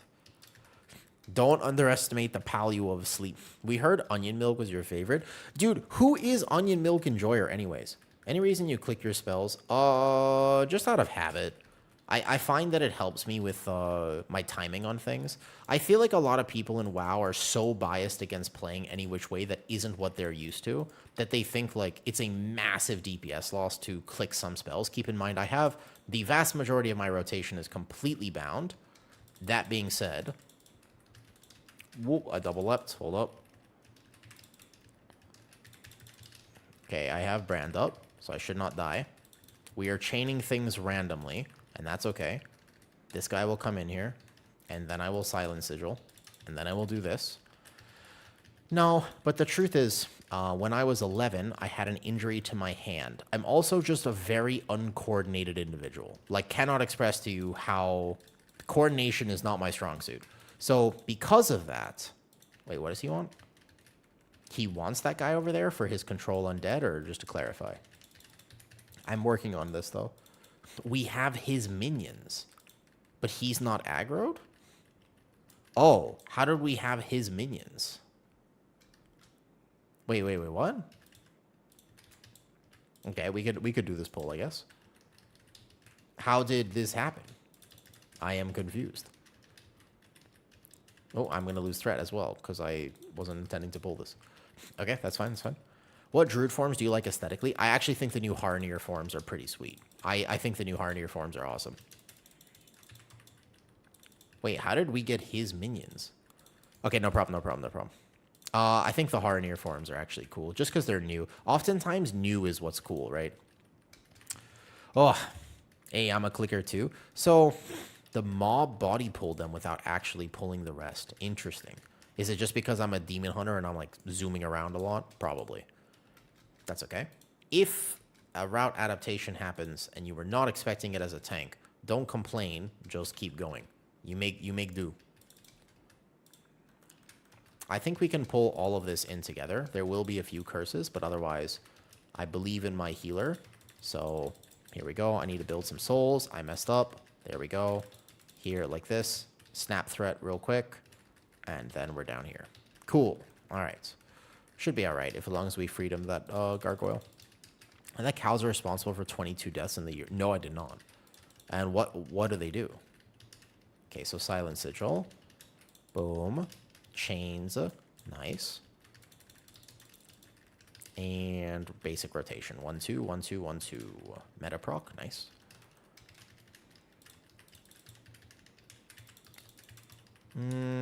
What was I saying? Oh, shit. No, I was telling you lore about how I was married. Oh, right. Why was I telling you that? So basically, when I first came to Thailand, the first year I was here, I was single. But then I ended up getting together with this Thai girl, basically. And after that, we ended up getting married. We got married early. I was 23 years old when I got married. Or 23 when we got together, sorry, the exact timeline. But basically, we were together for a long time. And then just at the end of last year, we got divorced. Which is one reason that I was in Thailand for so long is because that I was married, obviously, to a Thai person. So I really I had like adopted the culture as my own. And yeah. But I'm also, I'm very randomly locked in at the end of stream. Normally, I can chat way more, but I'm actually kind of just, like, interested in VDH. It's probably because I'm doing a new dungeon, but also on top of the fact that it's a new dungeon, like, a dungeon I haven't done. I haven't played VDH in a bit. So in a very random turn of events, I'm surprisingly focused. Maybe because Oblie's in here and I'm trying to make a good first impression. I feel like the last time that I did keys with him, at least one of the last times, I remember that it was just some random, like, 3 a.m. adventure when I just could not sleep, and then I bricked a few keys, and I was like, and he'll never forget it. And I'm sure he doesn't remember this whatsoever, but of course I remember it. So now I'm just like, no, I promise you, look, like, even though I don't play VDH almost ever, like, I can do this. Like, look at my skills. Look at my skills. Like, I promise you, my penis is not that small. Like, you know, like, I'm just trying to basically, like, account for all these things. Okay, cool. If we're doing the control tech now, it should be fine because there should only be one caster in here, and then we're all good. Picturing a cyclist frantically cycling away, like joggers and cycling. I mean, to be fair, cows are massive. Like, it doesn't surprise me necessarily that that would happen, though. Was it difficult? No. Well, to be fair, it was weird. She was Thai Indian, so technically speaking, I was embraced by the Indian culture more than the Thai culture. Something that's a little weird about Thailand is that the representation of culture here is a little different, right? So just because you're Thai doesn't necessarily mean that you look Thai. So although she was Thai, it was Thai Indian. So in a weird way, I learned more about, like, Indian culture than I did about Thai culture, as funny as it sounds. And we spoke English together, or Hindi. I never really learned Hindi. I tried to learn, like, a little bit, but not really.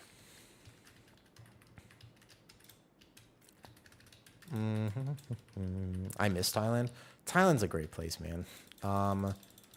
But yeah, so life does not always turn out the way you want it. But I'm a big believer, personally speaking, that it's weird, but I believe that meaning is not given in the moment. That's too far. It's too far this side.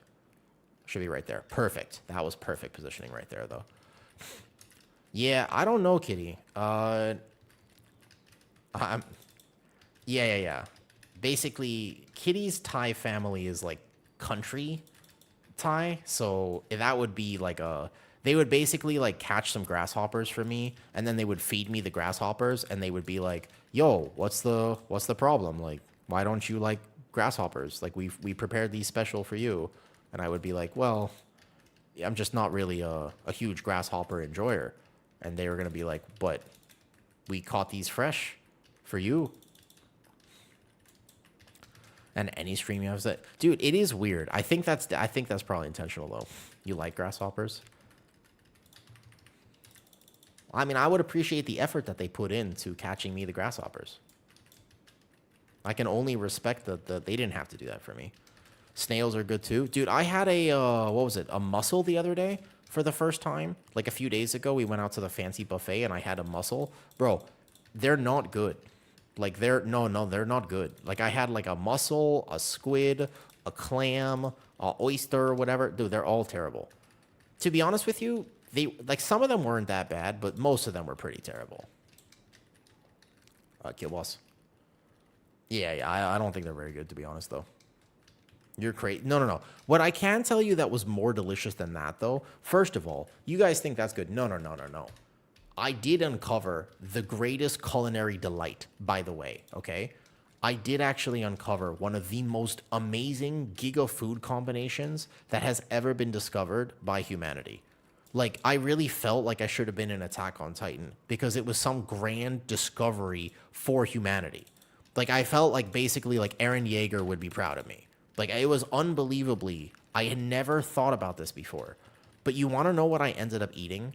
And it was just like, this is probably one of the most giga tasting things that I have ever had in my entire life. Okay? So what happens is, and this is what I didn't know, I was a fool. I had never considered the glory. If you take two delicious things and you combine it into one delicious thing, oftentimes what happens is you get a further delicious thing. You enhance the deliciousness. This makes sense, right? So what I did was I figured out, because this buffet had creme brulee on tap, and as well as creme brulee on tap, they also had Wagyu steak on tap. So what I did was I combined the two. And all of a sudden I was eating Wagyu steak creme brulee, and it was delicious. And I just, it was just something that I hadn't considered before because I was limited. And we limit ourselves. We nerf ourselves. We nerf our own experience. And it's like, the reason that I had like 13 Michelin stars when I lived in America is because I didn't limit myself like this. And I don't know when I started doing that. You see, you don't know what is a sauce. And it's like, how can you answer that, right? Like, the sauce is unlimited. You don't have to come up with a real thing. It was amazing. You have to understand, like, Wagyu tenderloin with properly made creme brulee. This is the thing, right? Yeah, like people, you guys are talking as if you also have had like 13,000 Michelin stars. But I'm telling you, like, it's unbelievably good. It's so delicious. It rocked my world. And you know how I know that it was this good? Because that's pretty much all I think about now. Like, for example, I wake up in the morning and I just go, man, creme brulee Wagyu steak was so good. And I'm in the shower and I'm just like, ugh, creme brulee Wagyu steak is so good. And it's like, and I'm in bed doing self-soothing activities and I'm like, ugh, creme brulee Wagyu steak is so good. Like, it's unbelievable. It's really good. It's genuinely so delicious. My taste buds were delighted. Yeah. That's the thing. And if you're like, wait, why is Awu doing ASMR right now? The reason is because you don't understand the value of this dish that I discovered. If you understood, if you were there and you got to taste this, okay, then you would also you would just know. You would be like, yeah, this makes sense. I understand why Awu is so passionate right now. He's trying to spread the good word. He wants people to have a good time just like he had a good time. That's all I'm trying to do, man. And also, yes, for what you're saying, this is why I'm not allowed out of the house that often. There was many things that I discovered when I was a kid, and people just didn't listen. But again, it was this limitation that you have. One thing that I discovered when I was 17 was how absolutely delicious it is to have chicken, maple syrup, and whipped cream. Unbelievably good combination. You can even add some dark chocolate to this. It's really good. And you're like, oh, that's not a real food combination. Well, you're limiting yourself. Don't limit yourself. No. Don't limit yourself. This is, and if you really want to be bulking too and you're into fitness and you need to add some calories, you could add, for example, some peanut butter. And people were like, no, Awu, what are you talking about? This is disgusting. And you know what? Roscoe's Chicken and Waffles did it, and they're pretty damn successful. You see? So, like, really, at the end of the day, who's right and who's wrong? No one is. Okay, let's go kill those ads properly. But yeah, anyways, that's what I wanted to share. It was really good. I was incredibly pleased by this culinary delight. What was I saying before that? I got distracted because I was just in this key. Right. Thailand. This Mihail was talking to me about Thailand ping, etc. Though, dude. Yeah, that's what I'm saying. So, N Copper. What I appreciate is that you are also willing to think outside the box. It seems as though you and I are neither of us are limited by humanity's small-minded definition on what a culinary delight is. Like, for example, some people think that Turkish delights are really good. You know who those people are? The people who made the Chronicles of Narnia. They lied to us. They lied to us. It's not that good. I remember growing up and thinking, wow, these Turkish delights must be actually incredible. I mean, the way that these guys are enjoying it, I really need this Turkish delight in my life. And it turns out that I was lied to. Because they're not that good. No, they're not that good. Turkish hog, yeah. But the thing is, right, they're really not that good. And what do you think about Turkish delights? Because in the Chronicles of Narnia, in the first movie, it seemed as though they were amazing. But they weren't. It was a lie. This is a hard tank pull, actually.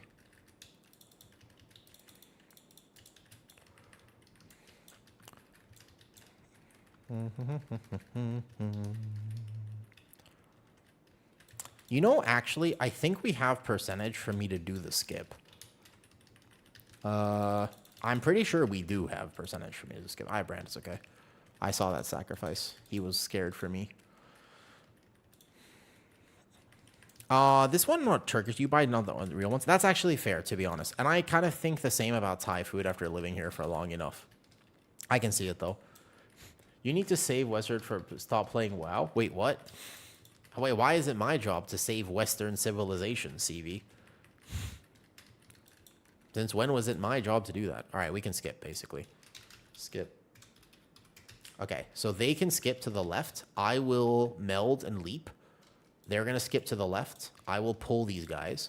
And the way you do this is you just have to death skip it, basically. So they're going to come over here. I have to kick one of these. And then ideally, I don't die immediately.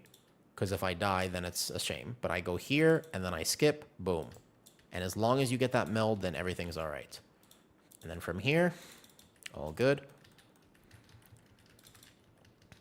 I think that will be a high-level thing, because those guys are an efficiency loss. But more than an efficiency loss, they actually just hurt a lot. So I have a feeling that you are going to want to skip those. But I wouldn't recommend doing that in most dungeons. Most likely, if I were to use, for example, this run as a guide, I would recommend that you don't do that. Cool. So I want to bring this back a little bit. I will silence sigil there. Whoops, my sigil was missed. All good. Cool. Brought it back a little bit too far.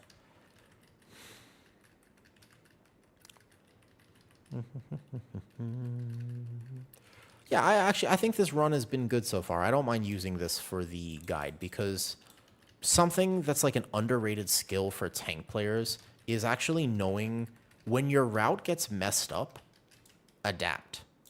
It's actually something that's like really important.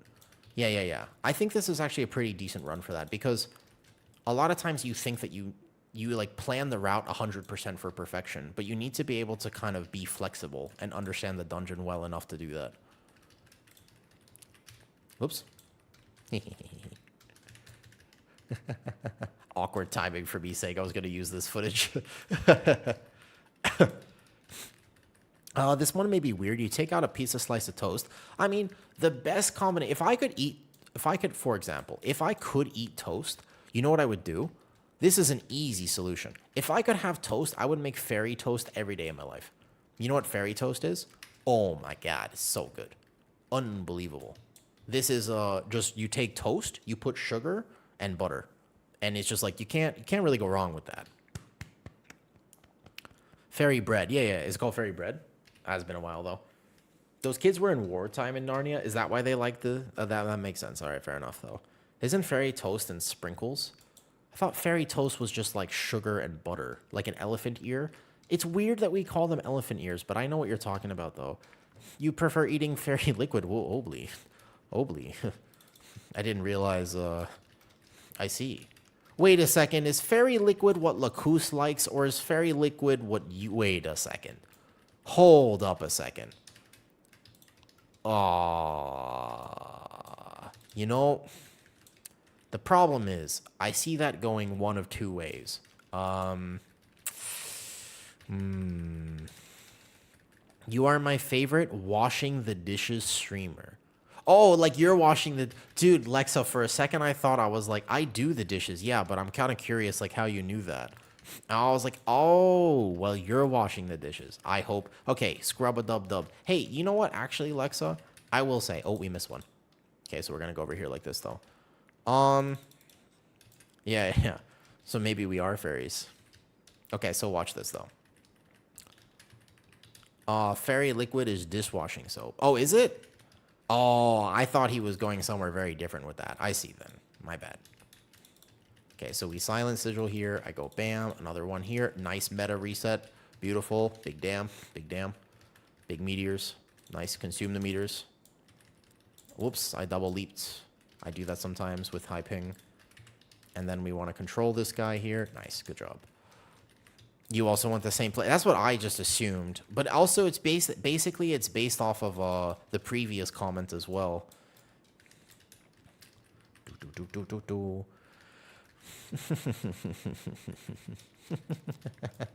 Lexa, I actually heard this thing a long time ago. Do you know who? You don't have to respond to this, but I really like Alan Watts. He has been a big inspiration in my life. I've heard every single possible recording from that man that I could find. Just as many, and I've listened to all of them dozens and dozens of times. I really, really appreciate what Alan Watts had managed to figure out in his life. Like, just what a giga person. Just a really, really giga human being. And, oops, I got hit by that. He one time said that life can be summed up by washing the dishes. And I was like, what? And he's like, yep. So the thing is that life can be summed up because when you're washing dishes, if you take a look at the pile of dishes, you're going to get overwhelmed. But if you realize that all you ever have to wash is that one dish, then it's no problem. And I actually thought, I've always remembered that particular quote. Because I actually use that, though. Oh, dude, you got an ad during that. That's unfortunate. I really have thought about that information a lot. Nice. GG's. Oh, Lexa just... Okay, well... Thank you for the sub, Lexa. All right, back to washing dishes. No, I was saying that Alan Watts had at one point said that life can be summed up by washing dishes. Because when you... The dishes seem like such a chore, and if you look at the mountain of dishes in your sink, you're going to be overwhelmed by just how much there is to do. But actually, as you're washing dishes, you only ever have to wash one dish. And if you really get into washing dishes, then it's kind of fun. Because you're taking it and the soap is sudding and it's slippery and it's like, ooh, dishes and slip and slide and slip and slide and circle. This one I'm going to wash like a 1, 2, 3, 4. And this one I'm going to wash like a circle. And it's like, you know what? Actually, that's life. If you approach life in that way, you'll probably have a pretty good life. Does that make sense? That's what it was about the dishes. Yeah. But you basically only ever have to wash one dish. Scrub-a-dub-dub. Indeed. Yo, GG's. Thank you for healing as well. I didn't actually get to check your build, by the way. You were playing Herald here. Hopefully I was pretty easy to heal. I haven't played VDH in a while. Yeah. I mean, we could be aggressive with it if you want, and I could say scrub-a-dub-dub, bitch. But also at the same time, it is true. I think that it's so easy to just get caught up in everything you have to do instead of realizing that at the end of the day, you just focus on one thing. And as long as you know who you want to be as a person, then you just need to decide what you're doing tomorrow. You know? You seem like you don't try hard. Do you know why I have, by the way, any amounts of muscle on my frame? There are two reasons. Number one, for what it's worth, is because I eat a very particular way. But number two, and the main reason that I have any fitness, right, is because I've been doing this for 12 years. Like I've been doing this for a very long time. So my fitness nowadays, you're right, I don't work that hard at all. I am incredibly lazy when it comes to my own fitness. I am very apathetic. But for what it is worth, I've been doing this for a very long time. And that is a big factor in fitness that no one talks about, is just the actual time duration, right? Of just how long it takes to do this, though. Yeah. Yup. I'll take 3. That was the plan. We got to do the rest tomorrow. Yup.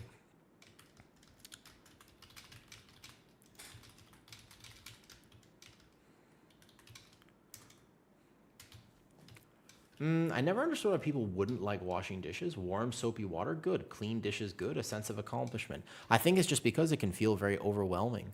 Wait, how old are you? I'm 29. Yeah. Well, I mean, you guys know what I used to look like, right? I don't know if I've shared this recently. Here, let me go find it in my Discord. In my Discord, there is a section here. When I was younger, I was very not only unhealthy, but I was also not exactly the most attractive of children. Which, well, hold up. You know, with everything happening in the world, I should probably phrase that different. But listen, so this was me for most of my life. I was a fairly hefty child, and I was very awkward. This is me at like 10, give or take. Yeah. No, I mean, so this is like when I was like 9, 10 years old, basically. That's like a photo I found of myself a while ago. And I've been doing fitness now for quite a long time. When I was a fitness model, congratulations, by the way, Angel. Genuinely, congratulations on that. That's a huge accomplishment. And when I was doing fitness modeling, that was already 7 years ago. Like, that's pretty crazy. So 7 years ago, I was in the shape of a fitness model. I have maintained, give or take, slightly different body types throughout those 7 years. And so it's just been a very long time. It's consistency.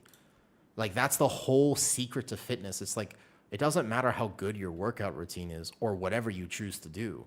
You have to keep doing it. So that's the whole point, right? And this was like one of the first photo shoots I ever did. So this was me at like 17. So I had already managed to change my body quite a lot. This is all fine to show, don't worry. I've made sure. But like, as you get into fitness, like this was me 7, 8 years ago. What is this? About 7.5 years ago?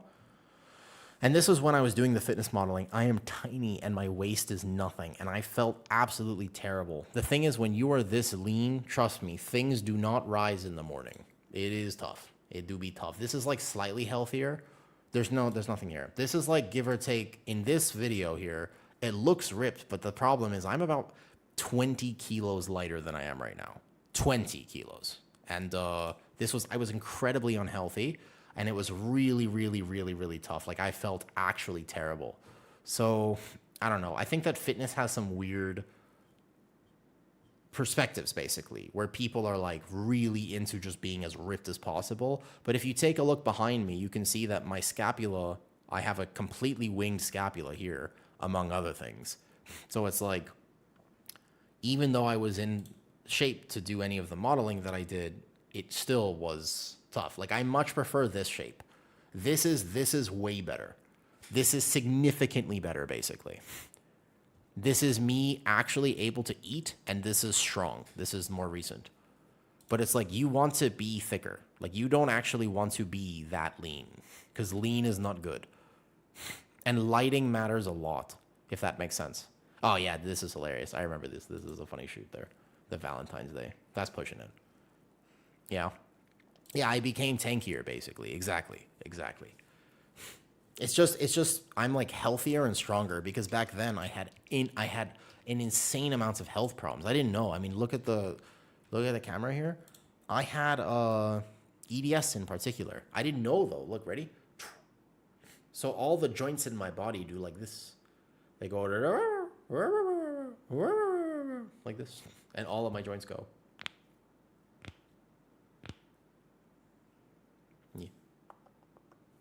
And this is the injury. People are like, why do you click? And I'm like, because my hands are kind of messed up. You can see this scar here. This happened when I was 11. So I can't feel my fingertips very well. And on top of that, this hand, It's just very uncoordinated. So when I have to shift my pinky to like a shift button, like a modifier, yeah, it's tough. But overall, though, what do you think about the beard? This is the if we're talking stuff here, what do you think about the beard? It's getting kind of ferocious. Look at this mustache. I'm getting there. That's what I'm gonna do tomorrow when people come over. I'm gonna be like, "Hi guys, nice to see you," and just see what happens. You look good. Thank you.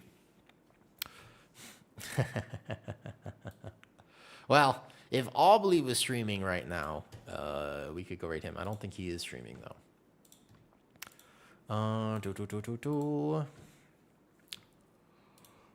Okay, I'm tired. Tomorrow I'll probably do a longer stream. Either grow more or shorten it though. Yeah, it's okay. Thank you for coming, Aubrey. It was fun.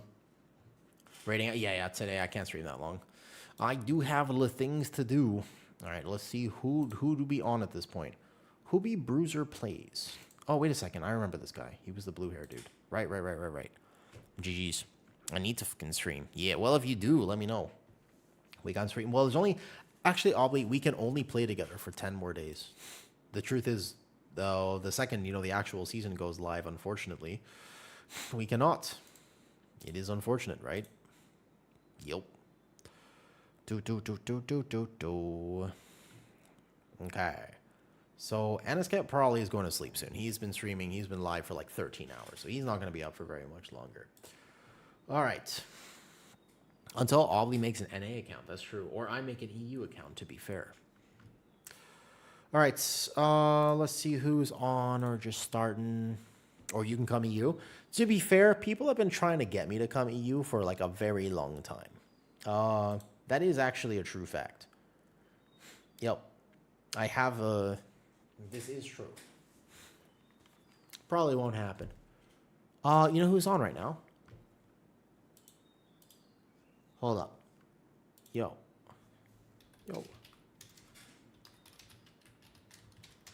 Elsie is on. We got cookies?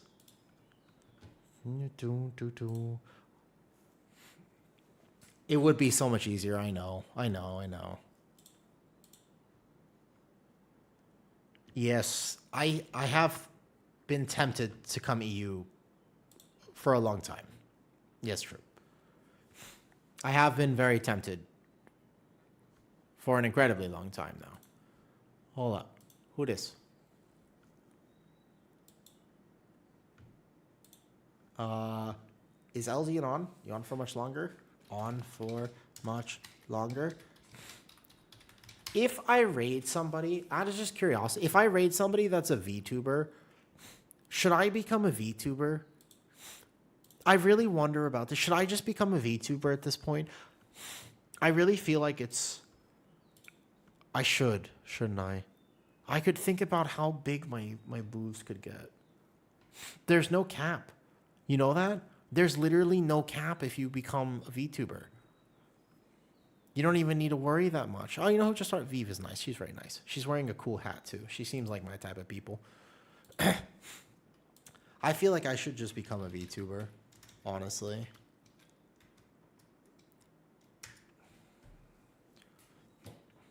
All right, anyways. Thanks for hanging out. I see you guys later. Bye. Go say hi. She has a cool hat on. I want her hat.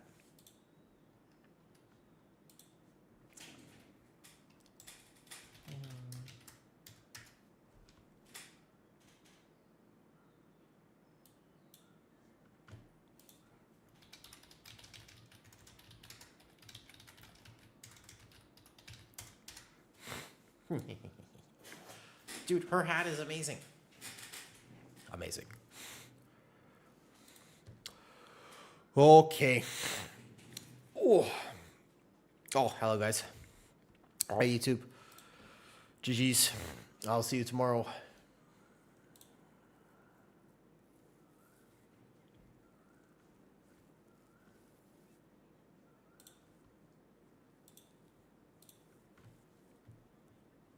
All right, bye, YouTube. Thanks for hanging out. I will unleash, by the way, tonight. I have a really cool video coming out. I believe I'm doing my Prot Warrior quick guide. So we'll see if I do that tonight. I'll see you guys later. Bye-bye.